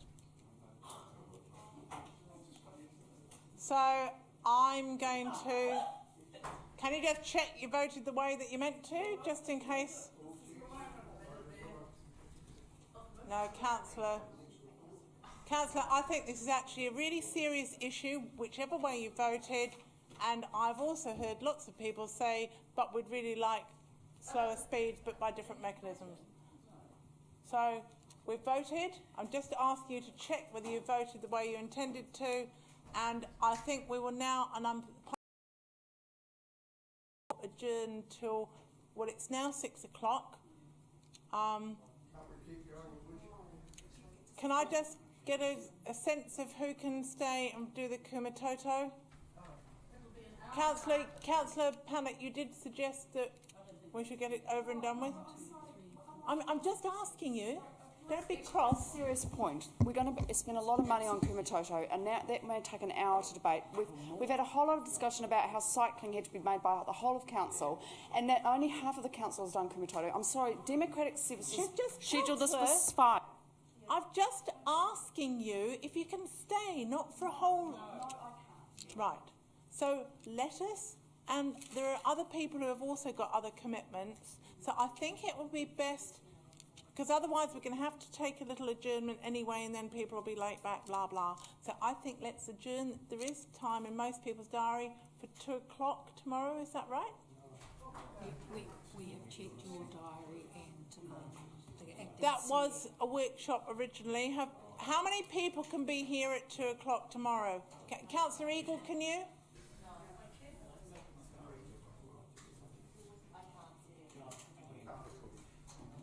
I think Councillor Pannett, unfortunately there are more people that can be... Well, Councillor Pannett, I'm sorry, but we've all spoken quite a lot. Order, Madam Mayor. And it is democratic. Madam Mayor, Can we adjourn for a minute so that we don't have points of order, we can actually just discuss it? Well, we have to vote on it. Oh, so I'm voting, moving an adjournment. Yes, and okay. 50%. But it's procedural motion. Yes. So, Councillor Ritchie, can I just hear your point? Because once we get into the voting whether we adjourn or not, you can't make any points because it will be a procedural motion. So just tell me your point. it's simply that we have a scheduled time. That time has long run out. It was 5 o'clock. Every councillor around the table has made a commitment to make a decision on this decision, including Councillor Pannett. And anybody else, and there's no way that we should now continue for 2 hours probably in debate. I understand your point, but what I'm not clear about is when we can adjourn to. So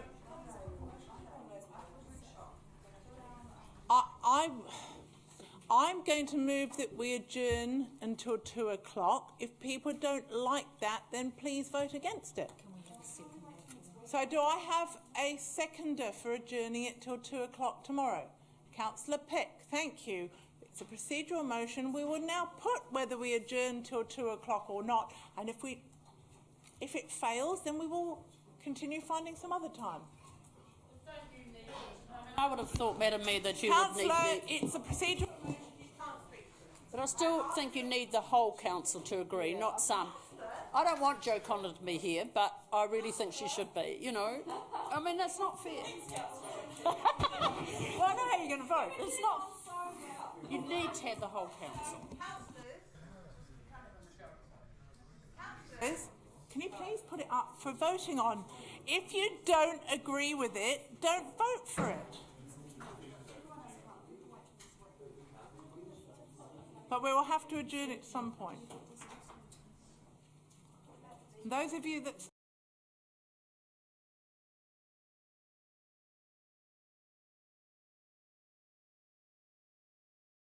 way. Right, so it's not going to be adjourned until 2 o'clock tomorrow. Can I have some advice, officer, about if we haven't got a specific time? Yeah, I know. So have you got some suggestions if that one failed?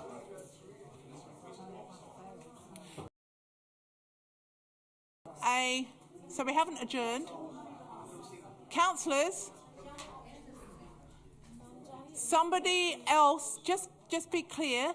We've got two options now. We could have an amendment to adjourn to a different time. Councillor Dosser, sorry, I've elevated her. Sally Dosser will make a suggestion. Councillors, all right.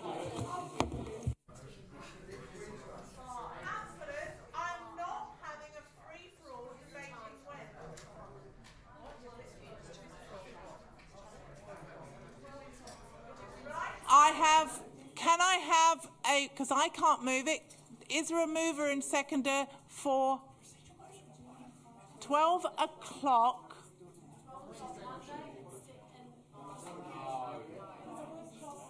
Okay.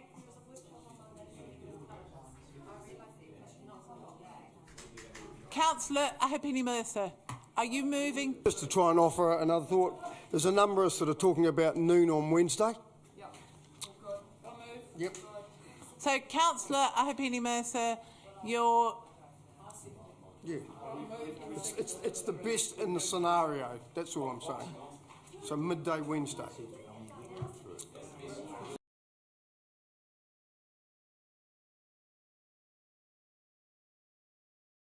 Lester, because I haven't had a seconder for that yet, Councillor Ahipene-Mercer. Okay. Councillor Lester is suggesting that we have a procedural. We have to go into PE first. What is your procedural motion? Okay. So, councillors, Councillor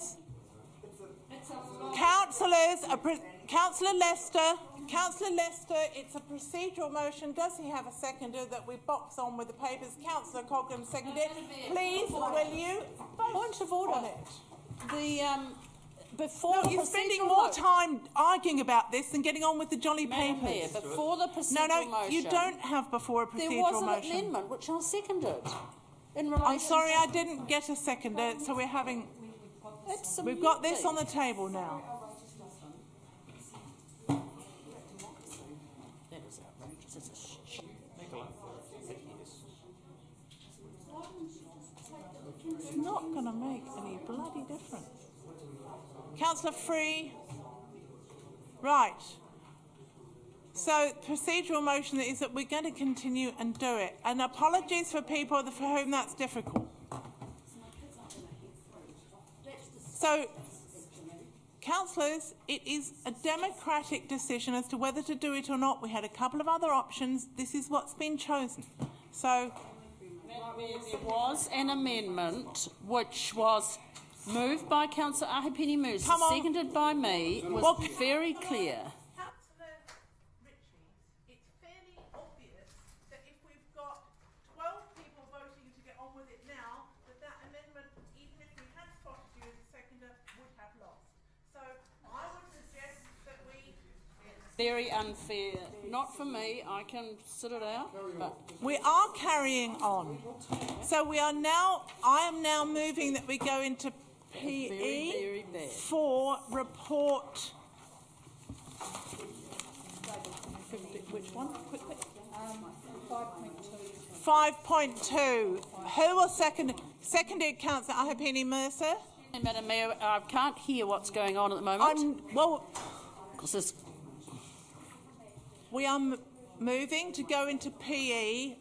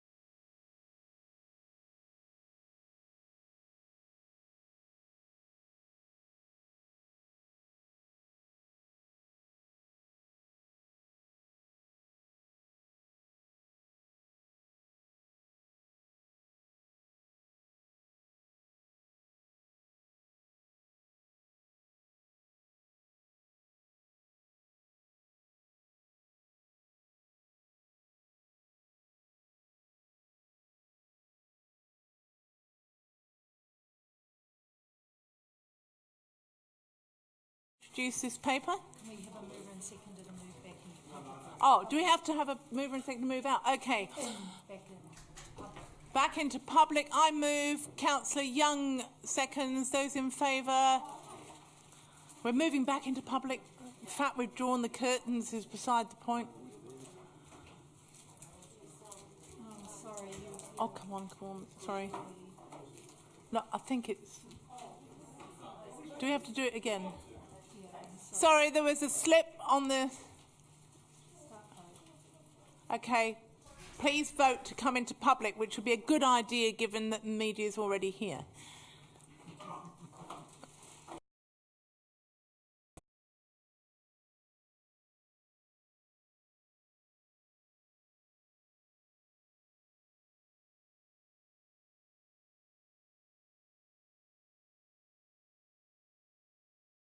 Councillor Foster, I think it's you. Thanks, Madam Mayor. Just look, this one really does feel like we have had several conversations about this, but of course, I think all those conversations have been at a committee, so we better have them at council. Look, we've heard this morning, or this morning? This afternoon, wasn't it? We've heard this afternoon about what Wellingtonians want from one of the public participants. I think the reality is that on the question you asked them, if you say, do you want a park, people go, oh yeah, that'd be great. Do you want to concede the activity, the revenue, etc.? Oh, maybe not so. I think the reality is Wellingtonians don't all want the same. What we do know from the annual report we've just passed is that there's a very, very high level of satisfaction with the waterfront. And that is because the waterfront has been progressively developed, both the public space and the built space. And we have adopted a framework. We adopted that in 2001. We reviewed that in 2011. We said, yep, it's good, it's fit for purpose, we'll carry on with it. And that framework was very, very, very clear that this part of the waterfront was going to be about buildings, lanes and squares. It said there was a Frank Kitts Park area, it said there was a Taranaki Wharf area, it said there was what was then a Chaffers area, now Waitangi Park area, but this area it said was about buildings, lanes and squares. And this is the one site on the entire waterfront, with one development site on the entire waterfront, where it actually says there will be a building there. It's pretty explicit. And so really what we're doing is we are delivering on that framework. If we'd said the framework wasn't fit for purpose, if we wanted to change it, we would have changed it. But this is an example, if I might say yet again, of us having a strategy, and hopefully we will follow that strategy through. Because most of the time when we have a strategy, we seem to balk at actually delivering it. I'm pleased, colleagues, that this is, we don't have the Newcrest development in front of us, Madam Mayor. I agree with you on that. What we have is a process that we've gone through. We've had a design guide process, which went through public consultation. We've then had what was the then Waterfront Company, which went to the market and said, hey, give us your best shot. What are the buildings that, what are the proposals that could be? And we've got what's come out of that is, I think, a very good building by a good architect, by a good developer. And I think that we can take some confidence in all of those things. I think it is a good design. I would have liked a bit more mixed use to it. I think what happens at the ground floor is going to be pretty crucial in terms of bringing activity to that area. But I think it does tick all the boxes that we expect it to tick. I'm pleased also that the motorhomes are going to stay, or the ability to have motorhomes is going to stay. In fact, we're going to move them just across the way. And I think actually that's a better location because it's a bit further away from the traffic. And Site 8, look, I think, Madam Mayor, the amendment that you moved at Transport and Urban Development Committee, say we'd actually like some more green there. I think I certainly agree with that. And so a little bit of rework of that to make it a slightly softer, greener space would be a good plus. This obviously has a process to go through, assuming that it gets through today, and that is the resource consent process. But I think we should take some comfort that this meets essentially the expectations in terms of bulk, in terms of modulation of the building, in terms of height, in terms of setback from view shafts that was anticipated in the Environment Court decision on Variation 11. They didn't tell us what to build, they gave us some expectations, and I think that this meets that. My disappointment is that in bringing the height down, we've lost that ability to. If we managed to get a cafe, that is not to be, and I'm afraid that to me is a loss. But that said, what we've got I think is a good proposal, and I look forward to the conversation and to your support. Thank you, Councillor Foster. Seconding. Councillor Ahipene-Mercer, do you wish to speak? I do have an amendment from Councillor Ritchie that in order to be able to do it, we're going to put it in as 1E and 1F, is where I think it fits best. So that's...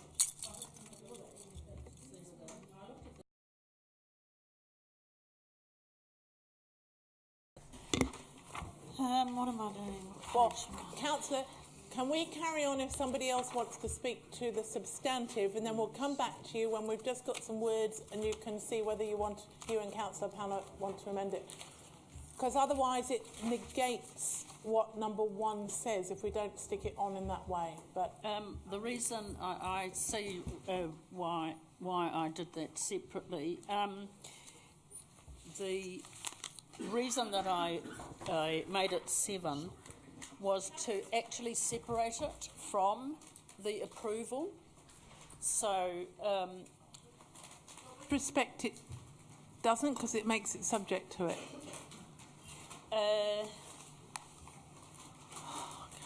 7 makes it subject to it. It makes 1 subject to 7, and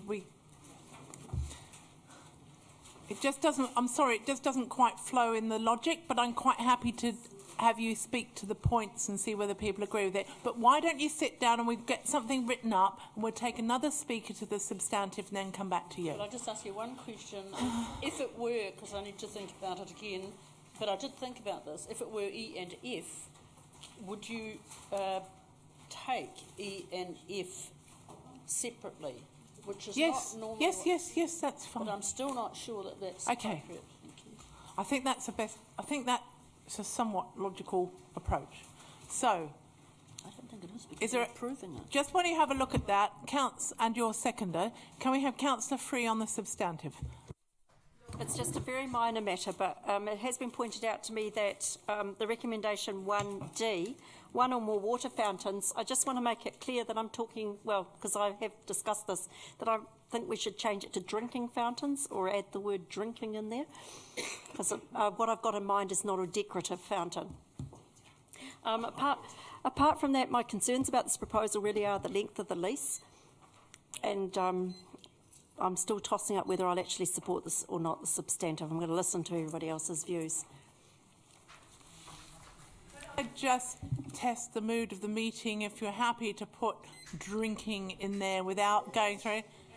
And we might have some of the other kind as well. It doesn't exclude them. So with the leave of the meeting, we're sticking the word drinking in front of water. Thank you. Okay.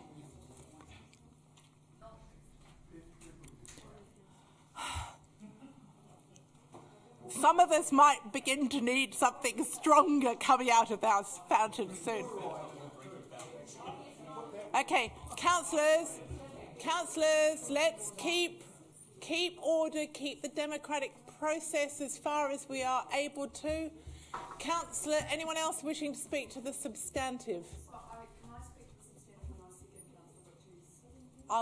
Thank you for asking, and yes, you can in this case. I think that would be helpful.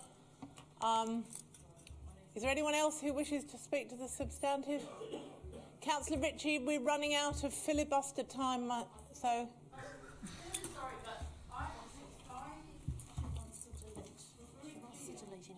Space out of 1.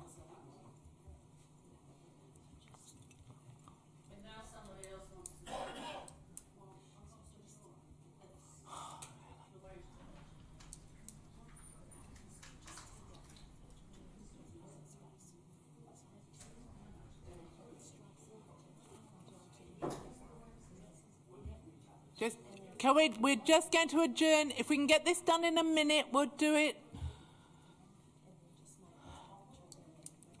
Councillor, this is why we need amendments in plenty of time. There is no issue. I circulated it. this morning. Okay. But to the officers? Well, I gave people... I gave people a paper version, I gave people an email version, I gave them an explanation about it. I'm a mayor, not a people. Okay.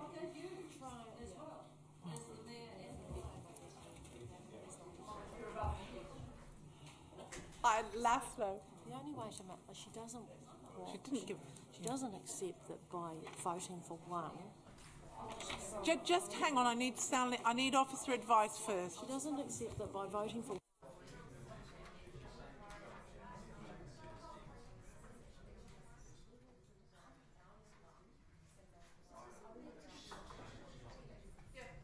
Liz, what it would be helpful if you both sat down, please, and we'll get Sally Dossett to explain why we have to do it like this, and then we will vote. Hear your reason and the seconder's reason, who will also speak to the main topic. So, sorry, can you explain why we have to change it like this? The advice. Listen, Councillor Ritchie, we've been pretty generous with the processes to allow you to be able to make your points. So, councillors, the proposed amendment that has just been provided to officers is that, in addition to the recommendations in the paper, which of course includes recommendation 1, there's an additional recommendation called 8. Now, if I just take you through current recommendation, 7. Current recommendation 1 seeks your approval to both the design of Site 10 and the design of the public space. The amendment that Councillor Ritchie proposed is to leave recommendation 1 in place, so effectively you approve the public space and you approve Site 10, and that then there is an additional amendment that is specific to Site 8 that effectively says it is subject to council approval. So it says that there is a further work and design work being done to be done, and that is yet to be approved by council. So my advice is that you cannot have one.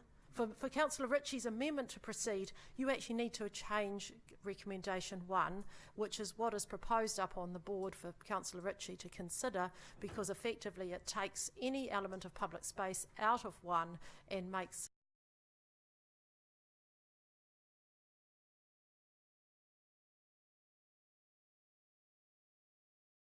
if that isn't in fact what Councillor Ritchie's wanting, then perhaps my advice is that her proposed amendment cannot work with the current set of recommendations, and is unable to be voted on, unable to proceed in a meaningful way. If it passed, it would be difficult to deal with. Of course, it could be voted on and not pass. And Councillor Ritchie, that's why I offered that your 2 points, restricting and ensuring, should be done in addition, but never mind.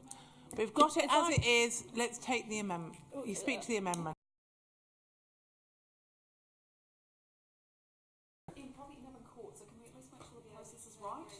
Come on, this looks like makes it look like monkeys. And it is not, with all respect to the advice that's been given, I am not referring to any element of public space, because there is public space associated with Site 10 as well. That is a little unit of its own. Site 8 is different, and that is why I separated it out.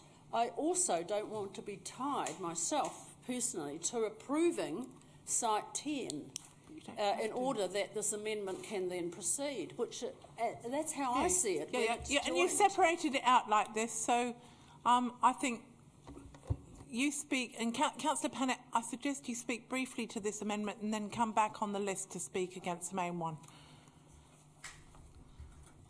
So, Councillor Pannett, do you wish to speak? Councillor Pannett. It says it on the piece of paper. Sorry.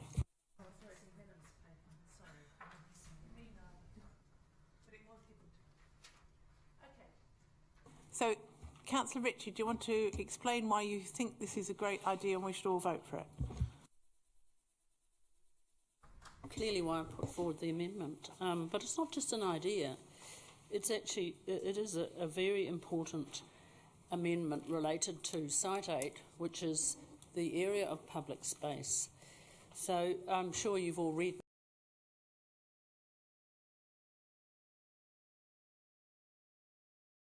vehicles. I was shocked to hear that there would be motorised vehicles going in and out of Whitmore Street and so on, conflicting with children and whatever in this public space. And secondly, ensuring a design for a or several soft natural environment spaces on Site 8.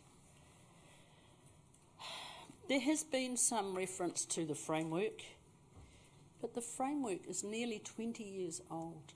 And I have to tell you, if you hadn't noticed, that the city's actually changed in that time. The city has changed significantly in population. A whole new generation of people, of children, have grown up in the city for the last nearly 20 years since the framework was passed. I will not be supporting the building, but I'll speak about that later. But I want to refer you to the design guide, which Councillor Foster talked about. The design principles for this site, as enunciated in the committee report on page 141, were that the design for Site 8 should have a rich conceptual quality. Design will be innovative and creative.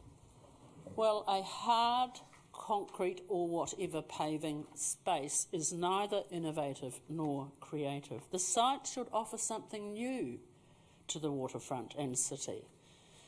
The site should celebrate Wellington. Well, Site 8 doesn't celebrate Wellington. It is a hard space with, in the picture, one tree. There might be two or three. Should celebrate Wellington both physically and in terms of sense of place and culturally. The design should be politically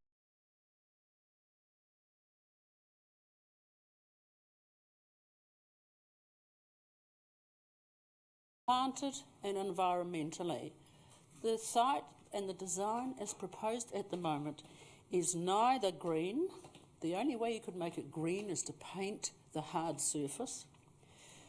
And it is neither planted in any proper sense of the word, nor is it environmentally green, nor does it say this is a Wellington space. It doesn't say that at all. So instead of pursuing these principles in the public's wish, the plan for Site 8 is currently predominantly hard, largely barren surface to and from the sea. The second point that I want to make, and it's the only point that I will make because I won't have time to make any others probably, is the issue of the resource consent. I would like and invite councillors, those who are still awake, I would like to invite councillors to consider whether they wish to have Site 10 and Site 8, because at the moment they are inextricably associated in the recommendation and in the proposal, to go to the Environment Court and for this council yet again to lose in the Environment Court on the grounds that Site 8, the open space that we have in the design at the moment, does neither take into consideration the court's comments around Variation 11, nor the design principles, nor anything else. I think that if this council would lose the case on the grounds related to Site 8 particularly, we have it in our hands today to insist that the principles are adhered to, the design principles, and that there will be a green has finished. Soft so space. We will now move on to your seconder. There will be a green soft space there. Thank you. Well, Councillor, we've done our best. I have Councillor Pannett and then Councillor Yep. Look, I'd like to strongly support what Councillor Ritchie has done here. I think it's a very good amendment, and look, you know, to be honest, I hadn't kept much attention on the park because I just thought they'd get it right. And then I saw, honestly, a sharp intake of breath when I saw what the design had been. And really, urban designers, I know they're very talented people, but honestly, I mean, recent experience too, that is not a green space. I'm sorry. They're using words in a way that aren't actually in any way familiar to people who use language in an ordinary sense. Green does not just mean environmentally friendly features. It means grass and trees and plants. And I just think this is a huge disappointment. This was supposed to be the payoff for having 2 buildings in this part of the waterfront, and we've been left with a very second-class alternative. So I very much strongly support what Councillor Ritchie has said. I think we should all just be, I'm very concerned about the process here. It's not looking very good, and this may come up in the Environment Court, so I'm not very happy with the way it's gone tonight. Thank you, Councillor. My advice is that we've done everything perfectly democratically and have voted on all of these processes. Councillor Ahipene-Mercer, then Councillor Foster. Look, Madam, on the amendment, look, I like most of us, I want to get out of here, but I am forced by the amendment to make some responses, and I will say, though, to Councillor Ritchie and Councillor Pennant that for a change, I understand where they're coming from, but there are some problems with this. And let me go to 7.1 first of all. My understanding, unless anyone corrects me, is that there are parking spaces for 45 cars in relation to the projects there. So this shouldn't even be in here. Should be taken out. Secondly, the word green. Well, the Meridian building that got a huge Green Star rating does not have the Hanging Gardens of Babylon dripping over its edges to the ground. You do not have to have green plants,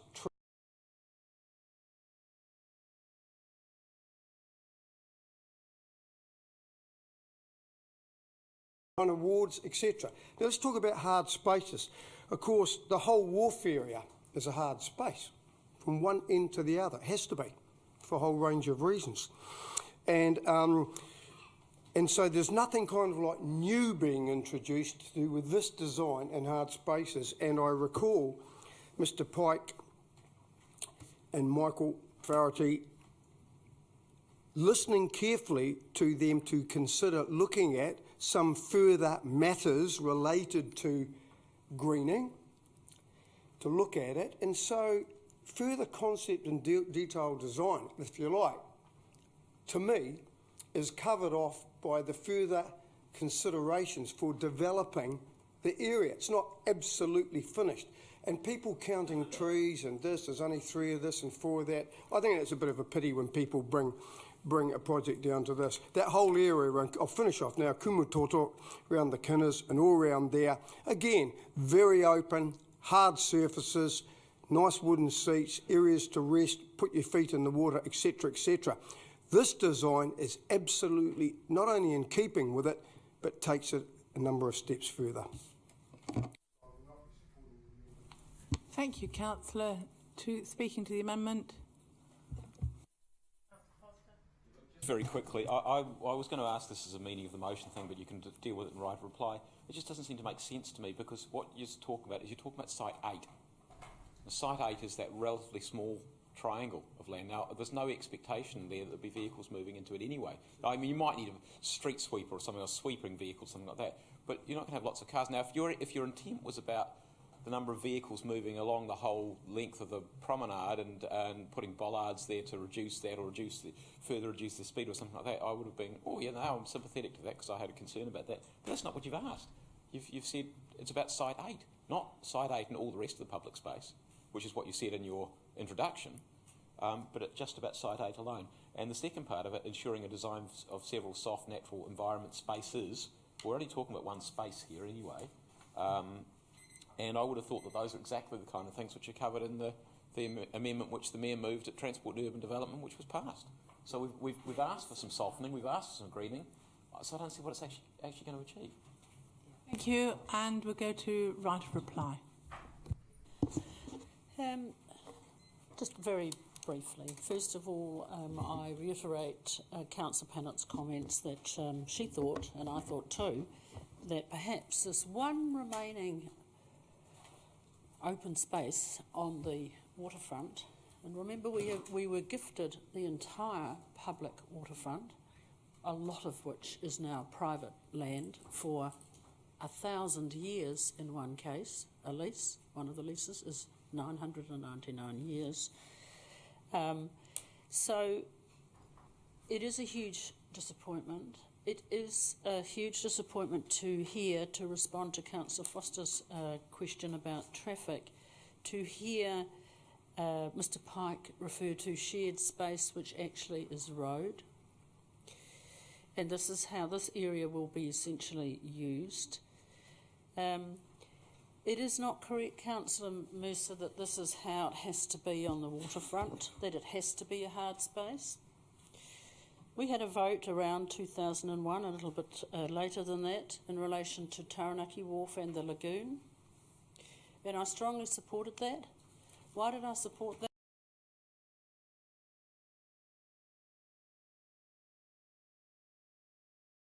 There's another part as well. Of the waterfront, there is a small clump of a lovely, really small park.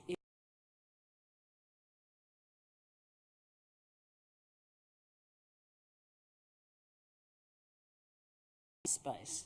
It can be a soft space, it can be a planted space, it can look like a beach area, and so on. That's all I need to say, except to reiterate that it is quite possible that, and I have no information about this, that if this went to the Environment Court, linked to Site 10, as it will be when the decision is made by yourselves, that it may, the whole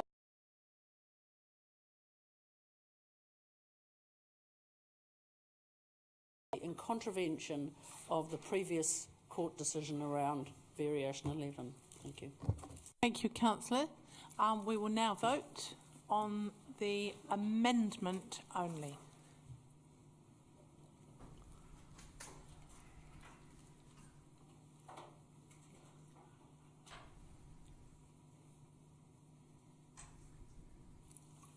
Something deadly has happened to it. I'm sorry. We will have to start again. It's not coming up. Okay, let's please vote again. Preferably the same way as you just did. I'm not. I was just kidding you. I just got you worried. Councillor Lester, look at the lights. Thank you. Okay, we're going to take it by the hand. It's not working for some reason. It is slightly old technology. Those in favour of Councillor Ritchie and Pannett's amendment? Councillor Pannett amendment? Councillor Mayor Wade-Brown, Councillor Lester, Councillor Foster, Councillor Coghlan, Councillor Wolfe, Councillor Lee, Councillor Ahipene-Mercer, Councillor Marsh, Councillor Eagle, Councillor Peck, Councillor Sparrow, Councillor Young. So I declare that lost. We now move back to the substantive, unamended. Councillor Pannett, yeah, and we did discuss whether you should speak separately, and I think it's helpful that you speak on the substantive. I'd first like just to make a point about that it's likely that this will have a direct referral to the Environment Court now. It will be challenged, whatever way it's going to be contested. But I am not happy about that because it's extremely hard on people, on the community who have no money. Councillor Ritchie and I, please correct me if I'm wrong, are the only people who have had experience of doing that, going to court against a much more powerful player. It's a very, very difficult process, and so my sympathies are fully with Waterfront Watch. Nevertheless, they are one of our most successful, in fact, our most successful advocacy group. They win, and this decision that this council is about to make probably in a few minutes exposes us to a huge risk because we may lose again. We went through, just remember, the whole of the Variation 11 process, and we've just basically ended up with the same thing, slightly better building, maybe a bit less on the height, but actually nothing has changed. And nothing has changed with the change in leadership. We're still just building buildings on the waterfront and excluding the general public who own this asset from its use. The quality of the public space in the proposed building is inadequate. It could have been so much better. We have the designers to have created that space, but it's just a huge disappointment. And I have expressed some scepticism about the expertise of urban designers. Sorry, I've seen this sort of thing that they do, and it doesn't exactly inspire confidence. I think we need to be humble on this particular issue, which is why I'm looking at people on their iPads and I'm thinking, yeah, it's just kind of like, yep, here we go again. But this council doesn't debate this issue with the full seriousness which I think it actually deserves, given the amount of money, given the amount of the quality of the land, and we will be back in court. There are members of Waterfront Watch watching, and I hope that the behaviour or the way that this has been handled tonight will be reported on through the court process. Thank you. Thank you, Councillor Panner. I can speak very briefly to the matter as a whole. Point of order, Madam Mayor. May I? If you're sure which one it is. Well, there's the question.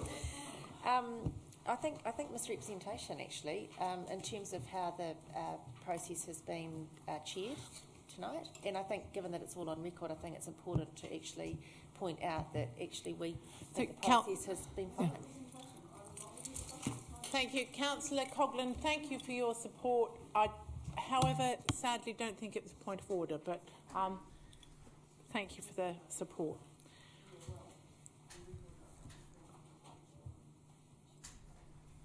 Councillors, we're continuing to debate this, and for people who think it's important, we are often in debate from 5:30 onwards in evenings.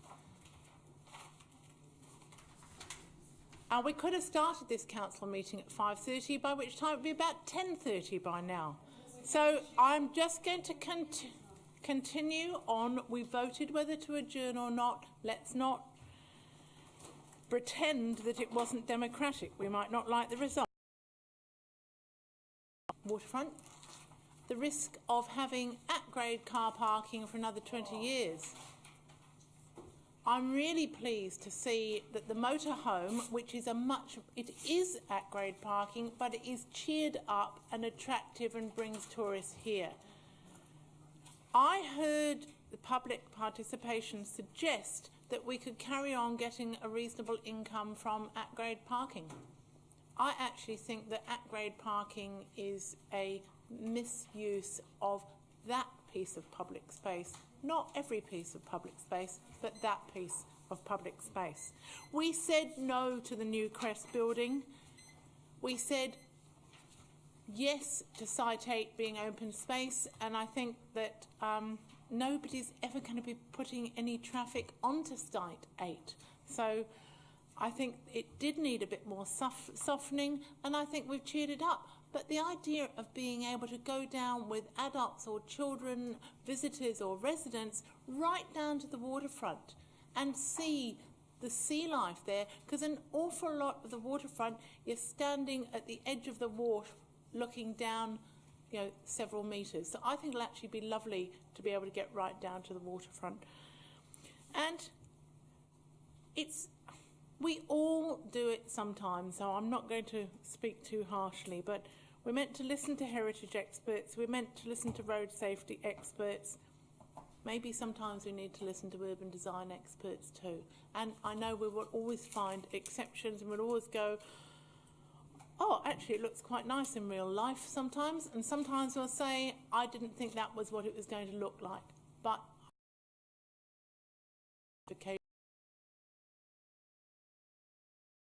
toes down near the Kinner. Thank you. Right, I think we have right of reply, and then I don't think there's very much that I need to say in terms of the response, just to say that, look, with the Environment Court, yes, there is a risk. There's always going to be a risk in these things. We know that there are division of views on that, but I think it makes more sense to have one court debate rather than two, because if we go through the two processes, somebody's going to take it to the second stage anyway, so why not go there first? Thank you. We will now vote on the recommendations as a whole. As a whole, we will do it by waving our hands in the air in the time-honoured fashion. Those in favour of the recommendations. Councillor Lester, have you got your hand up? Councillor Lester, Councillor Foster, Councillor Coghlan, Councillor Wolfe, Councillor Lee, Councillor Ahipene-Mercer, Councillor Marsh, Councillor Sparrow, Councillor Free, Councillor Young, Mayor Wade Brown. Those against?